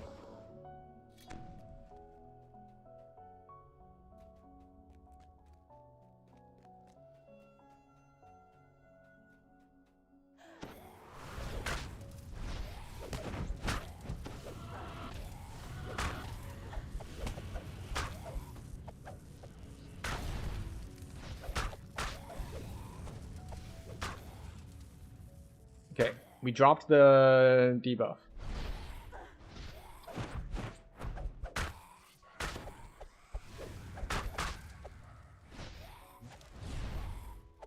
Alright, we have the dot on us again. We're gonna run away, wait for it to drop. Okay. We're doing this so that it doesn't stack.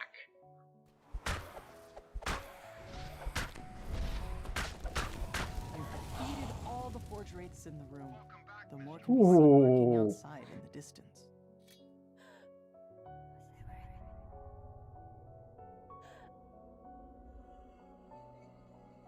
We had just enough stacks of depravity. Stanch cost 7, we had 7, we now have 0. Because he got his big attack off, followed by the followed by putting the dot on me. Also, we're not doing the next one on R6. That's just not going to be a thing that happens. Actually, we did snooze ads there so that we could finish the quest without sticking you with ads. But the time has come. Twitch comes for their pound of flesh, so we shall give it to them. But during this time, we pause the game so that no one misses anything. And we try to take better care of ourselves. So in this case, I'm going to stretch my neck out. I've been having some neck and back issues, probably from sitting at the computer for so long. So we're going to do a little physical therapy there. We're going to make sure we have plenty of water. I hope everyone else takes a break to take care of yourselves as well. And I will see you in 3 minutes to finish out Cogs.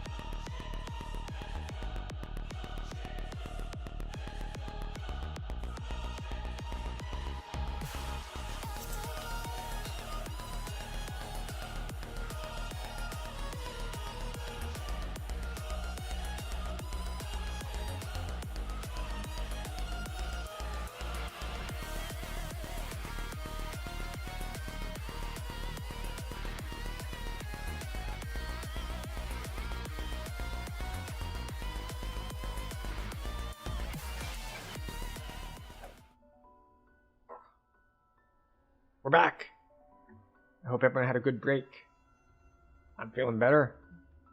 Feeling stretched out. A little bit fewer twinges, all that good stuff.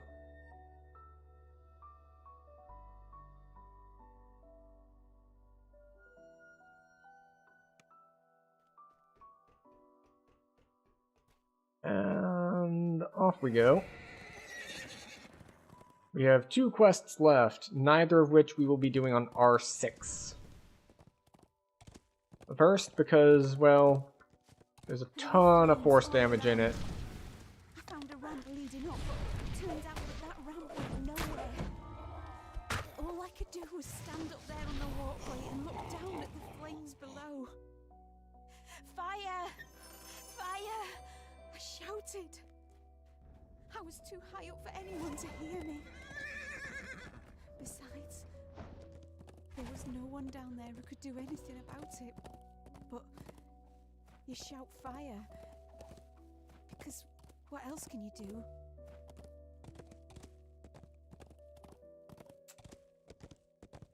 Indeed, what else can you do? Well, we will still be going in on R4. So that's good.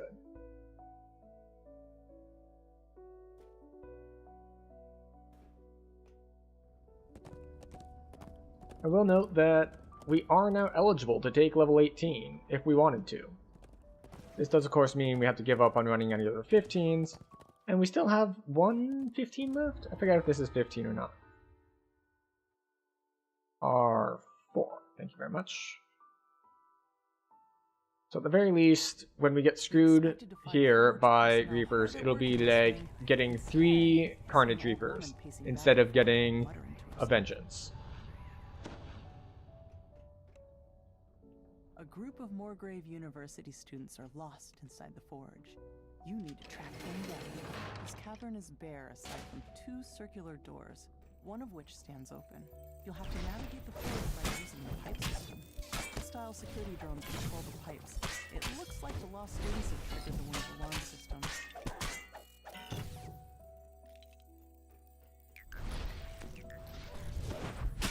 Ow. And the force damage begins, / continues. Just like turn the corner, here, have 200 force damage.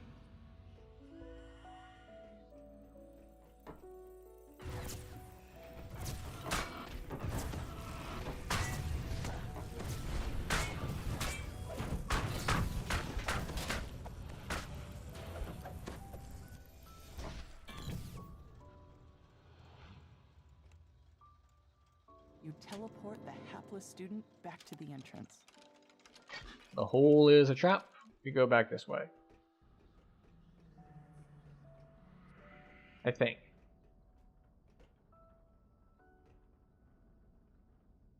Or not. I must be thinking of the other way. One of the ways, the hole is trapped. The other way, the hole is the way forward. So I suppose that in this case, the hole is the goal.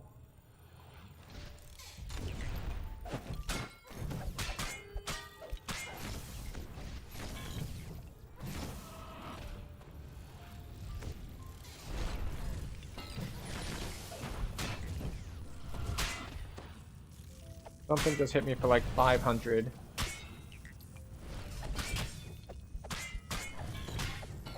Oh, that was a lot of damage. What's this?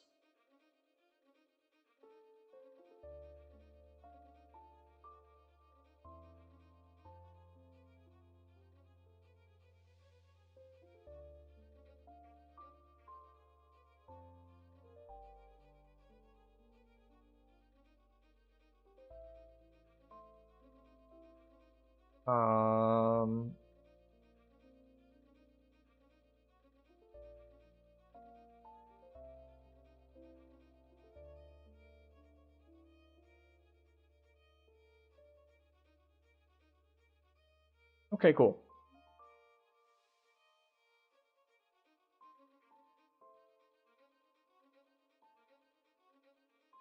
couldn't tell if the bot was being overzealous or not. Oh, never mind. I just needed to look at a different window.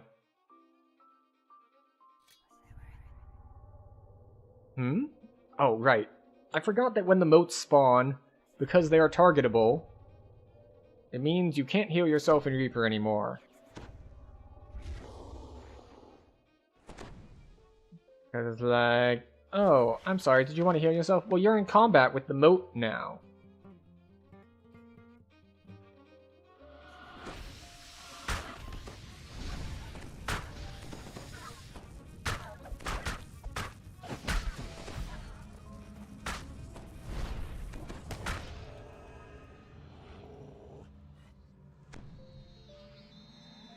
Wait, where did it go?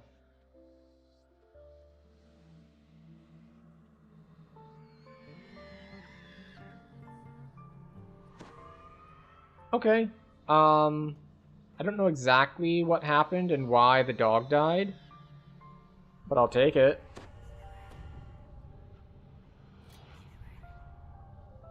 Also, I should probably be a little bit more careful with my heal scroll usage, because we are running low.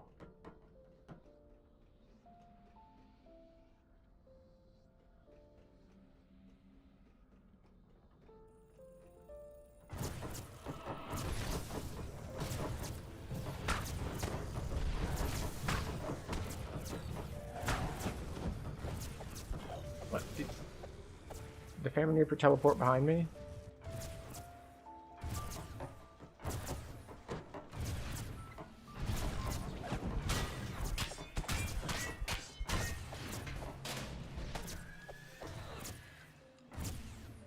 Hi.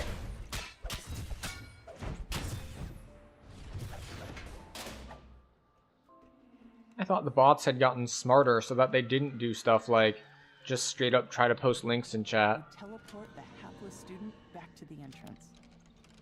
Let this be a warning to everyone that the bot will ban you or will time you out for links in chat, except for two things. I have blanket permission for people to post links to the following two things. One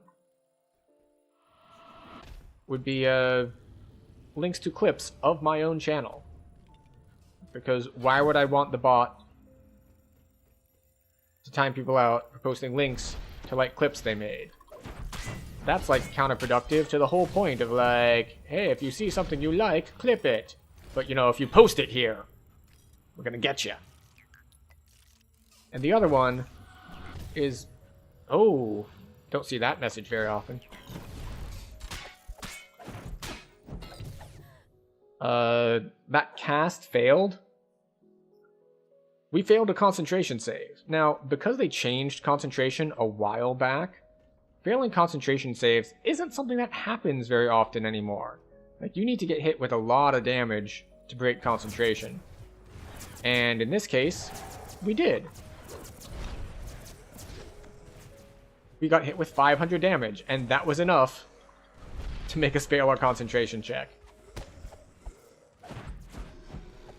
Because there was something that changed a while back, like years and years ago, where because concentration was like, just like useless, it was just like, if you don't have Quicken on, you're not going to get the spell off anyway, level useless.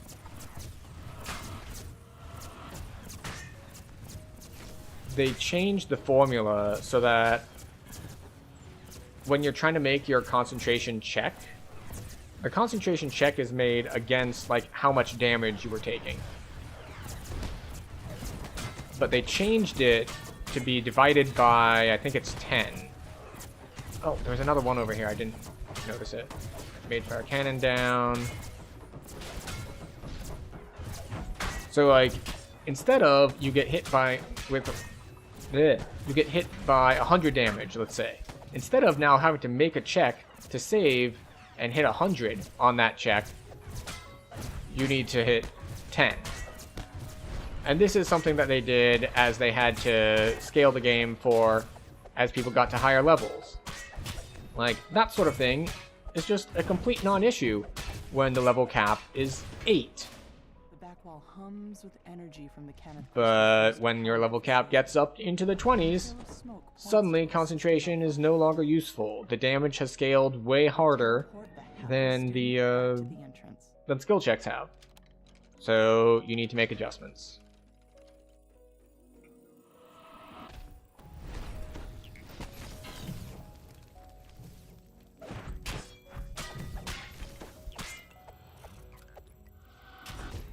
Take some bludgeoning damage.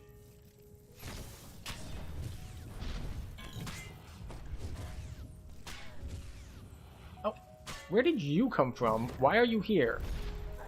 There was supposed to be only one guy here.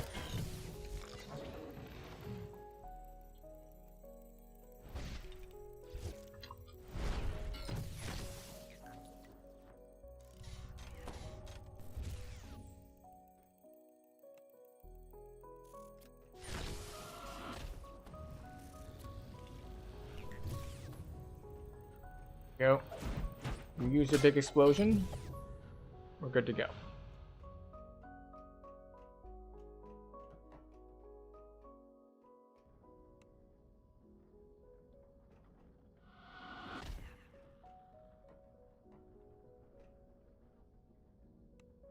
They're just taking no damage from the tentacles.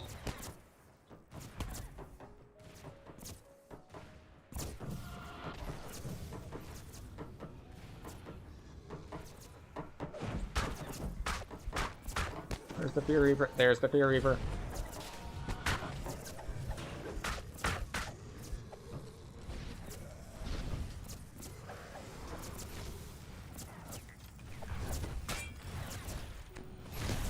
You know, I thought, oh, I've got a ton of temporary health. This would be a good time to run in and hit them. And then all of my temporary health disappeared because the force damage is just that strong.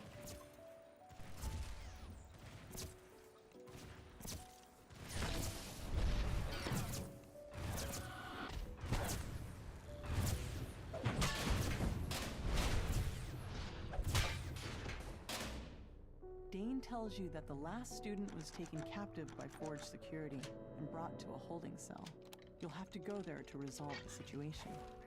You teleport the hapless student back to the entrance. Okay. Here. You fall down a chute and tumble out. Alright. Last fight might be a little rough. So we heal up beforehand. I know I said we were trying to preserve these scrolls, but, you know, we don't need to preserve that many scrolls. It's the last fight. If we need to, we'll buy more in town. One thing that we're not going to do, however, is rest. Because we want to keep our depravity stacks. We have enough depravity stacks for 3 shots of big temp health. So that's what we're gonna do. A massive shield guardian protects the holding cell. A student waves at you from behind the magic barrier. Think the host, he cries. I knew they'd send somebody. It's not what it looks like, I swear. A cold, impersonal voice emanates from the shield guardian. Intruder. Power system compromised. Unauthorized missile removal. Eliminating threat.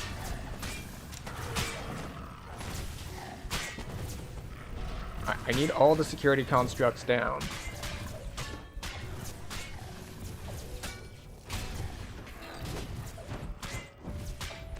Oh, it rotated this way. Son of a bitch. What actually got me?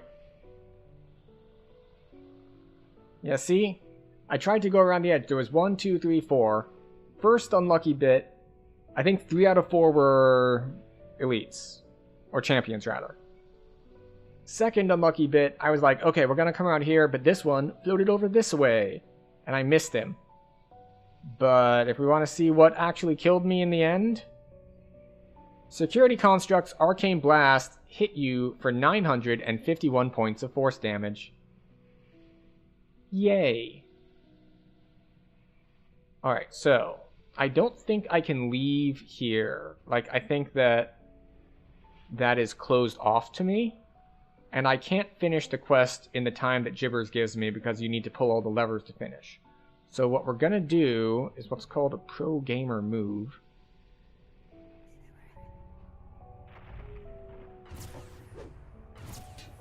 Known as running away.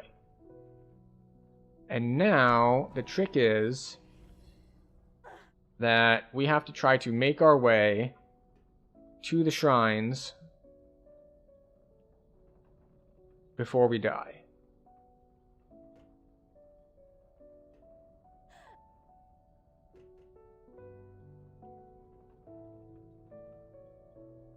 And I don't know if I will make it in time. He said, as he easily made it in time. Actually, not that easily. It took us 40 seconds out of the 60.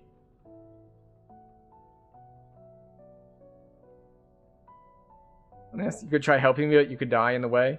No, I appreciate the offer, but we're good to go. We have made it. Ish. The actual threats are dealt with.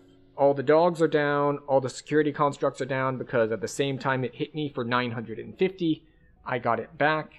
Also, I would like to remind everyone that we dropped the difficulty here. We went down to 4 skulls, not 6. He hit me for 950 force damage on 4 skulls.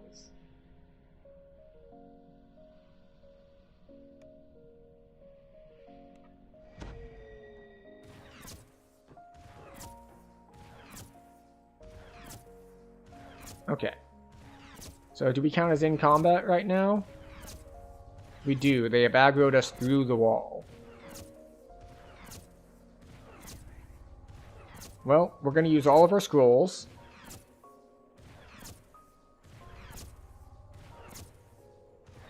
And then we go in with half health.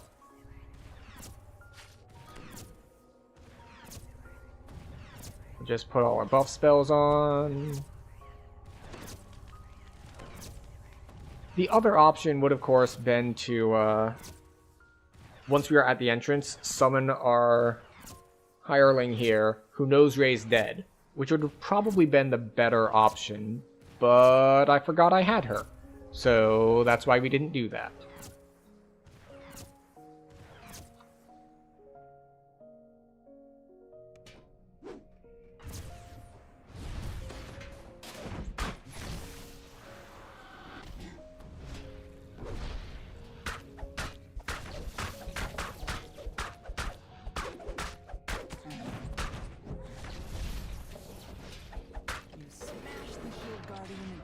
And there we go. Great success. It took a Gibber's Blade and Dimension Dooring out in order to get to shrines, but we did make it.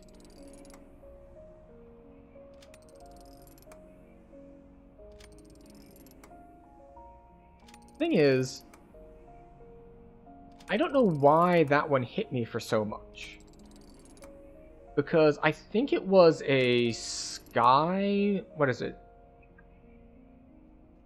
It was the electric type one. Like the Skyborn or whatever it is.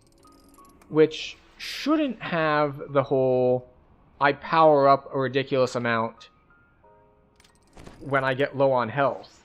So I don't know why it managed to deal over 900 damage in R4. How many more? 2 more? Okay. I have to pull this one 7 times. Unfortunately, the thing they put in...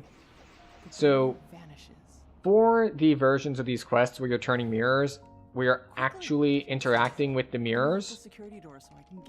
They put in the ability to turn them the opposite direction if you hold down a key at the same time. I forget if it's like hold down Control or hold down Shift when you click on them, but they'll rotate the opposite direction. But it doesn't work for ones like this where you're pulling a switch to rotate them. So, unfortunately, you do still need to pull that lever 7 times instead of just pull it the other direction once. So it, it slows down the end of the quest a little bit. Alright. It is time for us to smash and burn. And we're doing it with no heal scrolls. Which is fine. We did a lot of stuff with no heal scrolls. And then we were like, wait, I remembered that we have heal scrolls. We should use those. And then we used up like all 40 of them. Or 60 of them? There were a lot of them. It was a pretty big stack.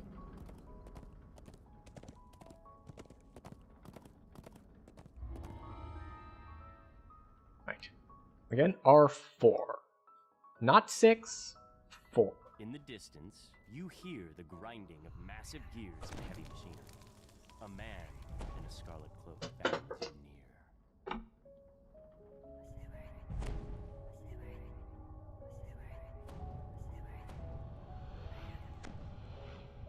I need to find a different position for like my chair relative to my desk, because I was just like adjusting my posture and whatnot.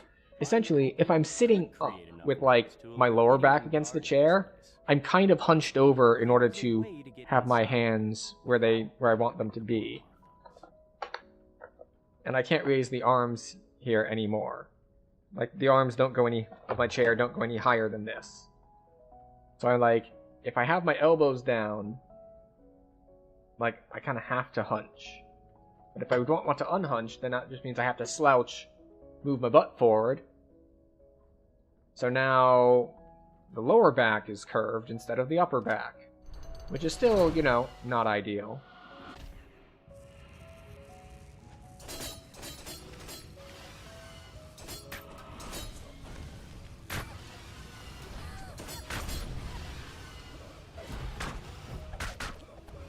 Now, the fun thing is, bear traps used to reset, so they could just catch, like, infinite people. Now that they don't auto-reset, you can do things like let all of that stuff come forward, and when they get caught in the traps, it means you won't.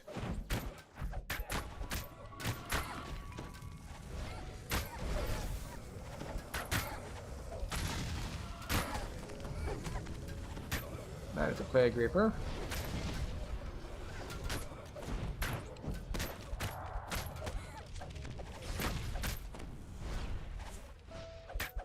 Trying to keep a decent eye on our health.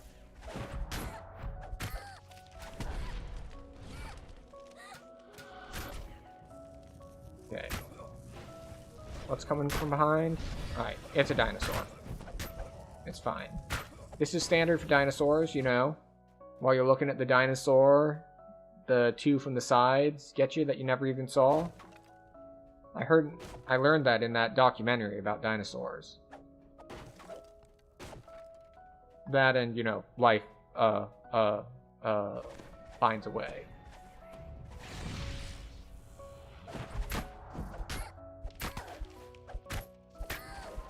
I wonder how long until my green blade breaks. Because that message, like, your weapon is warm, starts showing up when the weapon is at, like, 50% durability.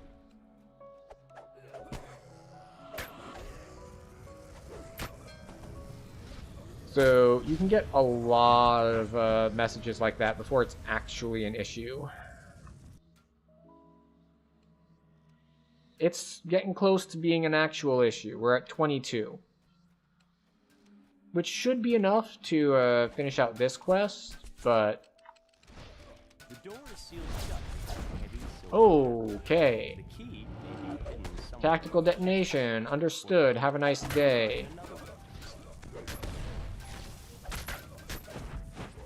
Just instantly popped for like a 6-second knockdown and like 700 damage.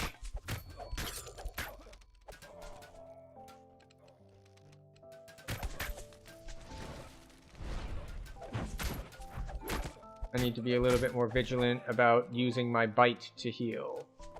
Because it's not a huge heal, but... The vault door tumbles open. Surely danger and a generous bounty await you inside. No, it doesn't. I haven't opened any doors, and they're certainly not opening the doors for me. Because the heal from the bite isn't huge. As you see, it's like, heals me for like 100. But hey, if I can absorb the damage with my temporary health, and then get an occasional heal for 100, we're gonna be good to go. And it's not on a super long cooldown. I think it's like 12 seconds or 18 seconds.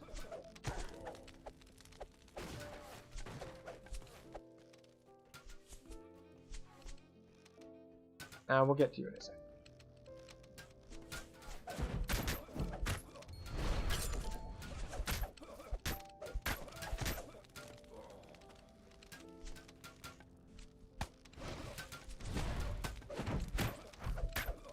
Okay, I'm just looking at my health, ready to give myself more temp health if I take a hard hit, but it looks like these guys just don't do hard hits. Also, I forgot that as Great Old One, I don't need to find the key. Because I have knock.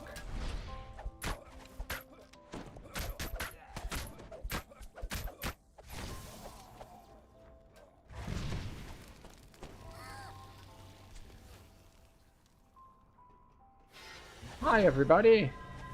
Get crowd controlled, please. Thank you.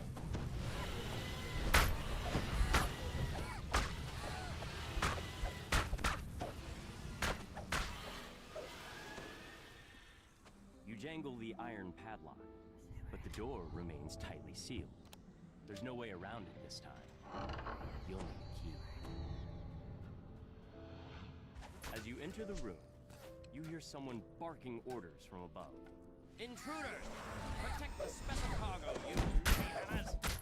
We'll make them pay for messing with the more of our past! Why all the tactical detonations? Why do they all rush out at the same time? They normally wait a little bit on that. And I was about to say, especially him, like, I didn't think the red name guy came out at all.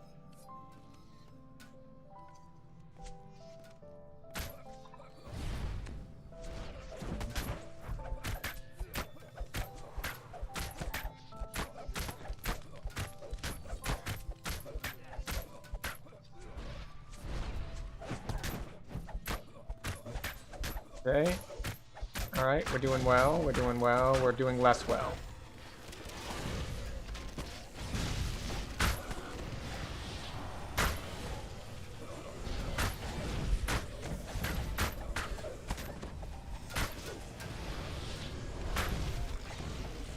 Okay.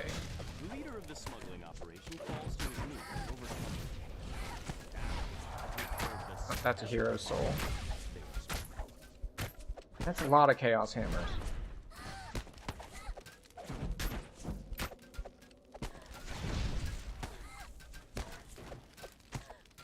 I'm gonna ignore the rest of these guys. I'm not gonna chase around a bunch of archers standing on a bunch of perches. We killed the dude, we broke the thing, we have everything we need from that room complete. scramble out of this chamber, screaming in panic. The Boromar Now we just need to manage to not die to Forge Wraiths, which might be easier said than done, since they have brought in help. This Plague Reaper. Just gonna try to kite him through our Arcane Storm. There we go. They get to take force damage while running around.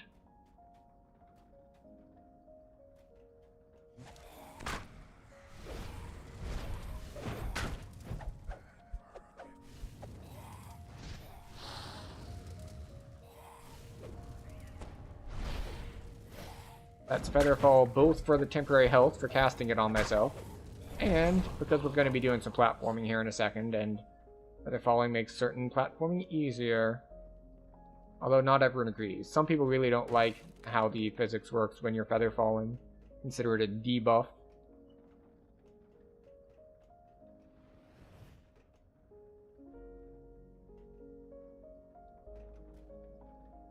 In fact, some people, certain people, have made specific YouTube videos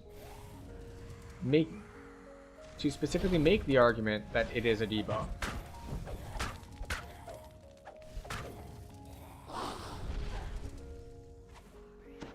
just spamming me with long range attacks that are hitting for like over 100 a shot. Get over here.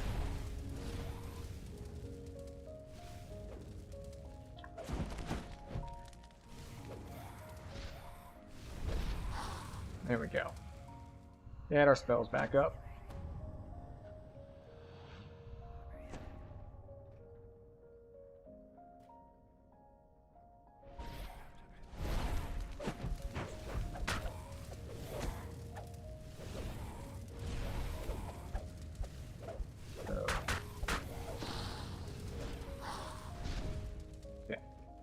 We still haven't found all of the things that we need, which is the special cargo. The thing is, there's a bunch of different spawn points. Like, it can spawn down there, for example.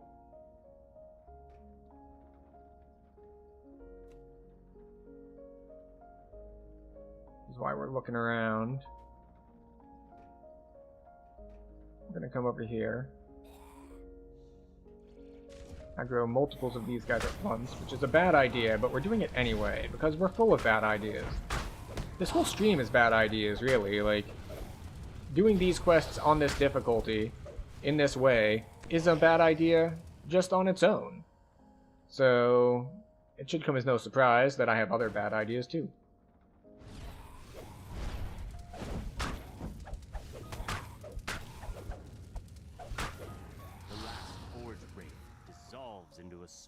Okay, so to get this chest, you have to hit some buttons around the room. We hit all three of them. I don't know if anyone's paying attention, but there's one of them is right down there. That's when we came in, we went up, and then we went around. There's a button there. The second button is when you go up here and you follow around that edge. There's a button on the other side of this thing. And the third one is the first place we jumped up over here. It's there. Now, where is the last special cargo? You can spawn down there. Is it down there? Not down there.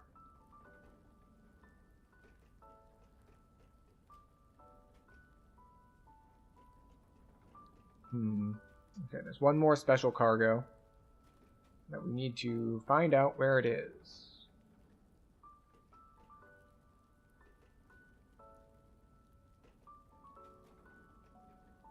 Okay, if I were a special cargo, where would I be? Like, you can spawn on that.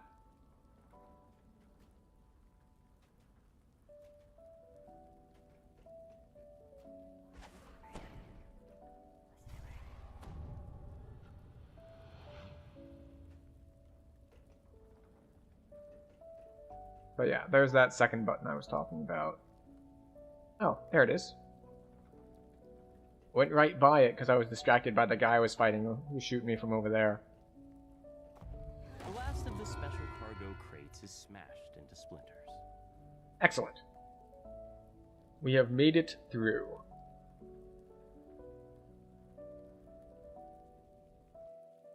So, let's see. That is Sharn 1. That is all of Cogs. And now we should be able to take 18. Unfortunately, we are just a hair shy of being able to get one more point after 18, but we'll figure it out.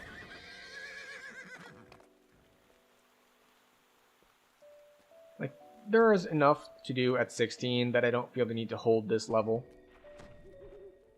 Specifically, like, Sharn 2 is not going to be enough for us to hit cap. It should be pretty clear, we're pretty far away from cap. But there's also, like, Wayloon. There's also some of the Vecna pre-quests. Heck, there's Sharn Docks, which is level 17.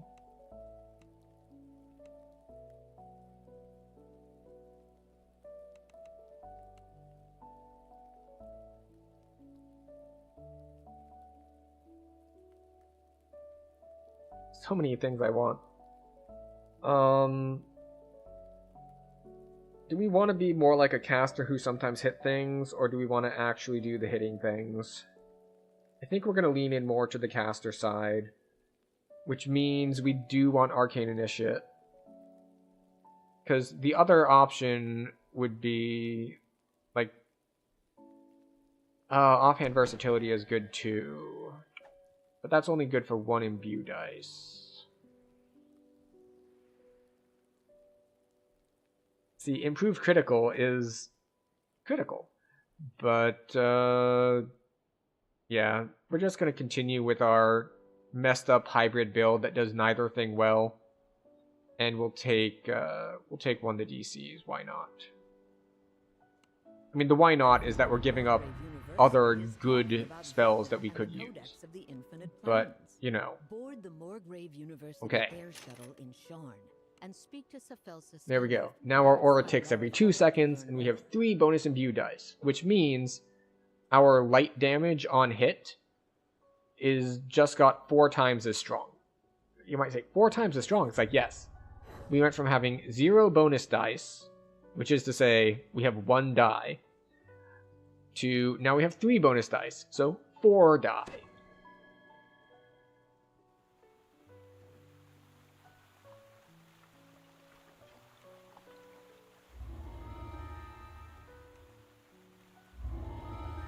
But as we are level 18, we can actually just turn in all of our sagas now as well. So we'll do that. It'll get us a couple more points, probably. Let's see. Got Cogs done. We don't have Sharn done, obviously, because we're about to do that one.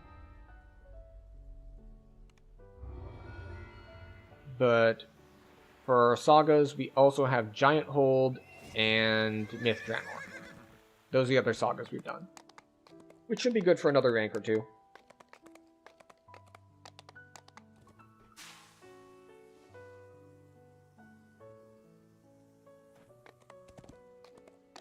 Oh, right. While I'm thinking about it,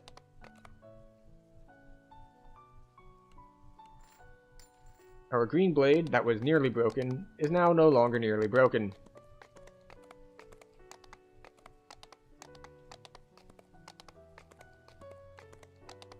And let's see, we're going back to our guild airship.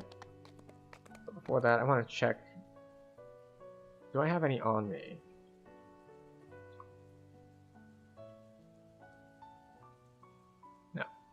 I wanted to check if I had Ghostbane Ruby Oggs on me.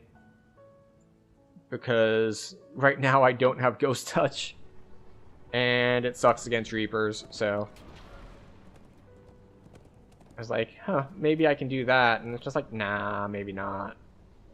Okay, so we're gonna go to Giant Hold.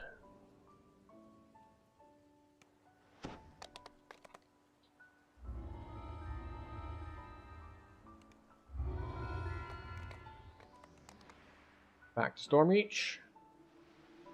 Then we go Gatekeeper's Grove to Myth Draenor.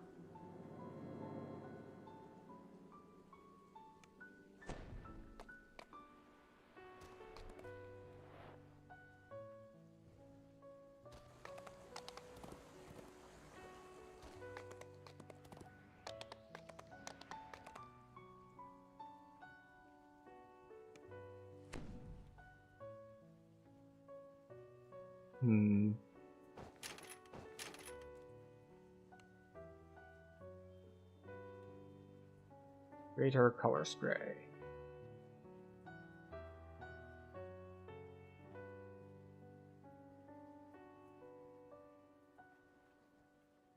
Which is an excellent shout out that was recommended earlier. It's like, I am charisma based, and I'm already in that tree for charisma to hit and damage. It gives me crowd control, so yes. That was an excellent recommendation. I don't know if I will stay on that once I have the build to 20. Just because I might value something else more. Because my points are kind of split all over the place. But I might keep it. Because it is very good.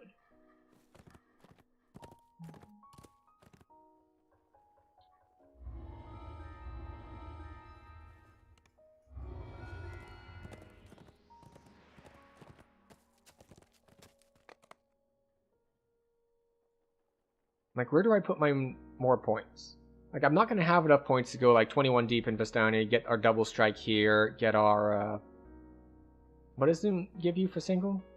Yeah, 20 melee power for single weapon fighting. Obviously, we're going to need 3 more points here, and then for the one there. You know what? I'm not going to get the speed boost here in time, so I think we're just going to go here and be like, yeah, we'll get healing amp.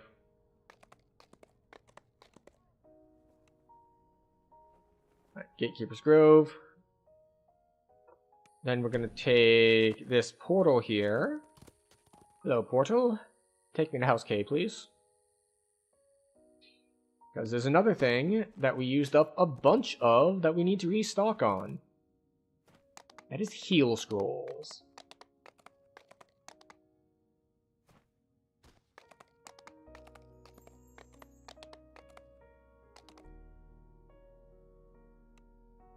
Scroll of heal. Give me 55.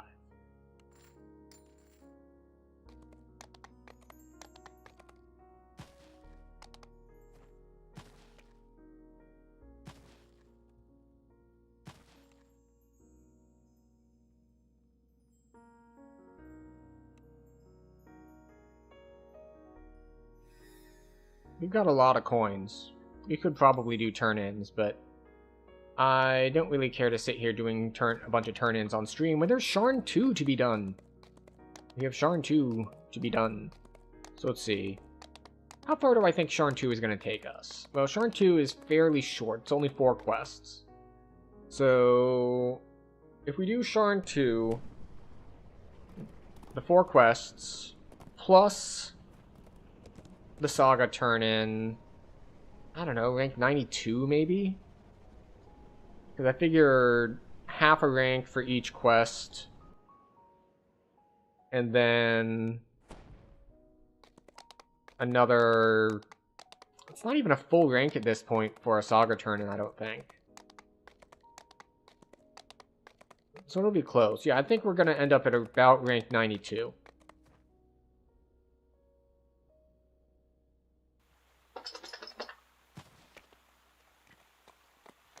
Hello, Liesel.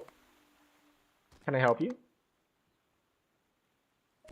We're gonna go back up to 6. We got stronger. It's probably a bad idea, but, you know, as I said before in the last quest, doing things this way is a bad idea in general. Like, if I were running on R1, we would already be at level 20 by now. And it's not even, like, close. Oh? Oh, it's bedtime? Okay, let's tuck you in.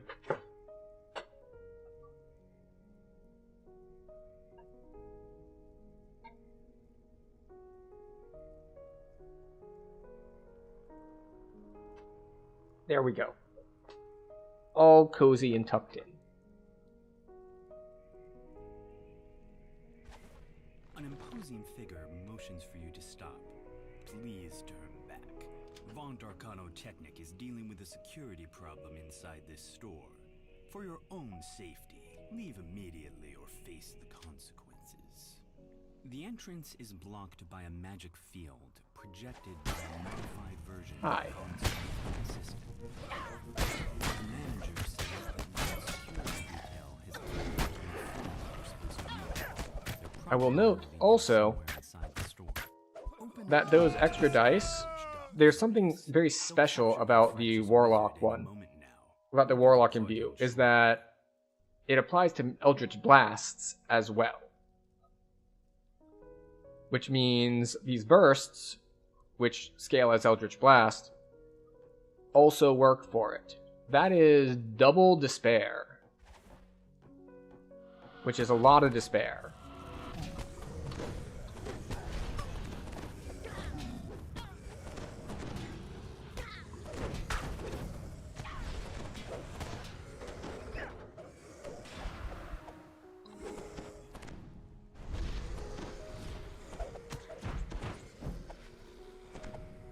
Okay.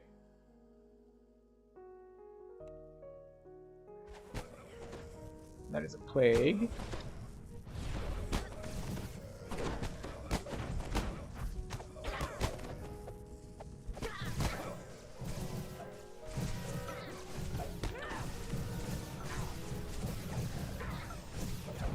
Like, why am I so slow? It's like, oh yeah, a Reaper existed somewhere nearby me. That's the most annoying thing about the Reaper slow, is that it doesn't feel like it's like, oh, a Reaper hit you, so you're slowed down. It's like, no, a Reaper was vaguely nearby you and kind of swung at you-ish. So now you're moving really slowly. Oh, that was rough. I accidentally had one of the guards targeted, so I tried to run up to a group and AoE them. But it was like, oh, I'm sorry, you have some other guy somewhere else targeted, so that just doesn't work.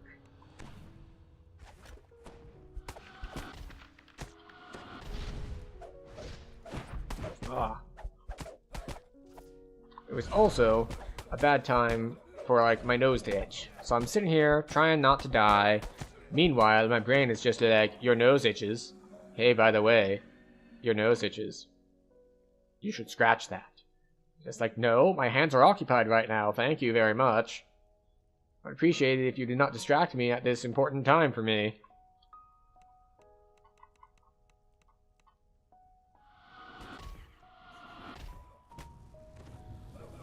Hello, I'm coming over here to bite you. Thank you. I appreciate your contribution to my health. I'm gonna try to target this through the wall. Right? It looks like there is no no thingy in there, no crest.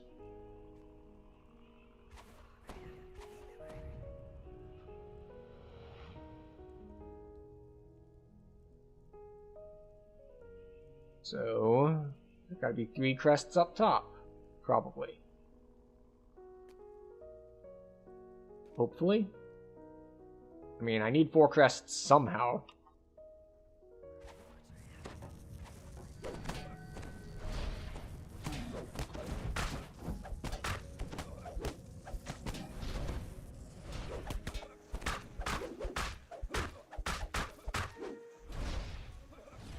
Ooh, purple.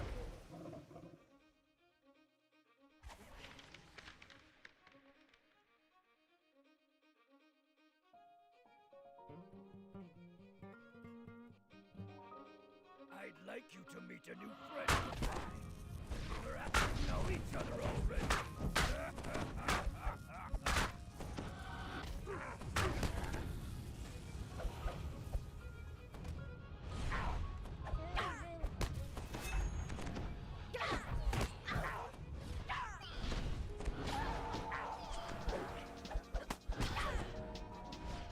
Should I be fighting in her disco ball?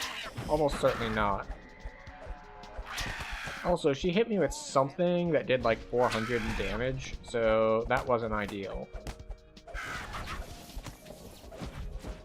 Oh, that only hit for 70. If she could keep doing those, I'd appreciate it.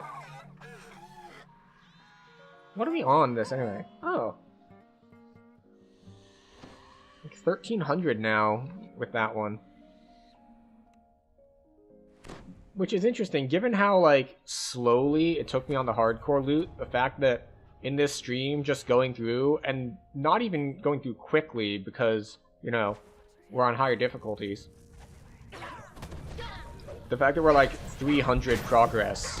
It's just like, oh, yeah, if you're not worried about dying and you do all the purple loots, it turns out that they go pretty quickly. Go figure.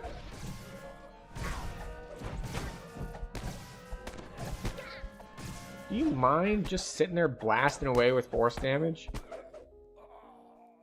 Tonight's theme just seems to be getting wrecked by force damage, like, the entire time. Like, that's just what we do. Or maybe it's just that we're pretty resilient to everything else.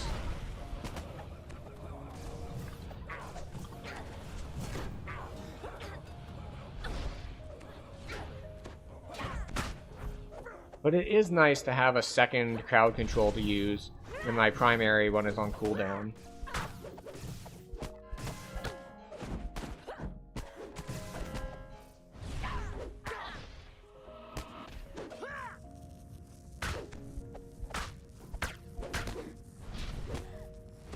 Oh, this guy's hitting like way harder than the other ones. I guess because he's Stone Guard, but Just normal melees for 250 is a lot. I'm gonna have to start biting things, get my health back. Well, yes and no. I don't necessarily have to start biting things, because I did go back and buy a bunch of, what? Bunch of healing scrolls. But, you know, we can do that. Oh, I forgot to go back into undead form.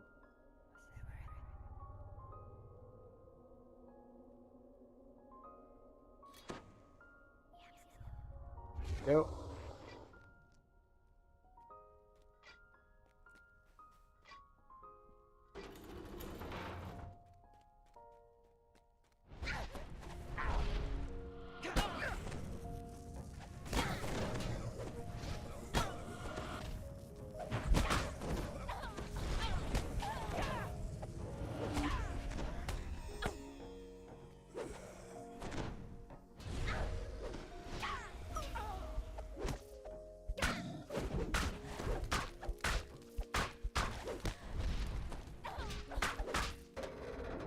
Okay.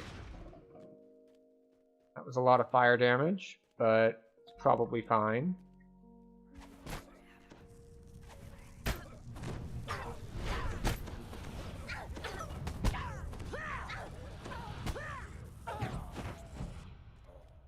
Okay.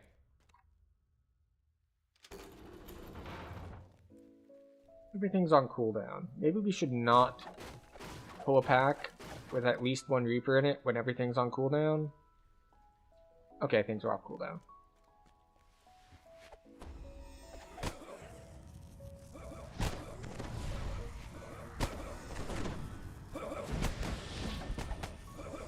I forget if Greater Color Spray makes things, what?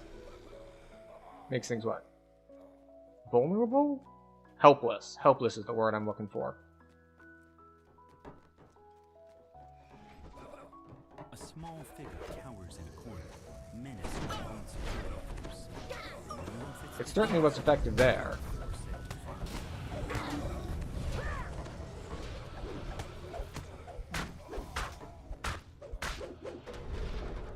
Because for some reason they all resisted the tentacles.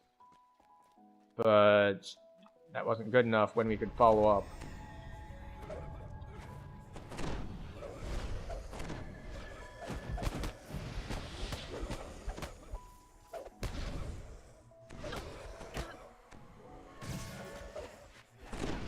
There we go. That time it lands.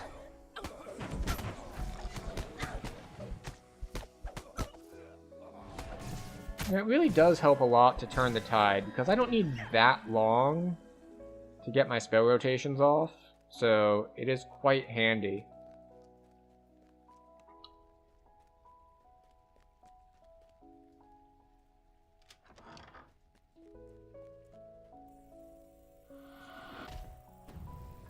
I'm just gonna run over here for a second. Oh. Oh.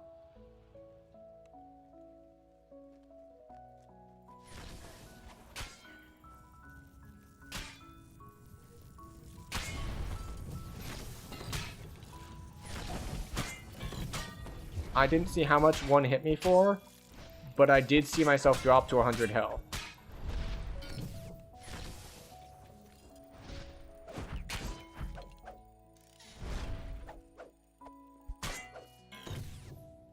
So we went in with a lot of temp health, and then it all disappeared all at once. That was a lot of damage. A ridiculous amount of damage, actually. Let's top ourselves up a little on our way to this puzzle. Because we shouldn't end up fighting anything right now. Yeah, like they don't see me from here. The door is securely locked. You'll need a key to get in. You unlock the door using the key to the manager's office. We can just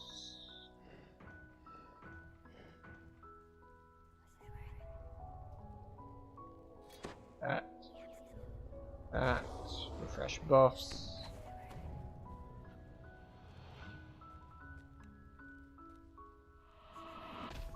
Bear Reaper. You're gonna teleport to me, yes? There we go. Thank you very much.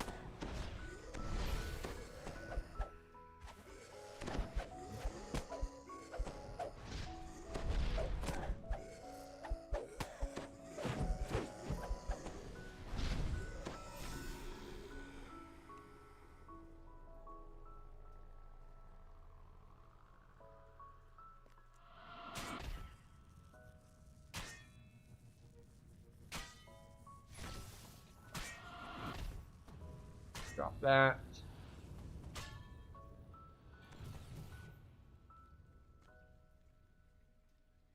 Alright, well there are shrines right there, so even if we die, it's fine.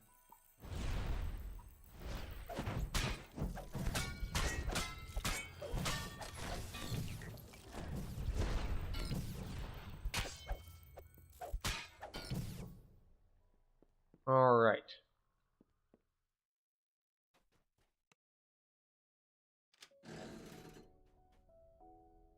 Let's see, should we heal before the boss fight?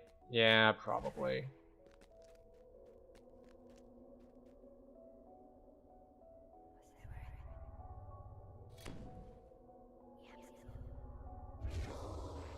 We'll put up temp health pre-boss fight.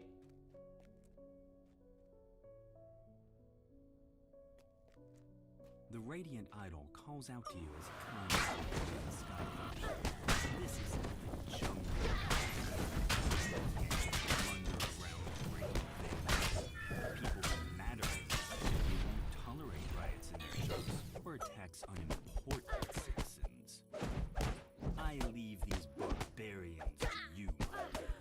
Give them a lesson in civilized behavior. The sky coach flies off, and the lone remaining Vaunt security officer springs to the attack.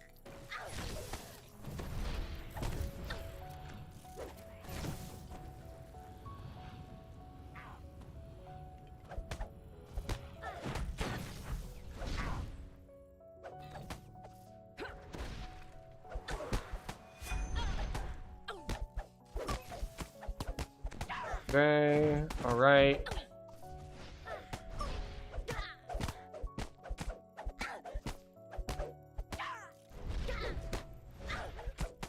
We managed to drop AoE onto the force damage people before they actually got a chance to come for us very much. So they should all be one-shottable. Okay, yeah, only one survived the AoE we dropped on them.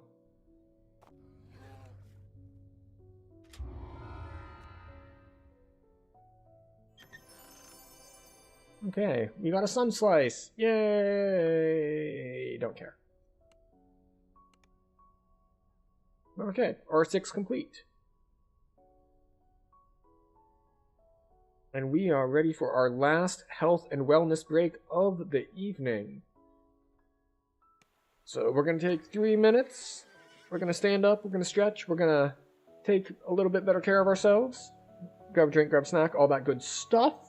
I hope you'll join me in doing the same during this time. We will not be playing the game. We will be giving all of you the opportunity to also take a couple minutes for yourselves.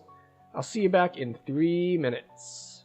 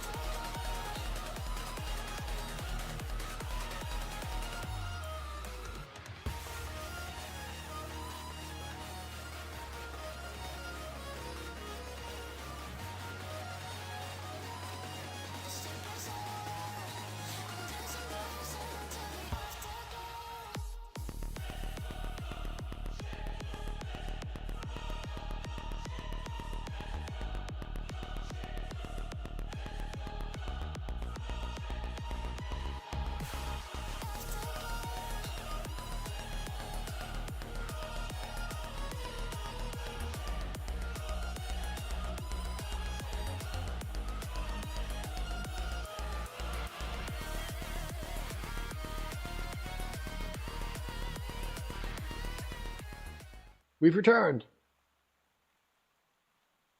You all got a break, and now I'm back to be your problem. Well, mostly on my own problem here. The problem being, I'm doing things the hard way, for no apparent reason. Besides that they are the hard way. You know, why climb the mountain because it's there? We do these things not because they are easy, but because we are hard. All the classics. I think I am going to drop to R4, though. We are on some higher difficulty quests, and like the forge rates in here can be pretty nasty. As can the traps. And there's a lot of stuff that I won't be able to properly crowd control or really... There's a lot of stuff that'll be just running around able to hit me, particularly in the last fight. So we're just gonna not deal with that. The door into Evan's apartment stands before you, wide open. And instead, we're going to go to R4, where we're more able to handle that sort of thing. The air smells of sulfur. And who in Khyber are you? The gnome demands in a pitiless tone. The creepy gnome investigator nonchalantly gives you a head start, then goes back to work on the crime scene. What is really going on here? The air suddenly grows warmer. A draft rises from somewhere below.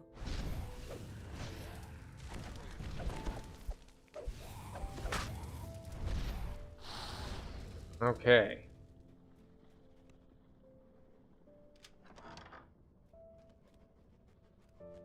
We took a lot of hits. You have a sense that you're being watched. So we've got our scaling damage stuff. Your recent encounters with an odd gnome inquisitive and undead spirits notwithstanding. Actually, I forget. Does anyone remember what the upgrade is on this thing? On my Dark Gift? Isn't it just like a flat couple physical and magical resist? This must be the place where Evan went for a drink. Perhaps the bartender has seen him.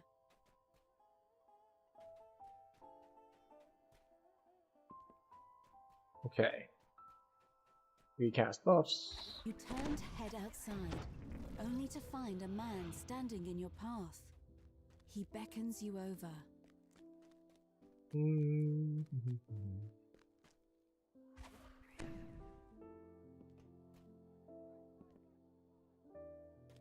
Alright. We drop down here. We look around for the lady in black. Not quite the same as the lady in red, but black is another one of those just classic colors for formal wear. Not just for ladies either. There's a reason that they say like such and such is the new black, but they're never right. There's only one black, and black is the old black, and black is the new black. It's hard to imagine a world of fashion, and I'm not even like a fashionable kind of guy. Like, I'm gonna be completely real here. That is just not something that I have ever had an interest in or skill with. But even I know, like, for formal wear, I don't see a world where anything is the new black in that it replaces black as the go-to color for formal wear. It's just, it's not a thing. It's a classic look, it looks good, or at least I think it looks good. And yeah, like, there's a reason it has been the go-to thing for, I don't know, centuries? Like, it's like, oh yeah, this new way of doing it is going to be all the rage. It's like, sure, but I don't know about it ever winning. Like, obviously it'll be fashionable. Stuff comes in and out of style. You've got your tan suits, you got your gray suits, you got your white suits, depending on, you know, which crew you run with and which part of the country you're in. But, like, I think I would be hard-pressed to find a formal occasion where a classic like charcoal or black suit is considered, you know, it's like, oh, that's so out of place here at this formal event to be wearing a black suit. Oh, perish the thought. How could someone wear something so old and stodgy? I guess that could be a thing, but if that were a thing, then I think most formal wear would just not be acceptable in that venue. It's just like, look, if you're trying to do like all super new stuff, I guess old styles would be bad, but I don't know.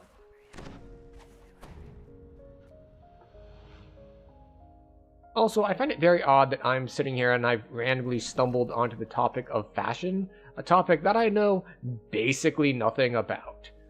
Like,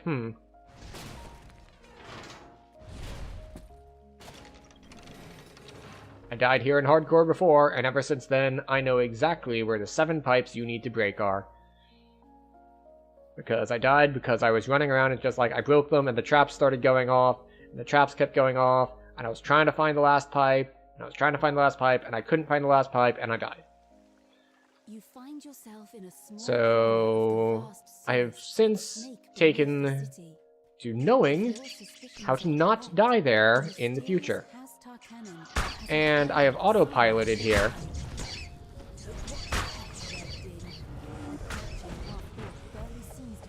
And I didn't get punished for it, but it's just like, obviously I pull these 2 groups at the same time. I always pull these 2 groups at the same time. And then it's like, oh wait, no. I am running mid-reaper, not R1. Then again, we did drop from 4 to 6. Or from 6 to 4, I should say. So, it's not quite as risky as before. And, fortunately for me, they did not make their saves against the tentacles. They just decided that tentacles was how things was going to be today. And I appreciate them for that. Some people, you're just like, and it's going to be tentacles today. And they're like, oh no, not the tentacles. If only this didn't happen every Saturday. That would be awful. If you were available next Saturday around the same time. Possibly. For the tentacles. No? Okay, that's fine. I wanna... Wait, where is it? Oh yeah! Oh no! No, not the tentacles. Alright, where were we? Yes, this last fight. This last fight can be a little annoying with stuff getting up on, like, high ground.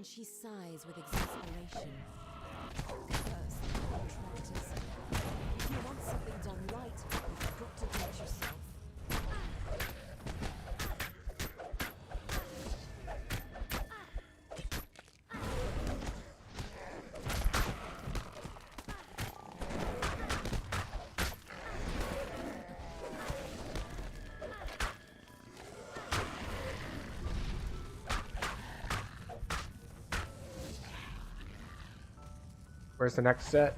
Alright, spellcaster's over here.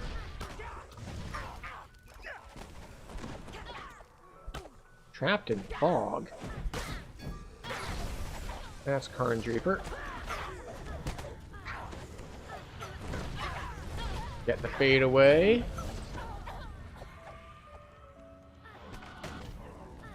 Grab some crowd control. We're out of temp health. Get more of that.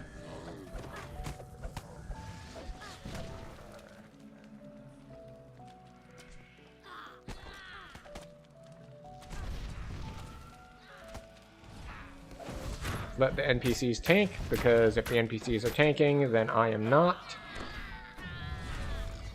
And unlike some quests in some games, the NPCs here can't really die.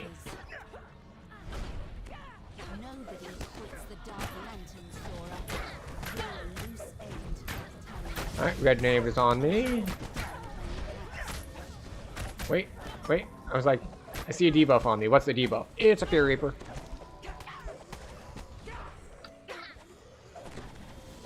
And I tried to go around it, and I got stuck on a corner. Which is unfortunate, but it happens sometimes.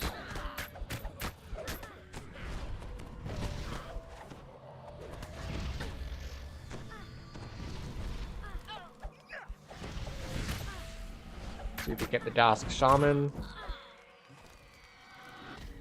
The other Dask Shaman. That's all of them, at least for today. We need to keep moving, Thoris says. Alright. If you want to talk to Evan, you need to do it now.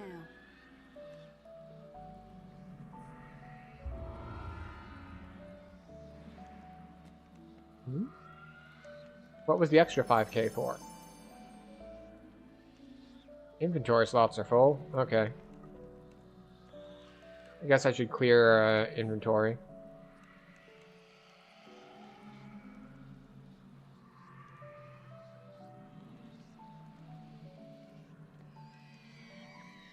Okay. We'll sell inventory things. Why did this mode turn off?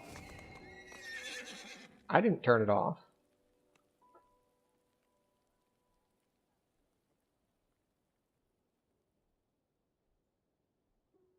Although, I did now just come up with the question of, it's like, wait a second. How do you jump if you're floating? If you're floating off the ground and you jump, what are you pushing off of?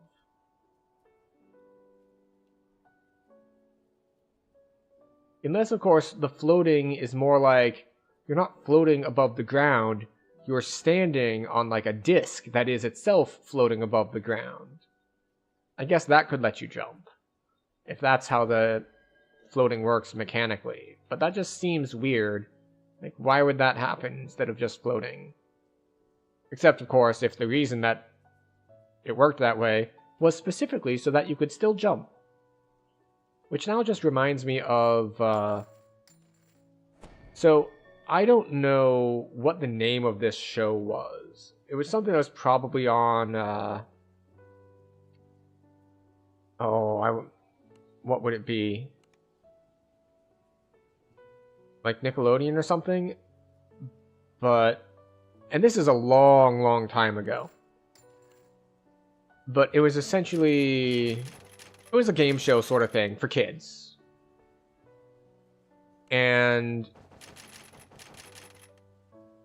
like, it was like a gamer sort of thing, except they did, like, augmented reality things. So you, the viewer, would see, like, a different, like, they would green screen people into games, but the person, and I don't know what the player actually saw, like if they saw themselves green screened in, like from the side view or whatnot, but it would be sort of like a, more like a simple, like, dodge the thing sort of thing, like your Flappy Bird style game. Like, they're standing on a platform in game, and the person in real life have to, like, duck under things or jump over things. And it always looked like people struggled the most with just, like, the interface, like, being able to sync up what was happening on the screen with what was happening in real life.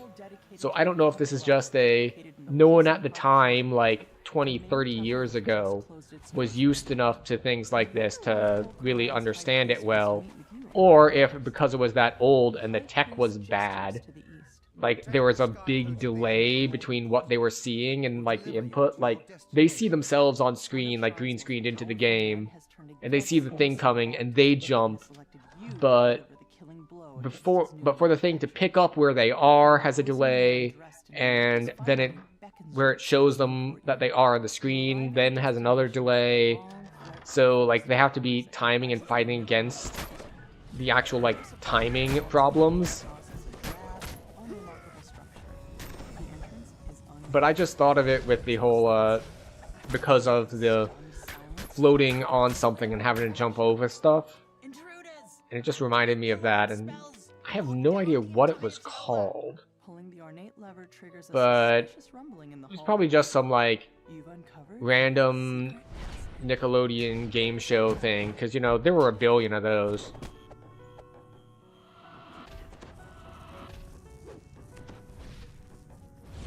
Ugh, these things are immune to like all of my crowd control stuff. So we just have to, like, run around in circles, which is really annoying.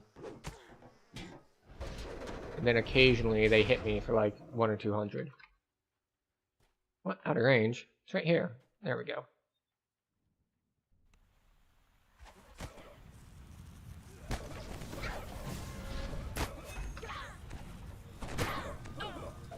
Gotta get that fade away on the whatchamacallit.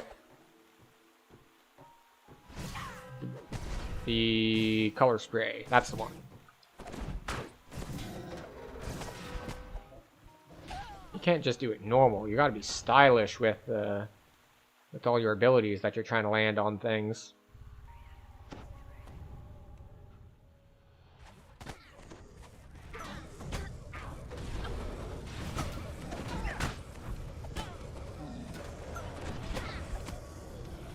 Oh, I didn't even see the Fear Reaper coming from the side until after I'd cast it, and I still landed the crowd control on it. Wait, there we go.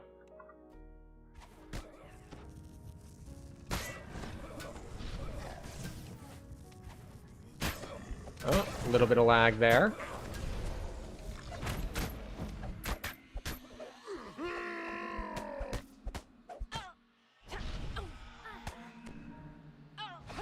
Oh, wait a second.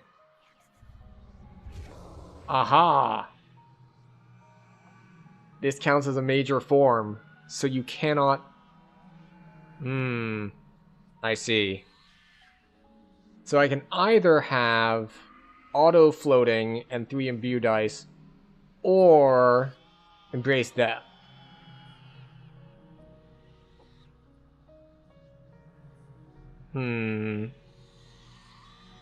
I think we'll stick with our floating form. Which means we will need to probably redo where we spent points in our racial tree. It does kind of suck that you can't combine them, but oh well.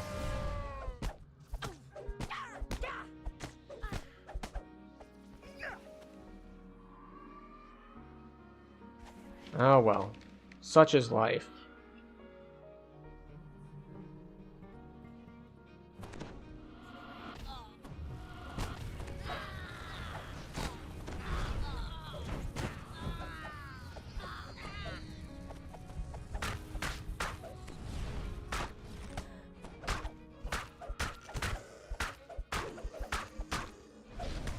That's a Plague Reaper that spawned with him.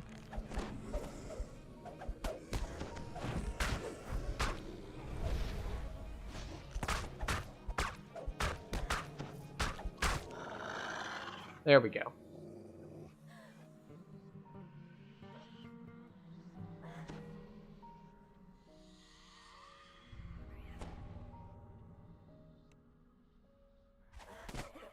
A large group of guards is formed ranks in front of the towers.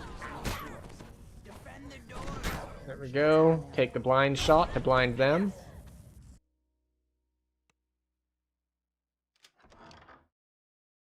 Pushing open the doors unleashes a wave of hot air. It should remind you more of what's lying down in the clouds than... Cannon's not affected, so we go for that first.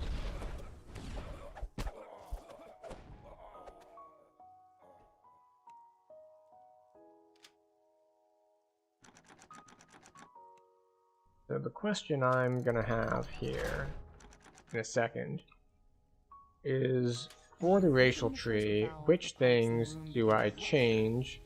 It was just like, oh right, major form, we can't be undead, and floaty. Though honestly, undead probably provides us better benefits than floaty. But, you know.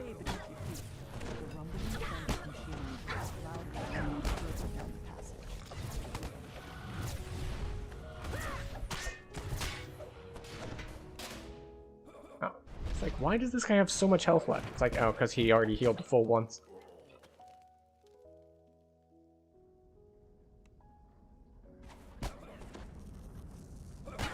There we go. Why can't I move? I don't know if I was body blocked, lagged, or both.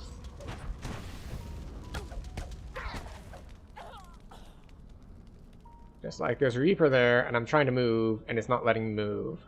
And that's a bit of a problem for me, because I like to live.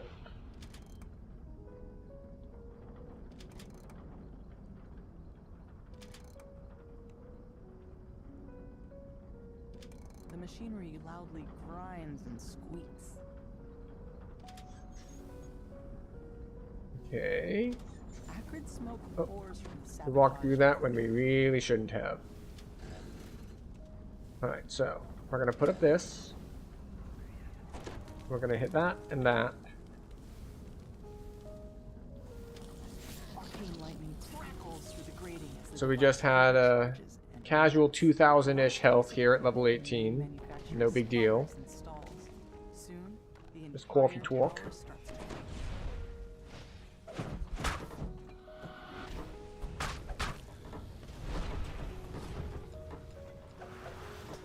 Oh, they're dead. Okay. I was like, I'm ready. I'm gonna keep fighting. I'm gonna keep... Oh, they're gone now. Rupturous heat and concussive force tear through the building as the main manufacturing collapses.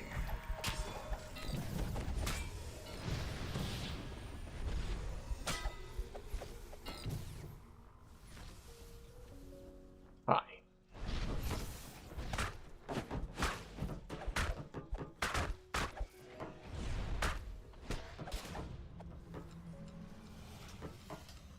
Alright. What do we need to rebuff? Just these? We're rebuffing those. A gnome roars at you as you enter the room. My wonderful equipment! How could you destroy it like that? You'll pay for this travesty! Come this way. I want to be further away from the ads when the ads spawn. You're not going to follow me up the stairs? Come on, I believe in you. You can do it. Okay, maybe not. Maybe you can't do it.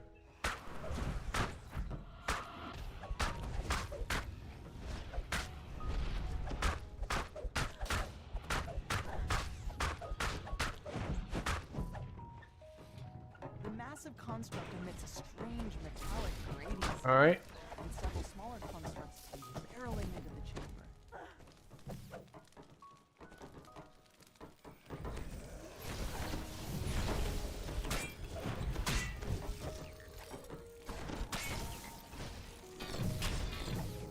Oh. Okay, did we get them all? We got them all. Okay, good. We did have a little bit of a lingering fear dot, but overall, we're still good. The construct finally grinds to a halt, too damaged to continue its assault. Okay. Pretty smooth R4s. That fight in particular can be a little rough with all of the force damage at the end. But we had enough defenses, so it worked out for us. And by defenses here, we mean health. Because force damage is unaffected by things like magic resist rating.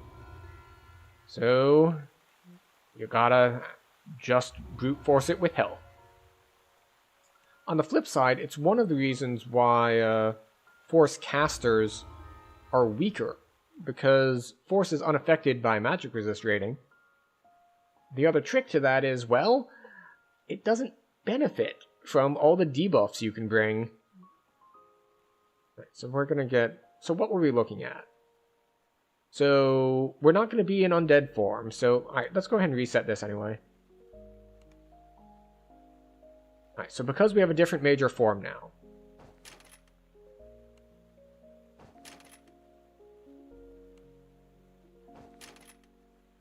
We choose positive healing amp. We choose 1 packed dice. We'll take the mists. We don't take this. So we're losing 2 charisma by not being in this form. But, you know, whatever. When you're considered undead, alright, so we don't need this anymore either. We will take that.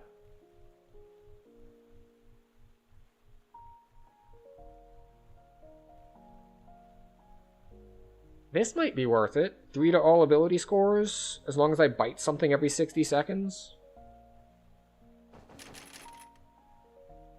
That's not useful, we're in medium armor. Magic resist. No.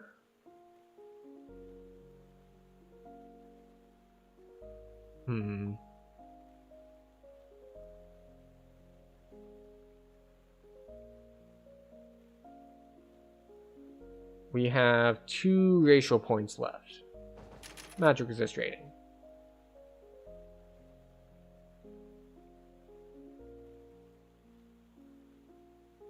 Okay, maybe we'll make our bite do something a little more.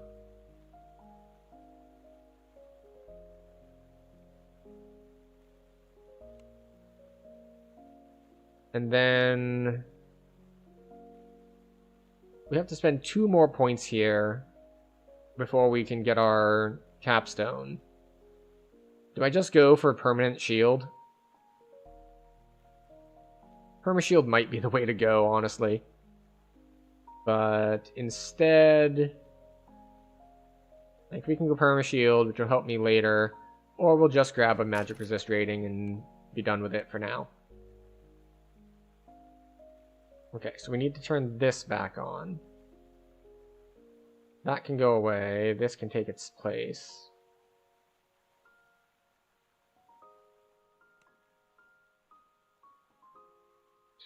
R4. Reach for the sky. Now, one downside to this is that somewhere nearby, I'm really bad at killing golems, and there are golems a couple places in this quest. The beacon will surely be under heavy guard, but that's never stopped you before. Tonight you'll steal the beacon back from under Vaunt's nose, and if you do it right, no one will be able to stand in your way. Okay, got a ticket. We can get to go talk to the dude.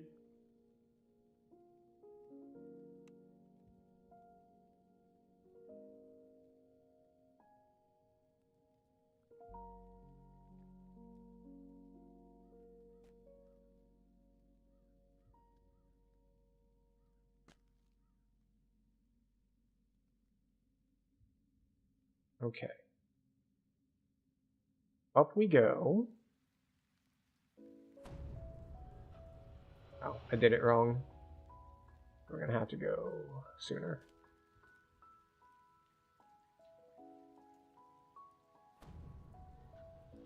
By I did it wrong, I mean I did it incorrectly. I didn't jump as I jumped on it.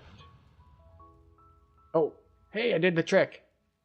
So, the trick there that I mentioned doing is, I think, let's see, is this? No. Is when you get the floating buff, you're going to keep rising until it wears off, the reverse gravity. Except if you just manage to set your foot onto something, like right as you're crossing over the lip of it. At which case, you will kind of stick to it and you'll stop rising. So, that's what I managed to pull off there. Because otherwise, what happens if you take the third anti-gravity thing in the tower is you float up beyond the target area you're going for, and you have to wait to come back.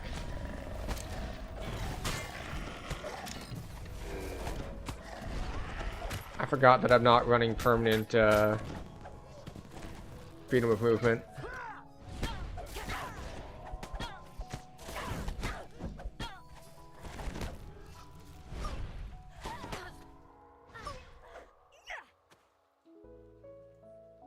Bite's healing me a lot more when I'm in living form, because I have a lot better heal amp now that I swapped around my points.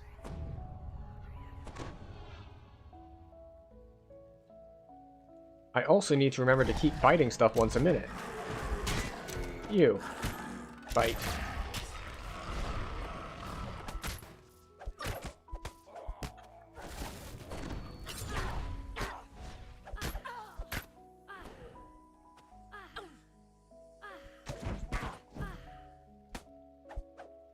There we go. Wait a second. I need to keep something alive so I can bite it. You. Become blood bag for me, please. Thank you. Ooh, I almost missed that jump. It's been a long time since I've fallen into jail. It's a fine evening here in Like, I think I've fallen in... Bleh. I believe I have fallen into jail once, ever. And it was like my first time in the quest. And then, I spent a long time being like, I don't know what to do, I'm gonna let other people walk on the thing and figure out what to do. And then eventually, it was just like, no, I know what to do now. It's not actually that complex. And as long as you have feather falling, there's a lot of margin for error.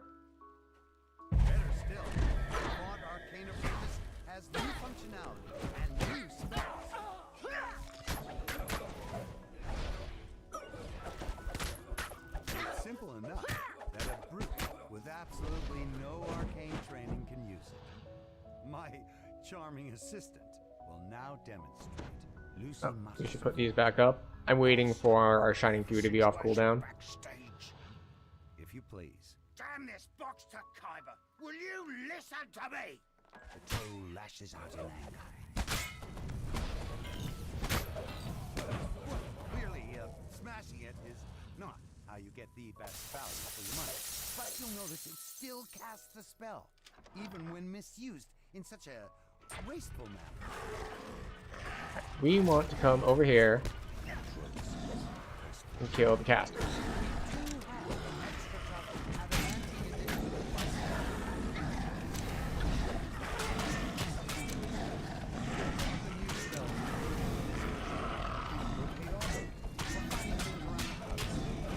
Okay.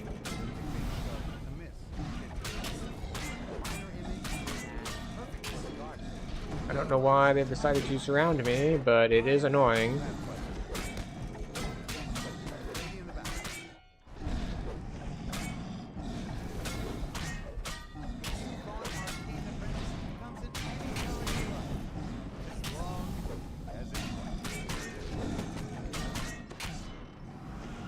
There we go. Get the force damage going again.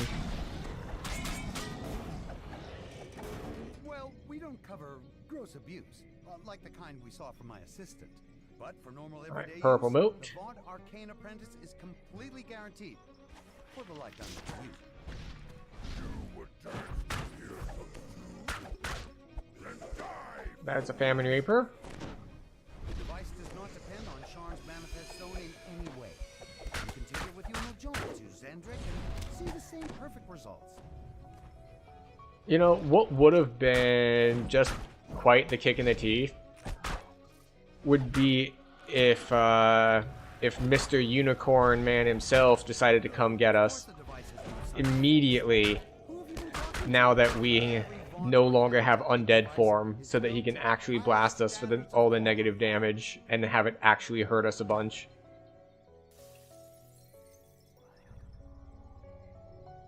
That would just be spiteful of the game. Just like, oh, you decided that you wanted to be floaty and do extra damage instead of be undead? Enjoy all this negative damage that we're gonna throw at you immediately upon making that decision. Lucian Just like, Vaunt ah! with a cry of anguish on his lips. He died as he lived, spectacularly. Got a little bit of coyote time there, which from what I understand is the technical term for when games kind of like, especially platformer games, will kind of let you jump even after you've walked off the edge. So named for like the old Roadrunner cartoons, in that you've technically fallen, but you haven't fallen yet, even though you're off the edge. And it's so ingrained into games that if it's not there, people can be, it can feel bad for the player, because they're so used to having that extra slack that if games really strictly are like, no, you were off the platform, you can't jump, they can feel bad. which is kind of what happens with a lot of game design principles. There's a lot of stuff that's done for various reasons that makes things easier or simpler or so on and so forth, that then just become expectations, which may or may not be a problem depending on the exact facts of the matter. Like, some things, like there's some quality of life stuff that is actually makes it like harder for people to get into the industry, because like they think, oh well, in order to make a game I gotta do all these things, like so much stuff that like just every game has to have.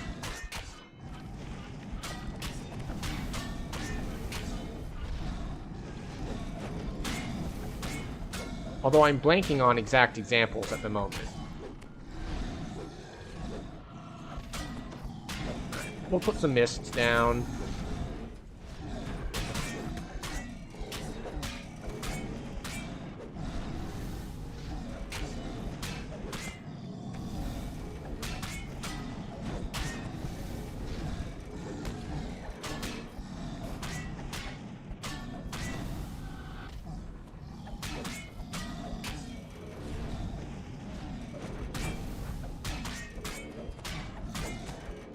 So, the good news is that while it is annoying for me to kill guardians, or, well, any sort of iron golem really, fortunately these guys have not been hitting very hard. So, not really a problem. We just have to eventually grind them out.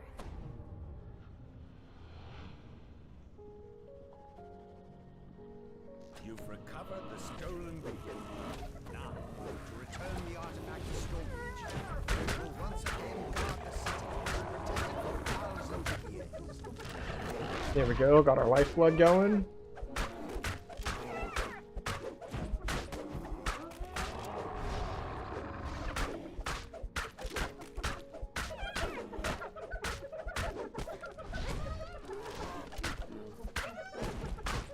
Okay.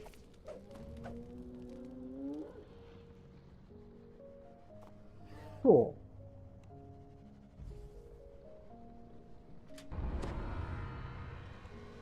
And there we go. I was about to say, oh, I was way off. I thought I'd be at right around rank 92. But that estimate was including the Saga turn-in. So, we will see if we get it.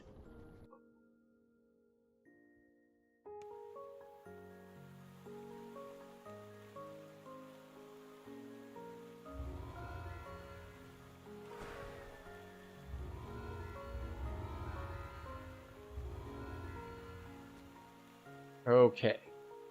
Turn in Charn Saga.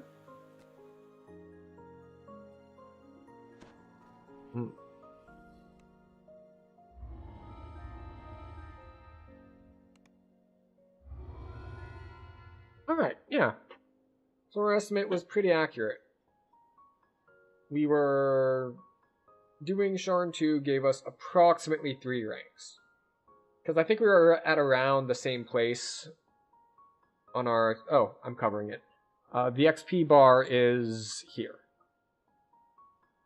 I'm partially covering it. You can kind of see it. Not really. But yeah, we were about here at rank 89. Now we're about here at rank 92.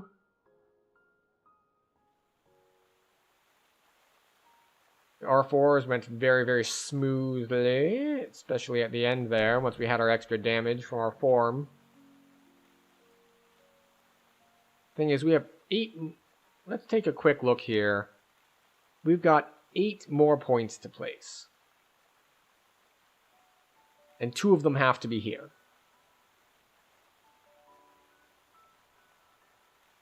So it's going to be like 1, 2. So that gives us 6 more points. Which is not enough.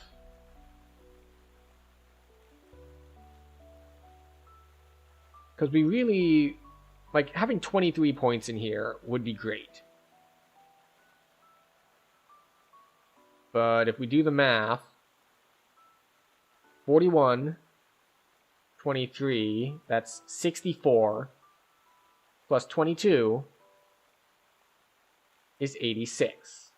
And we don't have 86. We have 82, I want to say? I think I have 2 universal points. So we're getting like 4 points short. Alright, so, okay. So we drop 1 pack dice here. Alright, that's 2 points. Essentially, I'm going to have to choose between Tainted Lore, Greater Color Spray, or, and Quick Reflexes. Because we can drop down to 8 points in Vistani Knife Fighter pretty easy. We'll say 9 points. Drop down to 9 points. 1, 2, 3, 4, 5, 6, 7, 8, 9. And even then, we can drop that, but Deflect Arrows is pretty nice.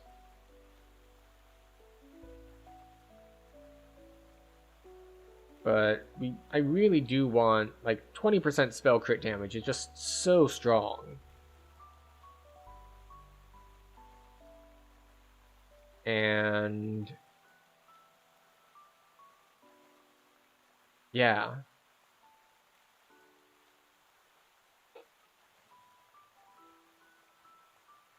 I forgot that I opted to not take Crushing Dread and instead go for Dark Ascendant Bite. Might be good to swap those. In any case, yeah, we're going to have to make a decision here on whether we care about the crowd control or the, like, Quick Draw is just so good when I'm swapping back and forth between attacking and casting. What does this give me again, anyway? Like, obviously I'm taking it, because it has the spell point, or the hit points in it. But it gives me some spell power, gives base attack bonus, it gives melee power. Okay, it's just overall good. There's no reason not to take it, especially because of the health.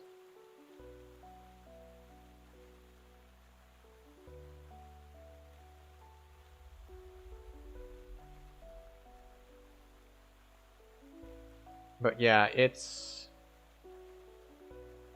Actually, I would switch around points in here, definitely. Like, these 2 points would go here. Because now I'm not going to be in undead form. So, because we're not in undead form, negative energy absorb is now good for us.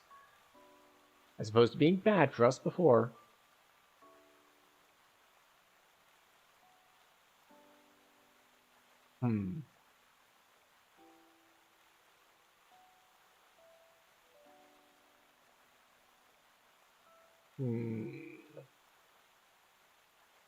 However, it is quite late, and it is time for us to sleep. I wanted to finish off Sharn 2, and we have successfully finished off Sharn 2. We are at rank 92, which brings us to talking about future streams. So, for anyone who is not familiar with it... Let me see, wait, do I still have it up? Oh, I don't have the right image up. Okay. Image.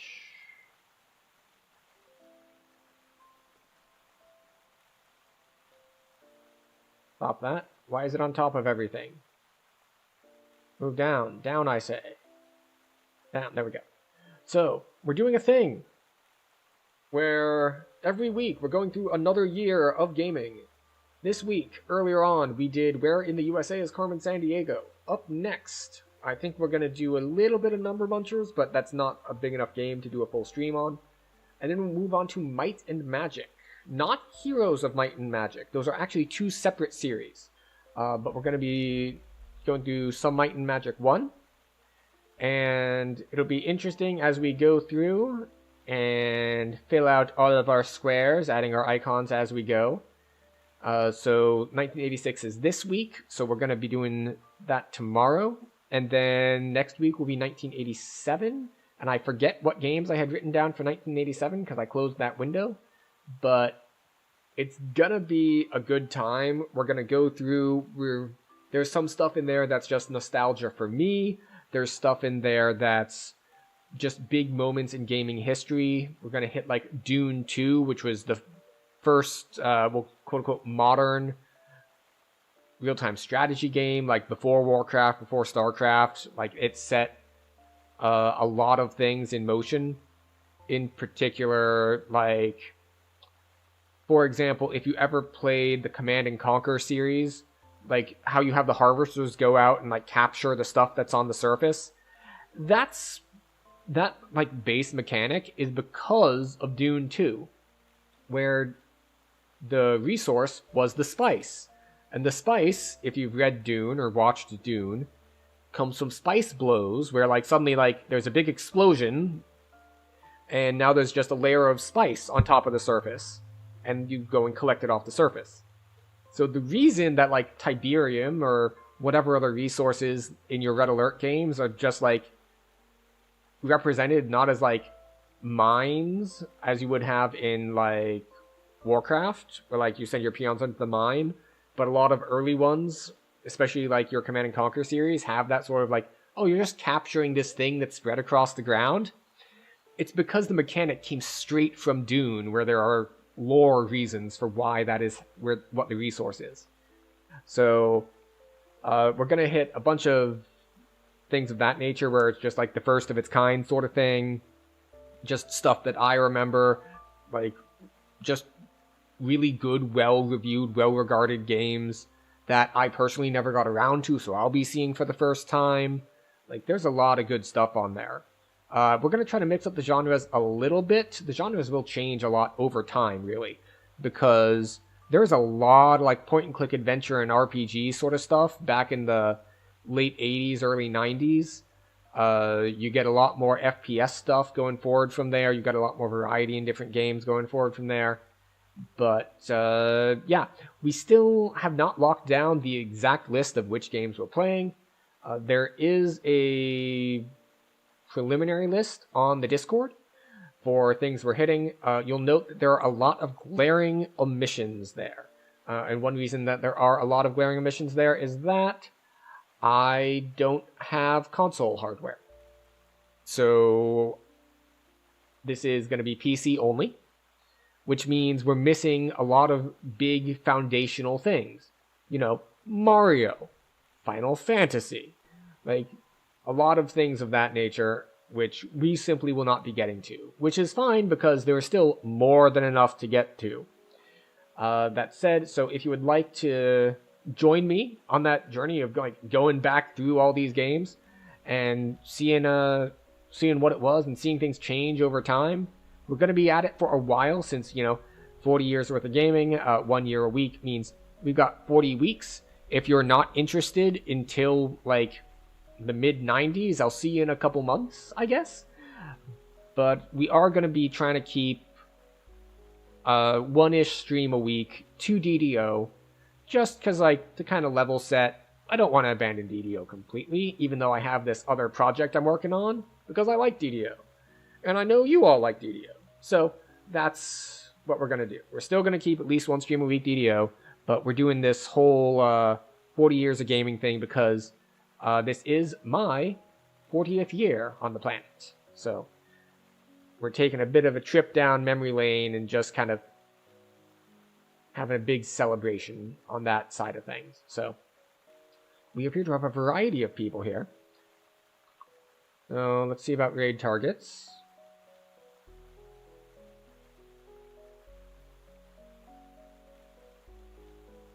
It appears that Nomad Dog is on his way to getting the purple wings, so maybe we toss all y'all that way. He appears to be where we just were as well. Looks like it's hard to tell because it gave me a tiny little window because it put the ad in the big window. But yeah, he appears to be in Sharn. Which one is that? That is the end of Sharn 1. So I think we'll raid out to Nomad Dog. So thank you everyone for being here. This is where we do our whole spiel. So I talked a bit about future plans, so we already covered that. This is where I remind you about your platform buttons, your likes, your follows, that sort of stuff. If you'd like to do that, great. If not, that is fine too. I appreciate you being here, mostly because what you have given me is your time. And I know that there are many things you can spend your time on for entertainment, edutainment, and just general things to do on the internet. And I appreciate you spending that time with me this evening.